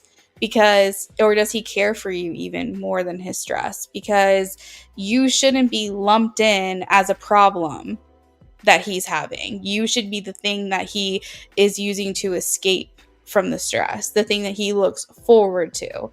So that's where I think I get a little bit confused about, like, I shouldn't be adding to your stress. Like, I should be something you want to talk to. I should be something that you get excited to, that kind of takes your mind off of the stress that you're experiencing. If I'm adding to your stress, goodbye. Like, if you feel like I'm the problem, like I'm just another problem, then what are we doing here?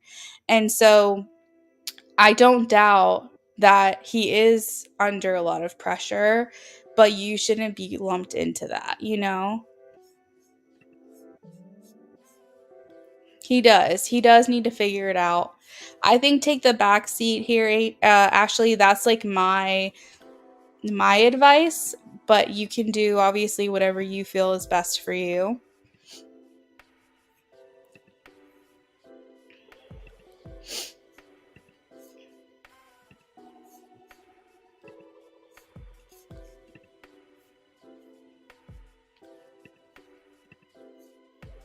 Yeah. So I hope that helps, Ashley. That is what I have for you for your questions.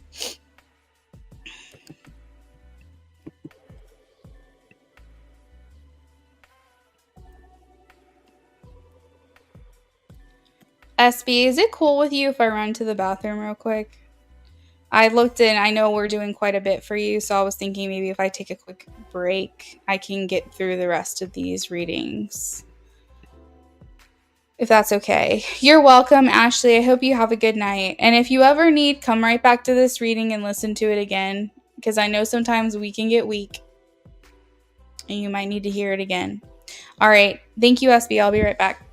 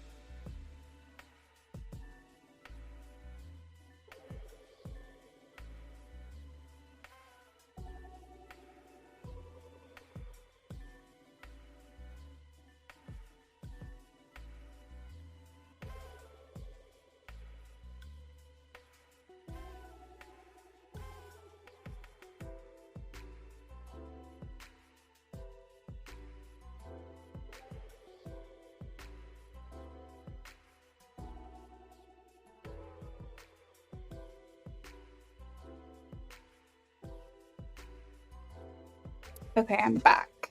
Thank you. When I talk a lot, I drink a lot, and it's like a whole thing.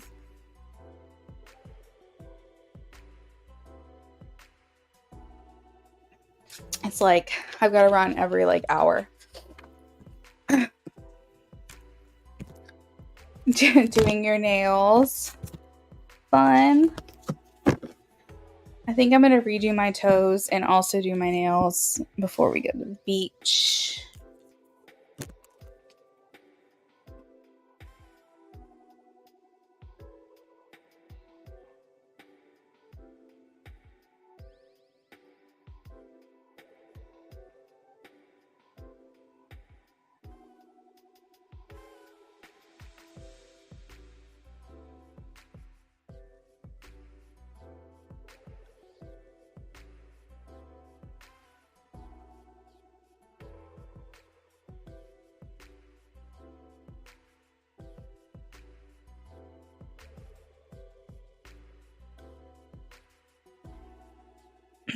Just white. I have Funny Bunny gel polish.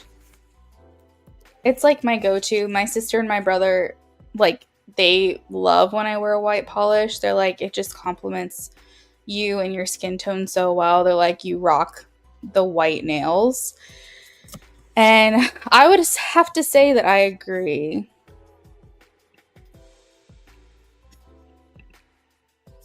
Unfortunately, I'm not going to have acrylic nails, which is what I really want to do. But that's okay.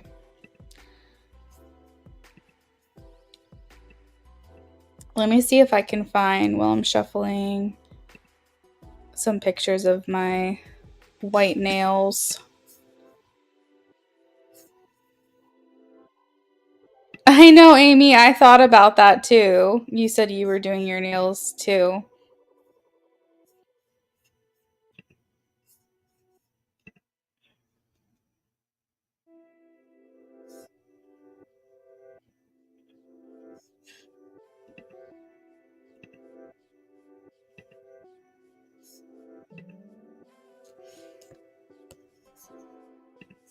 All right.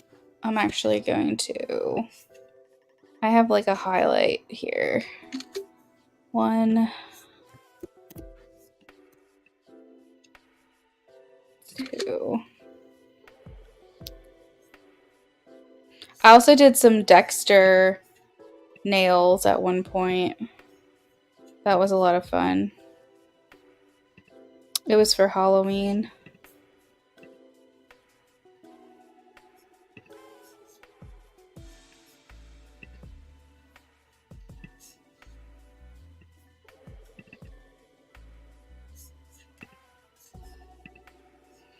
All right, so this is one of my nails that I had done professionally. So I think I rock like white and black personally.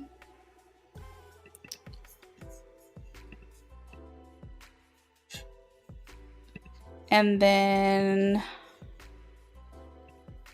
these are the white nails, which my family really like white nails on me.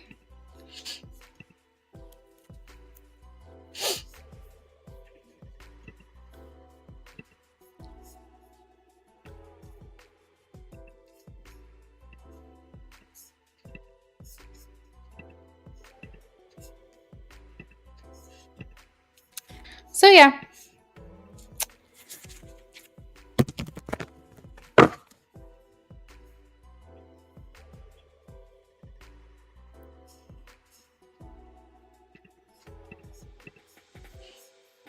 Let me see who we're doing this reading on for you.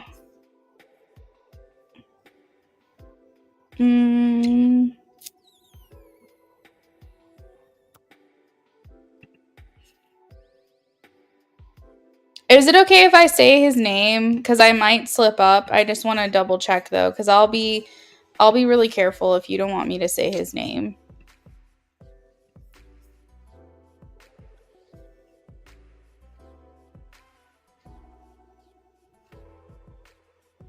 White nails on tan skin.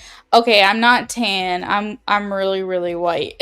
I mean, My skin is really white. I'm like glow in the dark white. But I don't know. I think I can rock white nails pretty well. That sounds good, Amy. I'll take a look at them when I'm done here. Doing press-ons. I think press-ons are the way to go, honestly. I might actually look into that. They do look crisp. They like just look so clean. So the white that I have is like a milky white, and it's called Funny Bunny.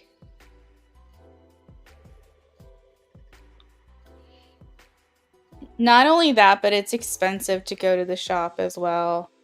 I look really good in maroon. I can pull off like autumn colors pretty well, but like the maroons, the emerald greens.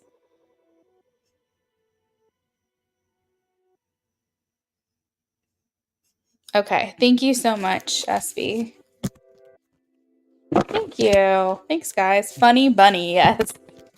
It's like a milky white. So you have to, you know, like that kind of style. But it's my favorite. All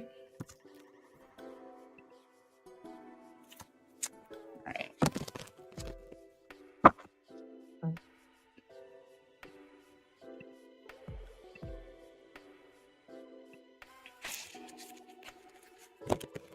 Payment.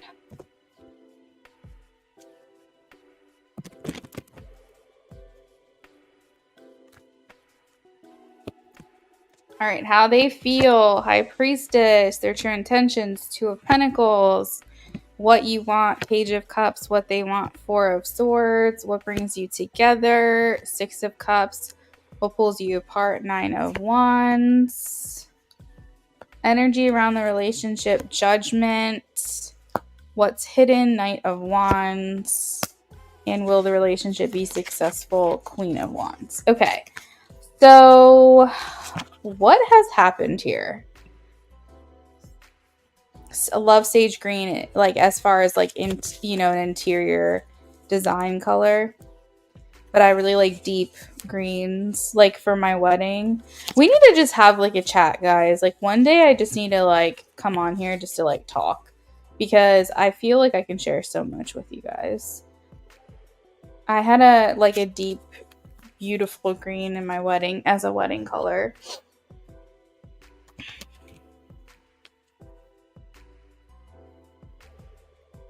Yeah, it looks so good. So SB, there seems to be kind of like a shift in energy here, but I don't think it's coming from you per se. I almost feel like it's his actions or like something that's coming from him that's making you feel differently, and then therefore it's the way that he's showing up. It's a little confusing because I have like how they feel about you, High Priestess, their true intentions, Two of Pentacles, and what they want as the Four of Swords. So it feels almost like you're not getting a lot out of this anymore. Or maybe as much. Like Four of Swords sometimes can tell me that he's trying to overcome like fear, and like maybe he really, really, really likes you, but like maybe he's not willing to admit it to himself. And so therefore he could be like kind of more reserved right now. And occasionally I see this as him wanting to spend more like one-on-one time with you and being more like not so much out in the public. So I could see like he's wanting to just have like intimacy with you or something. Not necessarily like physical intimacy, but just like intimacy, like more one-on-one intimate encounters potentially. But this does talk about how he's holding back in some way. And, the Two of Pentacles, I've got to throw it out there. It can indicate that you're not the only person that he's talking to. And maybe he's not the only one that you're talking to. And so he's kind of like juggling his feelings about that and navigating through that. It seems like he's the kind of person that's like a one-woman man. But maybe he's kind of like, I don't want to sink my teeth in too quickly into one situation. I really want to feel things out here. So keeping in mind, he might be talking to other people and you might be as well. And that's kind of something he's trying to juggle at the moment. I think he's really just trying to follow his heart on this connection. And I think he's just trying to see where his best match is, it feels like. Um, Interessante. What are we getting all Spanish up in here? Is he Spanish?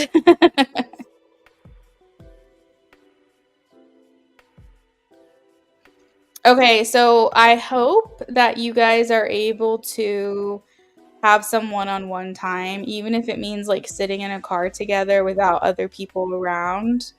Like, I feel like he's looking, I think he's just waiting for that moment where it just kind of clicks and he's like, oh, yes, like this is the magic right here. That's what it feels like to me.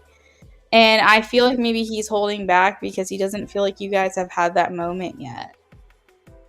And I think he's still trying to feel things out with you.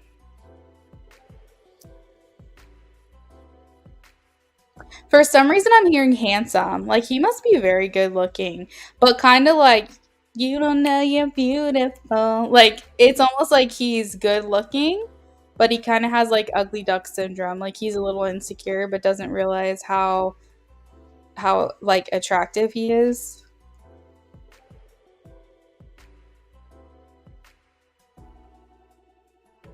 You better have your date tomorrow.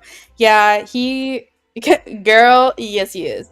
Yeah, I don't think he really realizes it. I think he knows he's conventionally attractive, like when he looks at himself, but I don't think he feels as attractive as what other people think that he is.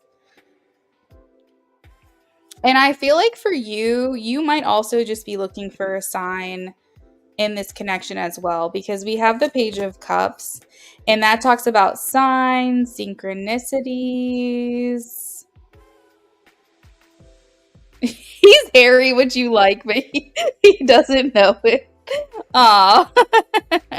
Yeah, so for you, I have like the Page of Cups, and that talks about like signs, signals, synchronicities, and so like you're kind of like, I just need to feel it. So you guys are both really looking for a spark.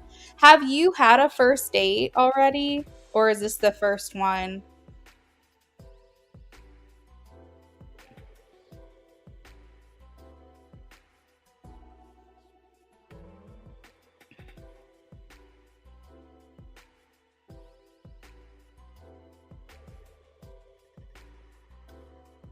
I like his gentle nature and kindness. Looks are great, but they go so far from me. Oh, absolutely. Absolutely.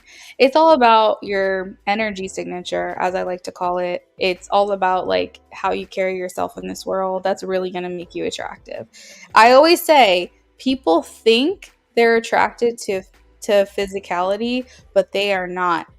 Physical attraction is what hooks you, but the only thing that's going to keep you there is energy. That is the only thing. The way that you connect yourself, how you present yourself, and is it authentically you, or are you trying to put on a facade? It's like authentic energy. There's nothing like it. Being truly yourself and speaking your mind and saying and being real, that is what's going to attract people to you. And I'm not just talking about like physical attraction in terms of like a romantic connection. If nothing proves that theory of mine, like people being obsessed with Leah from Love Island, because she's so real, she's so authentically herself, she tries her best to be better every single day. That shit is chemistry. That is magnetism. So I don't know if you guys are watching that or not, but so when you say, looks are great, but they only go so far, that's what hooks you, right? Who you're doing your nails for? That's so sweet. Um, yeah. So, anyways, attraction is what gets you on the hook, but it's what's going to keep you there is someone's energy signature, and you are immediately put off if someone is putting on a show. If you can tell when someone's being authentically themselves or not. It's you can't hide it. It's like a feeling, and you're just off-putting if you're not who you. If you're trying to like overdo it, it's off-putting. If you're trying to underdo it, like there's just anyways, I'm going on a rant. But yeah, so I think that he will, because I have like what brings you guys together is the desire to be around one another. We have the Six of Cups, which literally means union or reunion. So I think that what you're gonna find keeps bringing you together is this desire to learn about one another.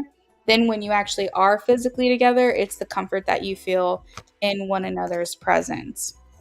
I think really you both are kind of just like over the dating game. I think you're both just like, I just want to find my freaking person and just be done with this. Like, I think that while you've had your fun, I think you both are just like, I'm ready. I'm ready to see the finish line. So, what's going to pull you guys apart is if you guys don't show up as yourselves. If you're trying to like hide a facet of your personality, I think really going into this date, SB, you like just need to just be goofy. Just be completely who you are. Show all sides of yourself, the good, bad, ugly, and let him see for himself. Because the thing is we want to cut the bullshit. We want the icebreakers to be like immediate. We want to really let someone know who we truly are. And if that doesn't scare them off, then great. Because it's almost like I feel like it's important for you and for him that you guys are able to speed this connection along as quickly as possible so that you're not wasting your time. And I think you're just both over it. So that's what I'm getting with the Nine of Wands. Energy around the relationship, we have Judgment. You're here saying I'm willing to keep fighting to find my person. I'm taking all the lessons that I have learned and utilizing them and doing my best to move forward with respect to my past, but more hopeful about my future. What is hidden? We have Knight of Wands. You guys are going to be even more intoxicated by I was almost going to say fascinated, but no, it's intoxicated by one another. I think it's going to shock you how much you want to jump this dude's bones and vice versa. Will the relationship be successful? We have a yes. We have the Queen of Wands, kind, loyal, generous, confident connection.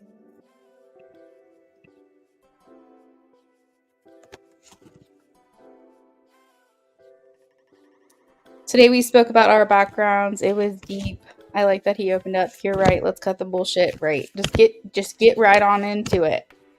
Thanks for thinking I have a good personality. Oh yes, you do.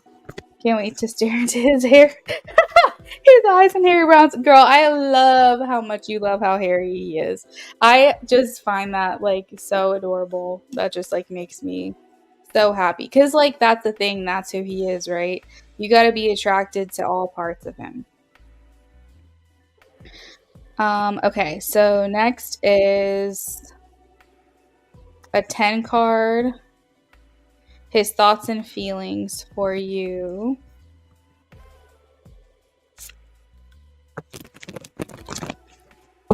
What are his thoughts and feelings for her?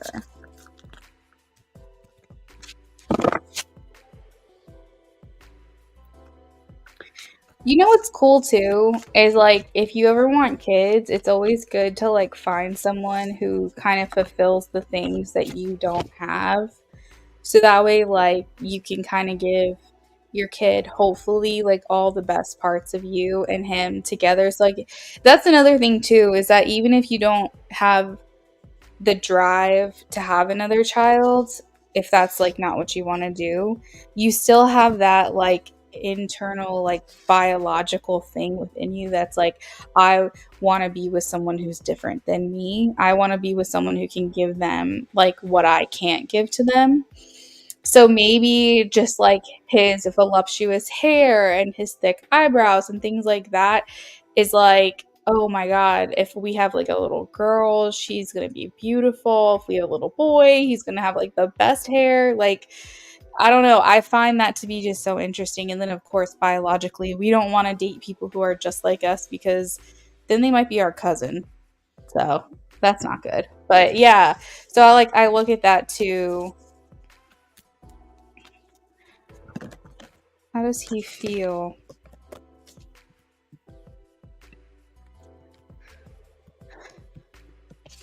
How does he feel for her?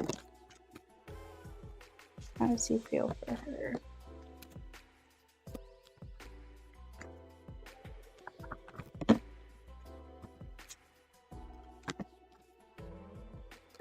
Okay, so I think SB, once you guys find that moment, that je ne sais quoi, is that the right word? I don't even know what I'm saying. I think that once you find that, like, delicious moment, that spark, I think it is game over. Really, I do. I think this guy just, he loves so much about you, I think already. We have the Knight of Cups as far as feelings and Two of Cups as far as feelings. So he's saying, like, I want to date you. I want to romance you. I want to be chivalrous, be your knight in shining armor. I want to be, expressive to you, show you how much I like you and whatever his love language is.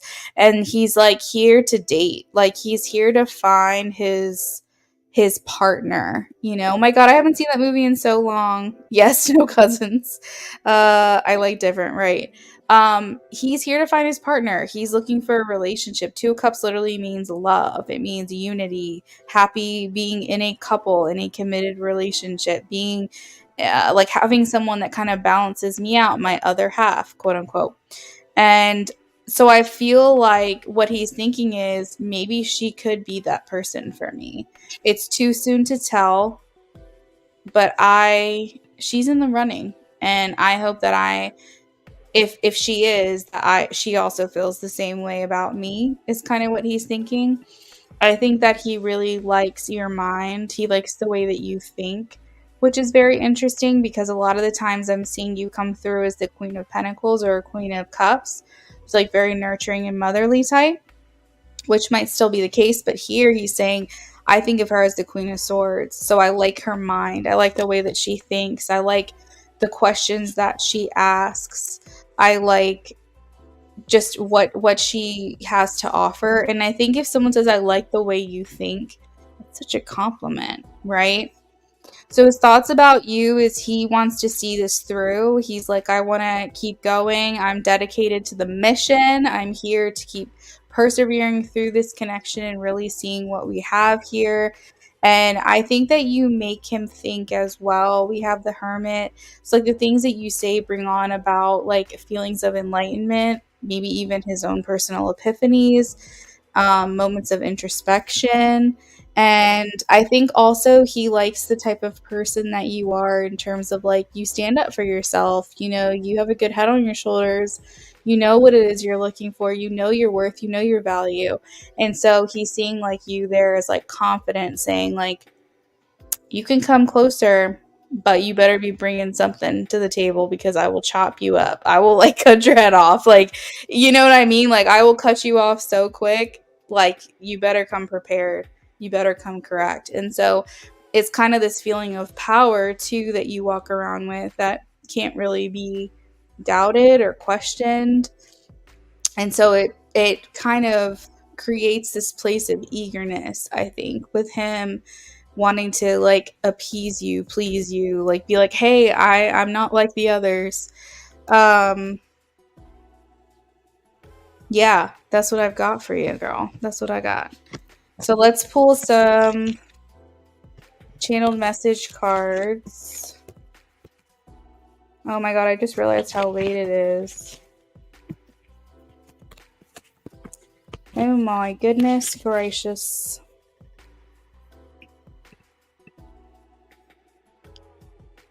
All right, messages from him.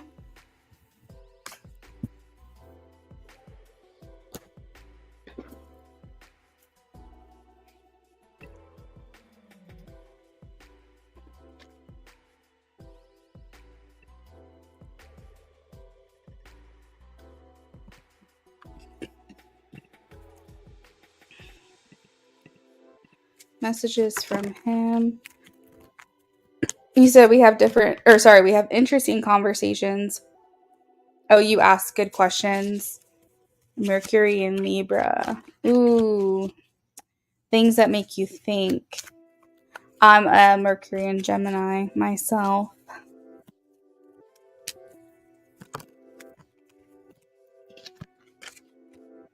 I have a Gemini stellium myself, so I've got a lot going on in that Gemini department.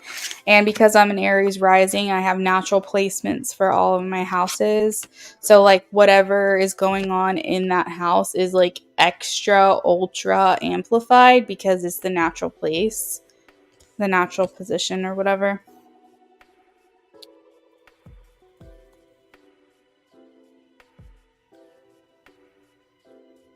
No freaking way. Are you kidding me?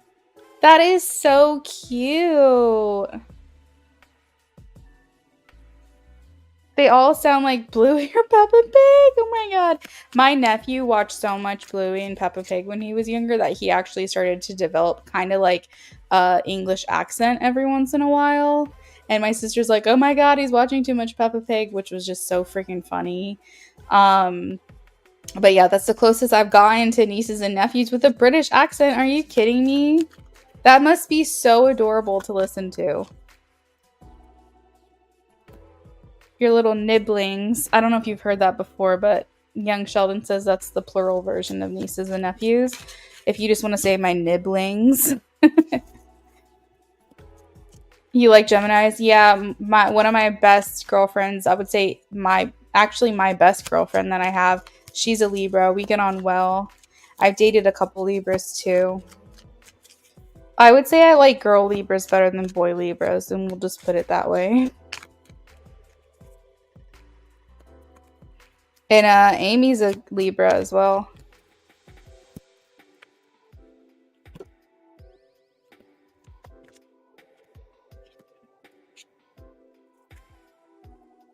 They sound so polite. You've been babysitting them? Never you, male Libra.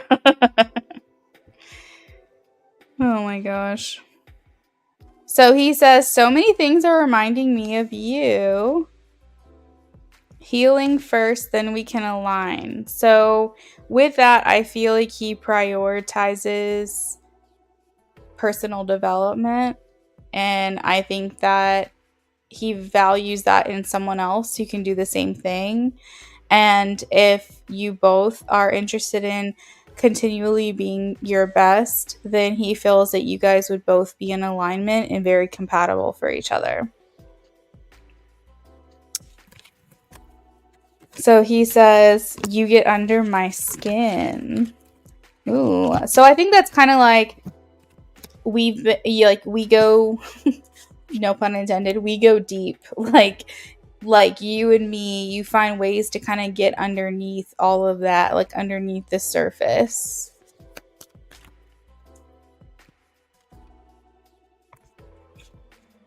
I have hope for us. Oh, that's so sweet. I have hope for us. Your presence in my life has changed my perspective. So you're clearly making an impression, like leaving an impact right now on him.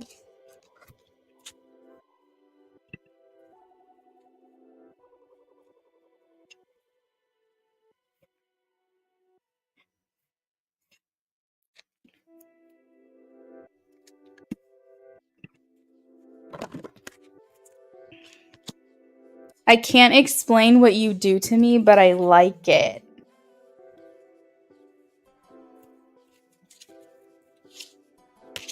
At the bottom of the deck, he's saying, I am healing. So I kind of wonder there if he's saying, like, I am, like, on the path or on the journey of ever evolving and healing. But it could be, like, a double meaning because he's saying, like, I am a healer. Like, I am healing to be around, you know? Like, it could be a double meaning. And he says, lastly, this isn't in your head. I feel it too.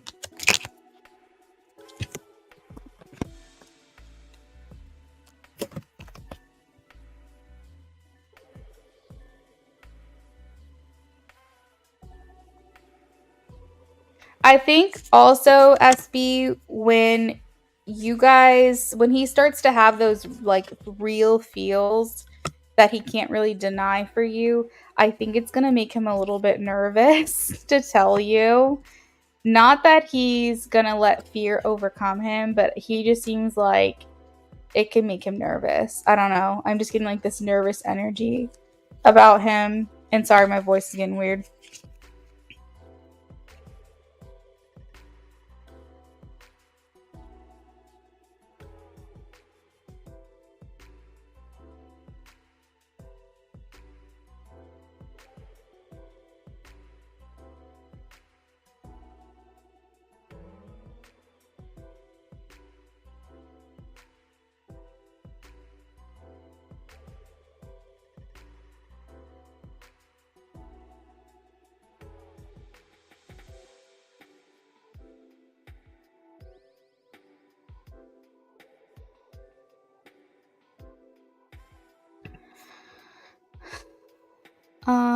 Oh wow, amazing message, chills. Honestly, that last one he told me.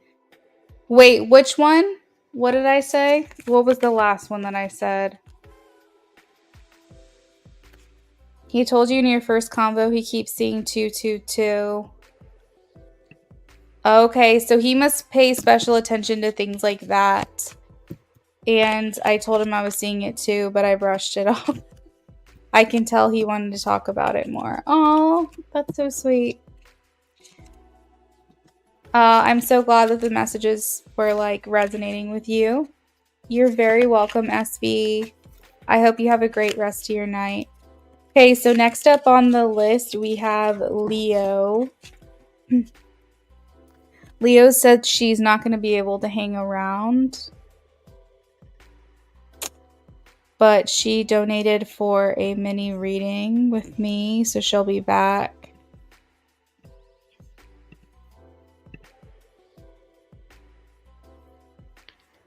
SB, I hope you have a wonderful rest of your evening. It was good seeing you.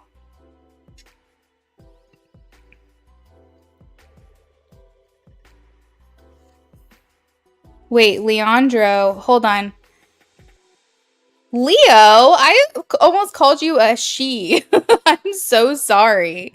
I just realized that Leo is short for your full name. Okay, so Leo, hello friend. You said I Venmoed you more to make it a mini livery. If I got your pronoun wrong, I'm so sorry. Like I butchered that. That's my fault. All right. Let's see. Leo. Leo says I've Venmoed you more to make it a mini love reading. His name is Jason. He's an Aries. Okay. Perfect. So this is for Leo asking about Jason. And this is a mini love option 2. All right, Leo. This is for you.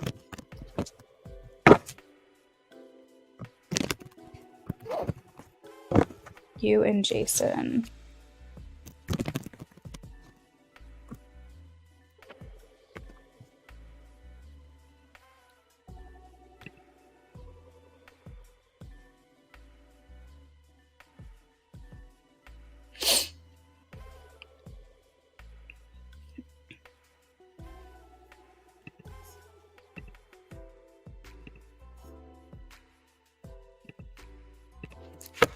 Oh, hey, Amy. Thanks for checking in. Oh, no, you're good. You'll be next. And then I've got to hurry off of here because I didn't realize how late it was getting. Okay, this is for Leo asking about Jason, the Aries.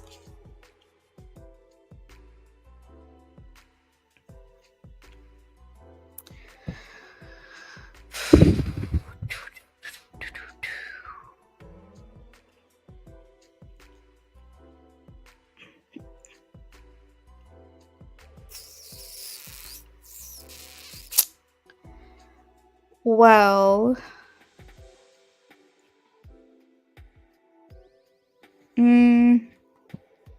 so Leo, I want to start off by saying Jason seems like a really good person. And depending on how much Aries energy he has, this could be like a positive and a negative. But just knowing, like, for instance, my brother, he's an Aries. I actually have a lot of Aries around me. He has like an Aries stellium. So I don't know if that's the case with Jason, but I do know that Aries tend to put themselves first. And the reason why I'm bringing this up in connection with his sun sign is just because I am getting that energy in this reading. Is that I don't know if I feel I don't know, like, this person's a good person. This person really is a good person. I just have a hard time seeing that for your connection, that he is taking you seriously, in terms of, like, if you want something more with him. I feel like he feels like you guys have a lot in common. And I think that he feels a lot of comfort around you. But in terms of what he's putting on the connection, it almost feels like he's kind of moving on without you or something. And thoughts and feelings is like he's like, I'm kind of staying independent. Like I'm kind of being shown like him kind of off to the side by himself, and like you're kind of on the other side of the room. Like I don't really feel like his desire for closeness between you. And obviously, I can't really say what this is, because if you guys have history, maybe at one point he did and then he changed his mind, or maybe he wanted it with you and you didn't want it, and then now you do and now he's scared. Like, I don't know what this is, but it's like there's no desire for closeness here between the two of you from his perspective. It's kind of like he's just, it's not that he necessarily doesn't want to be around you. I think he'd spend time with you, and things like that. But yeah, that's really what I'm getting. And I feel like he feels very confused or very torn about this. I cut the deck and I have the Three of Swords. So this can talk about heartache or heartbreak from the past. The fact that if this Three of Swords is about the two of you, this could be talking about the history that you guys have together. And like it's a painful history, or it could indicate that he's putting you in the past and he's moving forward.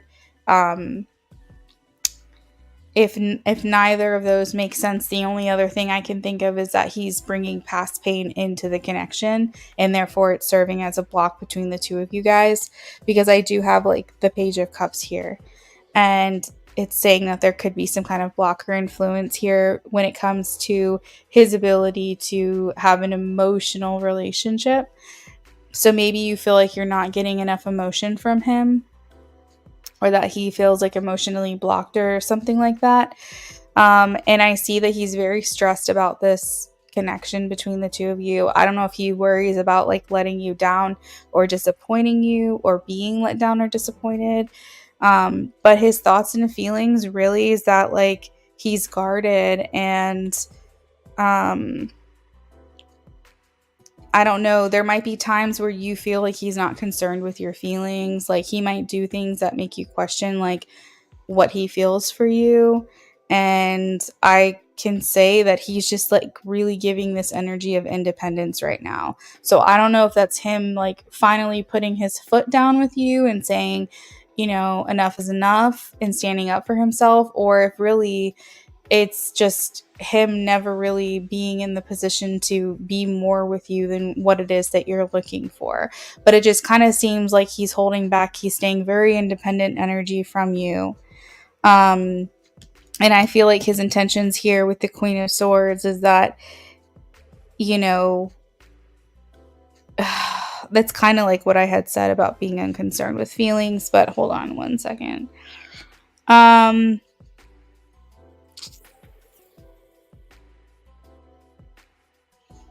So the Queen of Swords is like someone who feels they've been hurt, and so they're scared to open up again.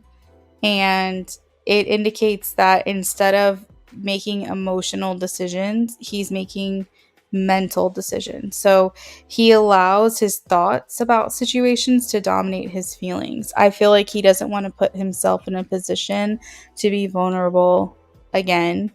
So again, with this Three of Swords, as I mentioned, this could be past baggage coming in to interfere with your connection. I really think that the overall energy here is that he's just kind of moving forward. And unfortunately, you're not here to kind of give me information so that way we can kind of like bounce ideas off of each other because, you know, when I don't have like more information, and I don't like to start with information, I kind of like to start to see what I pick up. But then after I do your reading, then I like to go, okay, so what's going on here? And sometimes when I get more information, I'm able to dig in a little bit further. But because you're not here, I can't, and that's okay. But, you know, if you want to leave a comment or something like that to let me know how this resonates for you, that would be great. And I'll also be back next week. So if you ever want to come in and like update me or give me any confirmations, that works too. Hopefully, we see you again. But that is what I have for you, Leo. Um, I don't know if that's what you wanted to hear or not, but that's the energy that I'm pulling with these cards. So I will hopefully see you again, maybe later in the week. And I hope you're doing well, sleeping well, or whatever it is you're doing that you're not here for this. And have a good rest of your night.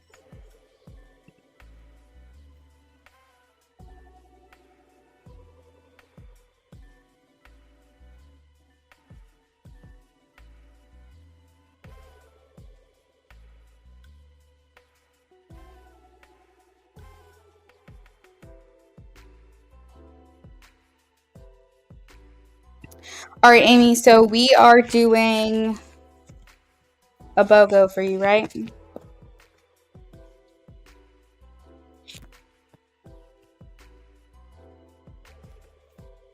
All right, let's kick this thing off. How do little brothers view and feel towards you?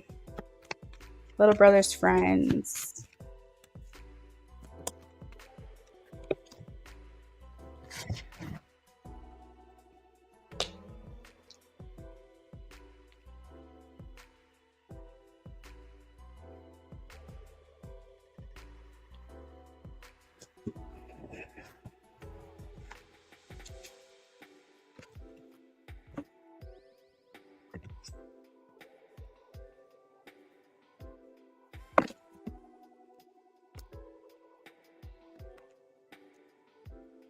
So I'm hearing like mature Libra, I suppose you could say. Because, like, the King of Swords is technically Gemini energy, but I think it can be perceived as like Libra energy too. So I feel like they're looking at you as like wisdom. And I know that I've said that before, but you've asked this question before, so I might not have a lot of new questions to offer to you or a lot of new answers to offer to you. Um, so I feel like they're saying like she's so selfless, she's intentional, she is I think too, Amy, you kind of give off like a silly, like devious side to you as well.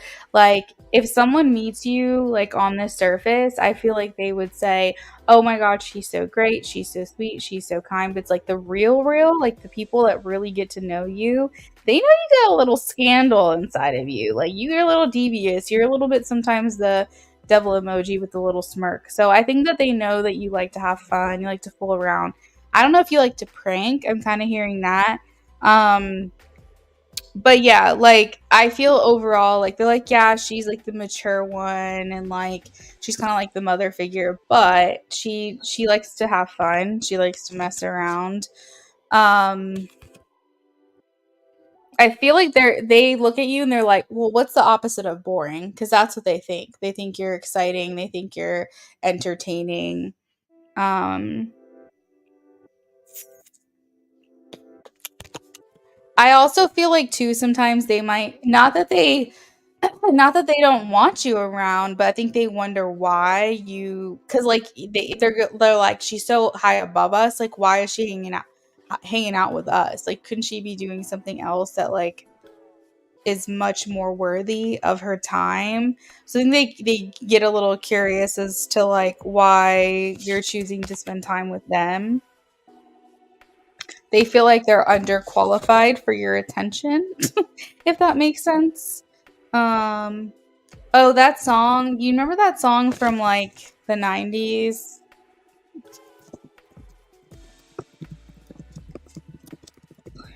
That song by Tal Bachman, She's So High. It's like she's so high above me, she's so lovely. Um, I don't know if you know what I'm talking about. She's so high, like Cleopatra, Joan of Arc, or Aphrodite. She's so high above me. First class and fancy free. She is high society. She's got the best of everything. What could we really offer? She's perfect as she can be. Why should I even bother? So, someone might have like a little crush on you as well and be like, she's got everything that I could ever want. And why would she want me, kind of thing? But yeah, it's a 90s song, so look it up. It played in a lot of like 90s movies too. I think it was in The Parent Trap maybe, or I don't know, something like that. They feel like you're really intuitive. You are able to like be a confidant. Like you're not gonna go tattletale on them, you know? Like you're not gonna be this person that like if they're doing something wrong or like unsavory, like if your brother is doing like you're not gonna run and be like, Mom, he's blah blah blah blah blah. Like I feel like you're the keeper of the secrets. Um you're like very honest. You have a keep your composure, that kind of thing. I think they can't fully get a read on you either. I think that you're so when they see you, like they think you're gonna zig, then you zag. Like you're kind of unpredictable in that way. They think, oh, we've got finally got a handle on her. Like we kind of know what to expect when it comes to her, and then suddenly you do something. They're like, wait, what? Wait, what? Um, Mm-mm-mm. And lastly, they feel like you're very generous. You're not the type of person that's going to like be greedy. So you might offer them help, or I don't know if they ever come around or they maybe hear you helping your brother, like, so and so mom made dinner, or like bringing him a snack or something like that. And just feel like you're very generous. And then overall, I think they just feel like you're a very stable, like level headed, down to earth kind of person.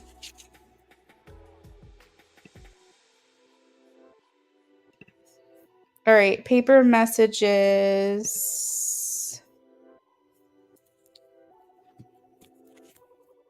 Never let them know your next move.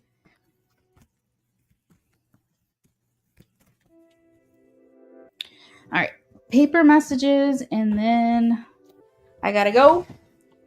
Amy, don't be offended if I just like sign off really fast because I'm hungry and my husband's going to be calling me on his way home any minute, and I've just been here for, over 4 hours. So,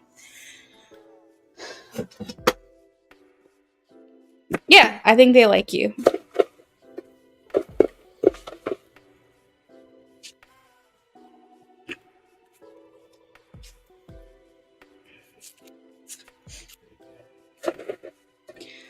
He's saying that I hope that you can cope with this long term, Eli.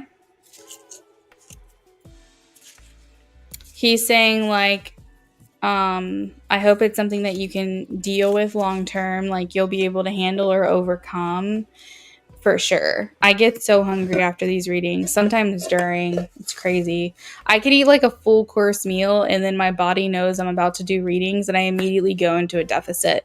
And I'm like, I just ate 30 minutes ago. And body's like, I don't care. I'm like, I was uncomfortably full 30 minutes ago. And like, I don't care. You're hungry again. So it's just weird.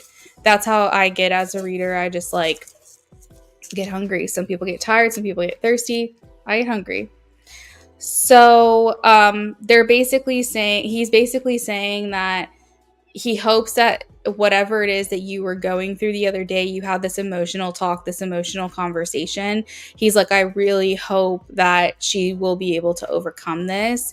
And also, and there's nothing wrong with communicating with him at all. Like, I think that some mediums would actually encourage you to communicate with him. But I think it shouldn't be your only coping mechanism, if that makes sense. Because I hear him saying, like, this is her coping mechanism to talk to me, to communicate with me. And she's not getting like real world help. Like, she's getting assistance from me and guidance as best as I can. But she's not getting like real world help, real world communication by talking to me. So he also feels like he wants you to have some type of tangible coping mechanism. And I think you do, Amy. I think you have a lot of like outlets for yourself. You have your friends, you have your art, you have your mom who really guides you. So I don't think that you're alone. But I think he's saying there's nothing wrong in talking to me. But if she thinks that's going to solve her problems, it's not. And I hope that she can find other ways to cope with the loss of me. Yeah, I hope so too, because Luna, I was just so mad at him during that talk. I was even cussing because I had to release it. Absolutely, you've got to do what you've got to do. And you know, like I said, there's nothing wrong with talking on to your deceased loved ones. The thing is that they can't really help you, not in a tangible sense. And I think that that can feel frustrating too for the other side, to basically be like, I want to talk to you, I want to tell you, like, I want to help you, but I can't, because that's not my purpose. And that's not, if that was my purpose, then I would still be on earth, you know? And so it's okay to like communicate. It's okay to say, hey, if you're here, like, I just want to talk to you. Like, that's totally fine. I think that he just doesn't want this to be like the only thing and like the only way that you cope. But a release is important. That I think that might be too why you like drawing so much, because I actually learned the other day that the way drawing art, pen to paper, paintbrush to paper, whatever, why it's so amazing is because it allows you to get your energy out without having to articulate what you're thinking or feeling. Because sometimes you don't have words. Sometimes you don't have a way to say how you're feeling. You just know that you're feeling it. And so they're saying that drawing, even doodling or whatever, that's why automatic writing and mediums use like the modality of like writing on a piece of paper, because it helps kind of get thoughts out there. But he was able to hear it for sure. He's saying that I'm offering you protection because I have protective structure. So he's like, I'm here wanting to protect you. Um, let's see.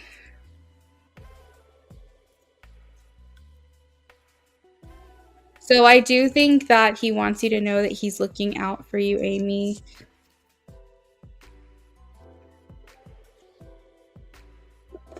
I feel like he wants you to know he's sending you a hug.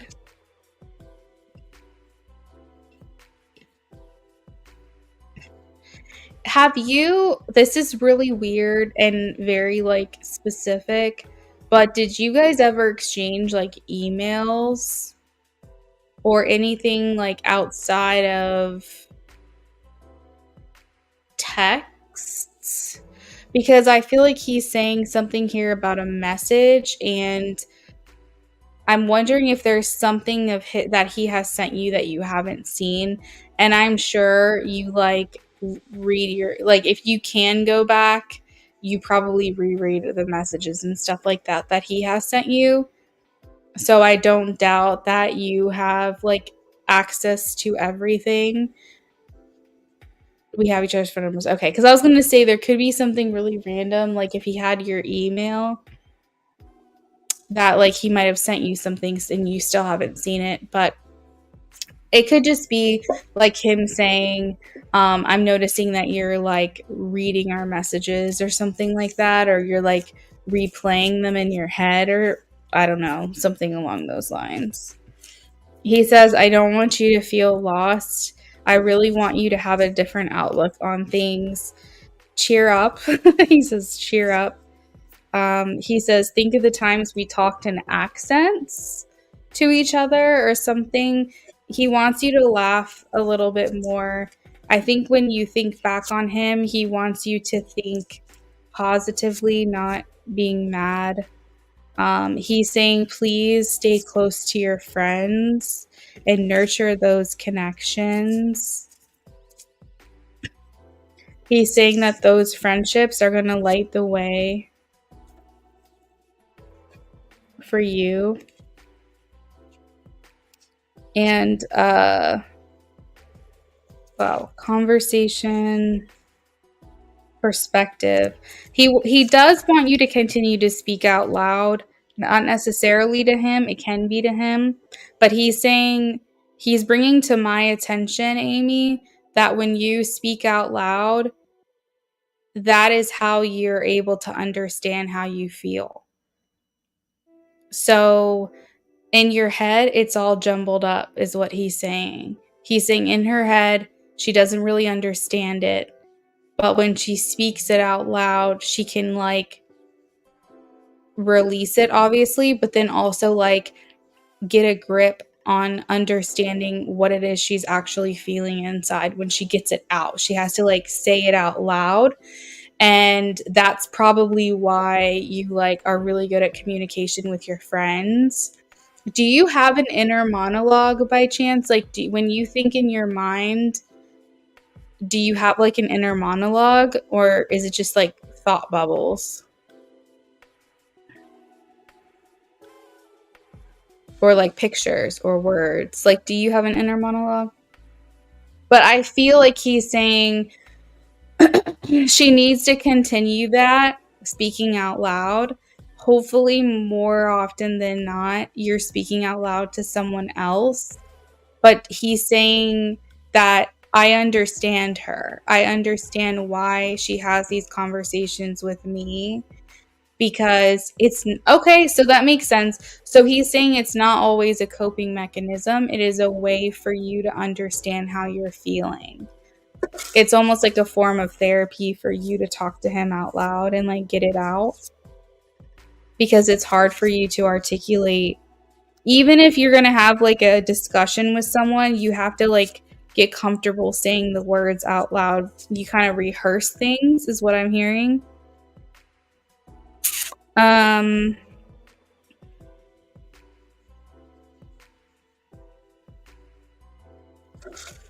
Let's get one last message for you.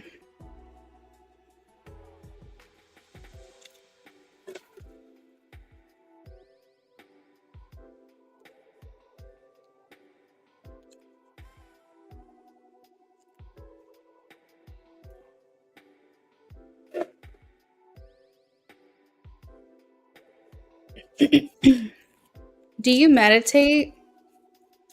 Have you ever done that, and does it work for you? Because I'm getting meditate here to clear your mind. And also, Amy, he's saying admit and share. And this is the last message that I have for you. What I'm getting from that is it is okay to say the hard stuff out loud. It is okay to admit that you hate him. It is okay to admit that you love him. It is okay to admit that you felt like he treated you like shit when he was still here. It is okay to admit that you fell for him a lot faster than you expected. It is okay for you to say that you don't know if you're ever going to be able to move on from him. Whatever the hard truths are, like, and I'm obviously just speaking examples out loud. I'm not trying to say that's how you feel, but the things that are hard for you to admit are the most important things that you need to say out loud. He's saying share those things. He's saying like what you really need to do is like speak out loud your fears about the connection, that he never really cared about you, or that you fell harder for him than he fell for you, and you worry you're never going to get closure. Again, these are just examples, but these are hard truths. So whatever it is that you feel scared about, whatever your worries are about the connection, sometimes when we say them out loud, he could have treated you better, right?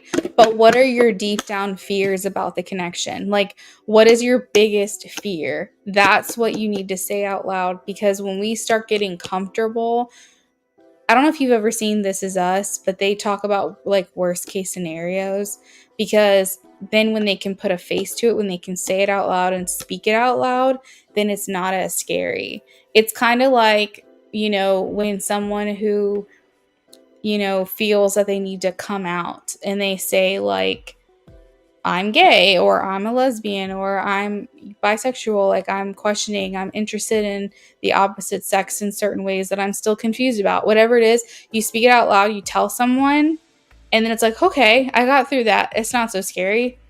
And then you feel like more and more comfortable. But because you don't say it out loud, if you don't tell anyone, you feel like you're carrying around this like heavy, heavy weight, it seems. And again, I don't want to assume, because I don't really feel like I've been in that position. But from my understanding, from an outside like perspective, I can tell that that weight must be very heavy to carry.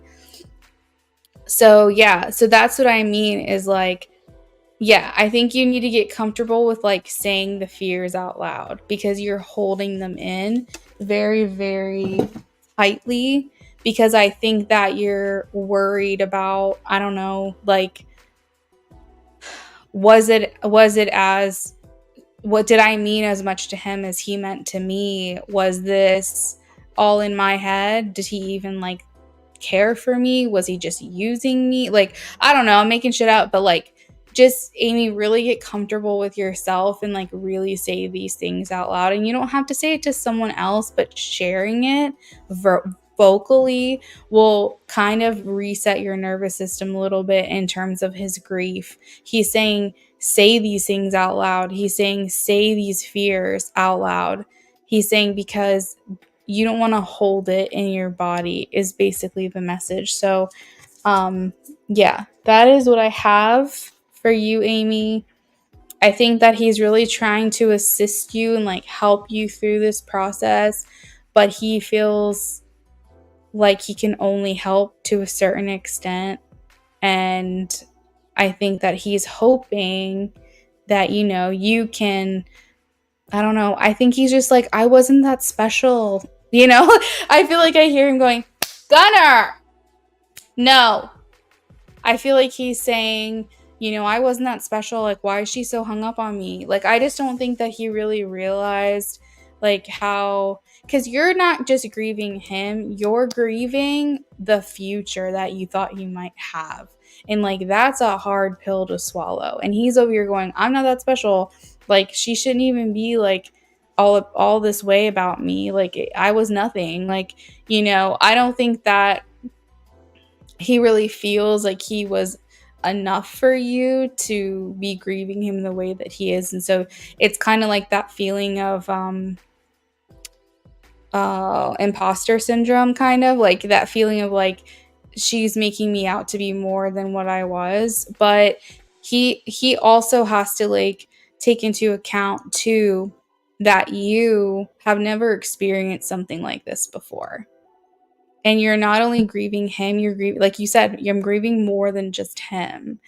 And so it's difficult. It's a hard situation and it's going to take a while, but please nurture yourself. Please care for yourself. Doing your nails, I love to hear it. Like doing little things that make you happy. This is how you're going to get through this. I said, and thanks you, Luna. Yeah, the biggest thing is always those things like, what did I mean to you truly? Did you feel some things I did? But instead of saying it like in a question, so like for example, you said, what did I mean to you truly? Instead of saying a question, being like, I fear that I didn't mean anything to you. I think I didn't mean anything to you. You never showed me that I meant anything to you. Say those things out loud. And then, for instance, when you said, did you feel the things that I did? I think that I'm the only one that cared about you. I don't think you cared about me the way that, I cared about you. I don't think you felt the same things that I did. I think that I was just passersby for you. Like I felt like I was just a fleeting thought for you. Whatever it is you're feeling, instead of saying what was I to you and giving the power to him to answer that question, empower yourself, embolden yourself and say, I think or I fear Instead of asking him to answer it for yourself. Because once you can get comfortable with the worst case scenario, I think then you can slowly start to move on from this. And even if it's not true, that's okay. It's just speaking the words out loud so that they don't hold so much power over you and leaving the power in his hands, a person that's never going to be able to give you the closure that you're looking for. You are in a place where you have to give yourself that closure, and that sucks. But I think you're doing good, Amy. I think you are doing really, really well. I can just tell by like how you're coming in here. You're not messaging as much about him. It's not that you're forgetting about him. You're not, when you donate, sometimes you don't even ask about him. Like, I can just tell that you really are doing better. Not going to say great, but I know that you're doing what you're supposed to be doing. And like, outside of that, it's just going to take time, you know?